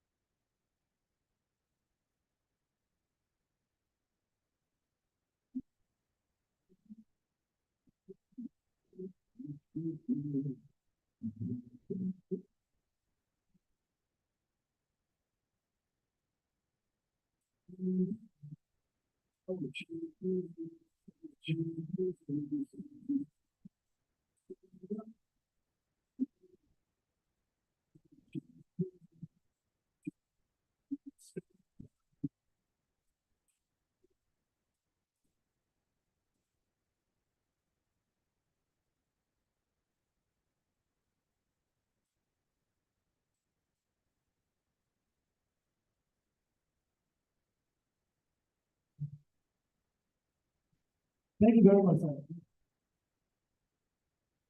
All PTI students, all PTI students. Please, let's hurry up, let's hurry up.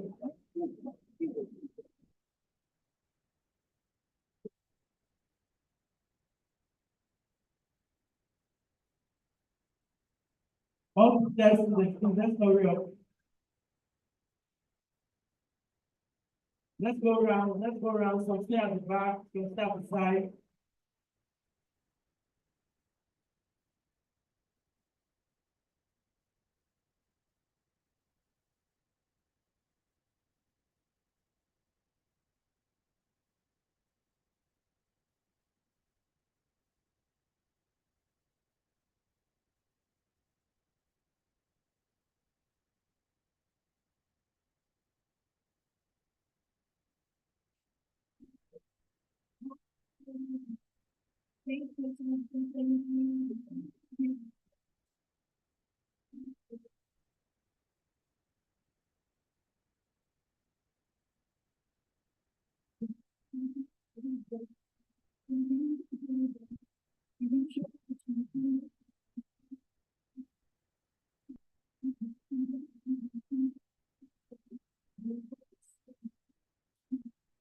All people students, let's hurry up.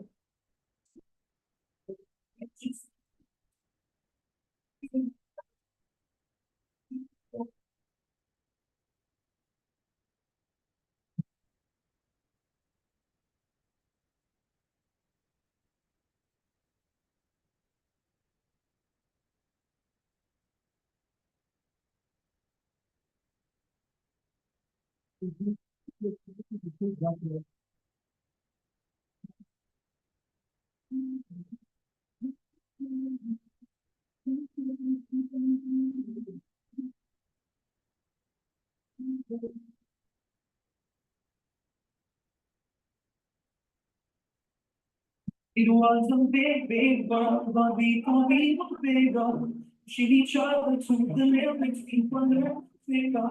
I get it from smoking, and drinking, but liquor. Never accept people to make them say, I hate my heart, that's what I'm saying. Told me, let yourself go, we only have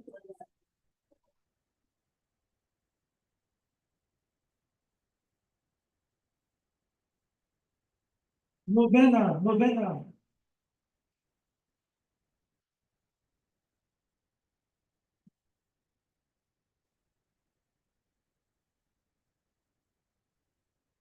Novena.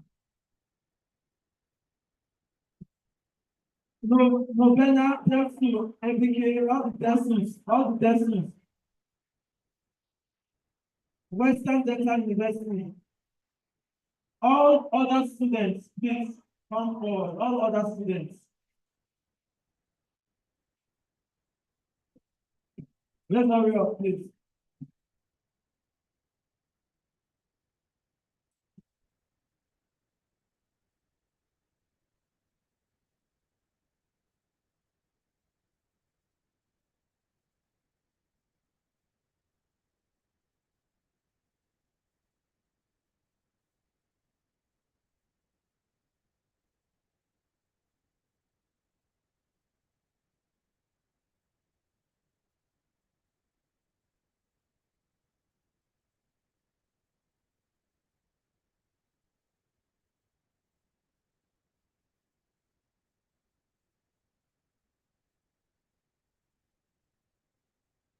White please, white please.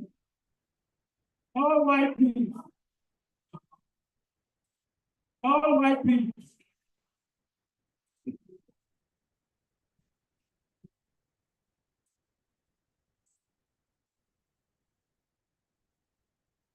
All white please. All carry.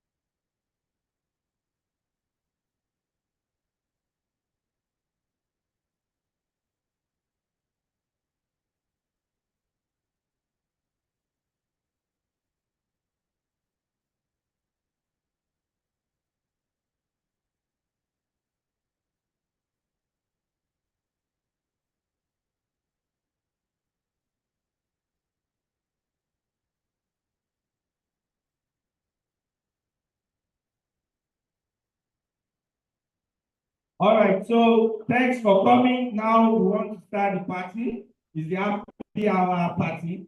There are a lot of drinks and every other thing. But students, make sure you don't drink more than you can handle.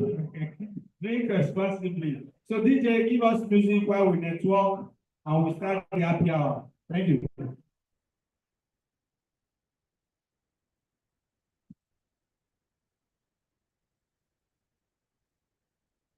And also, if you want to still snap on the podium, you are free to snap while the happy hour is ongoing. Thank you.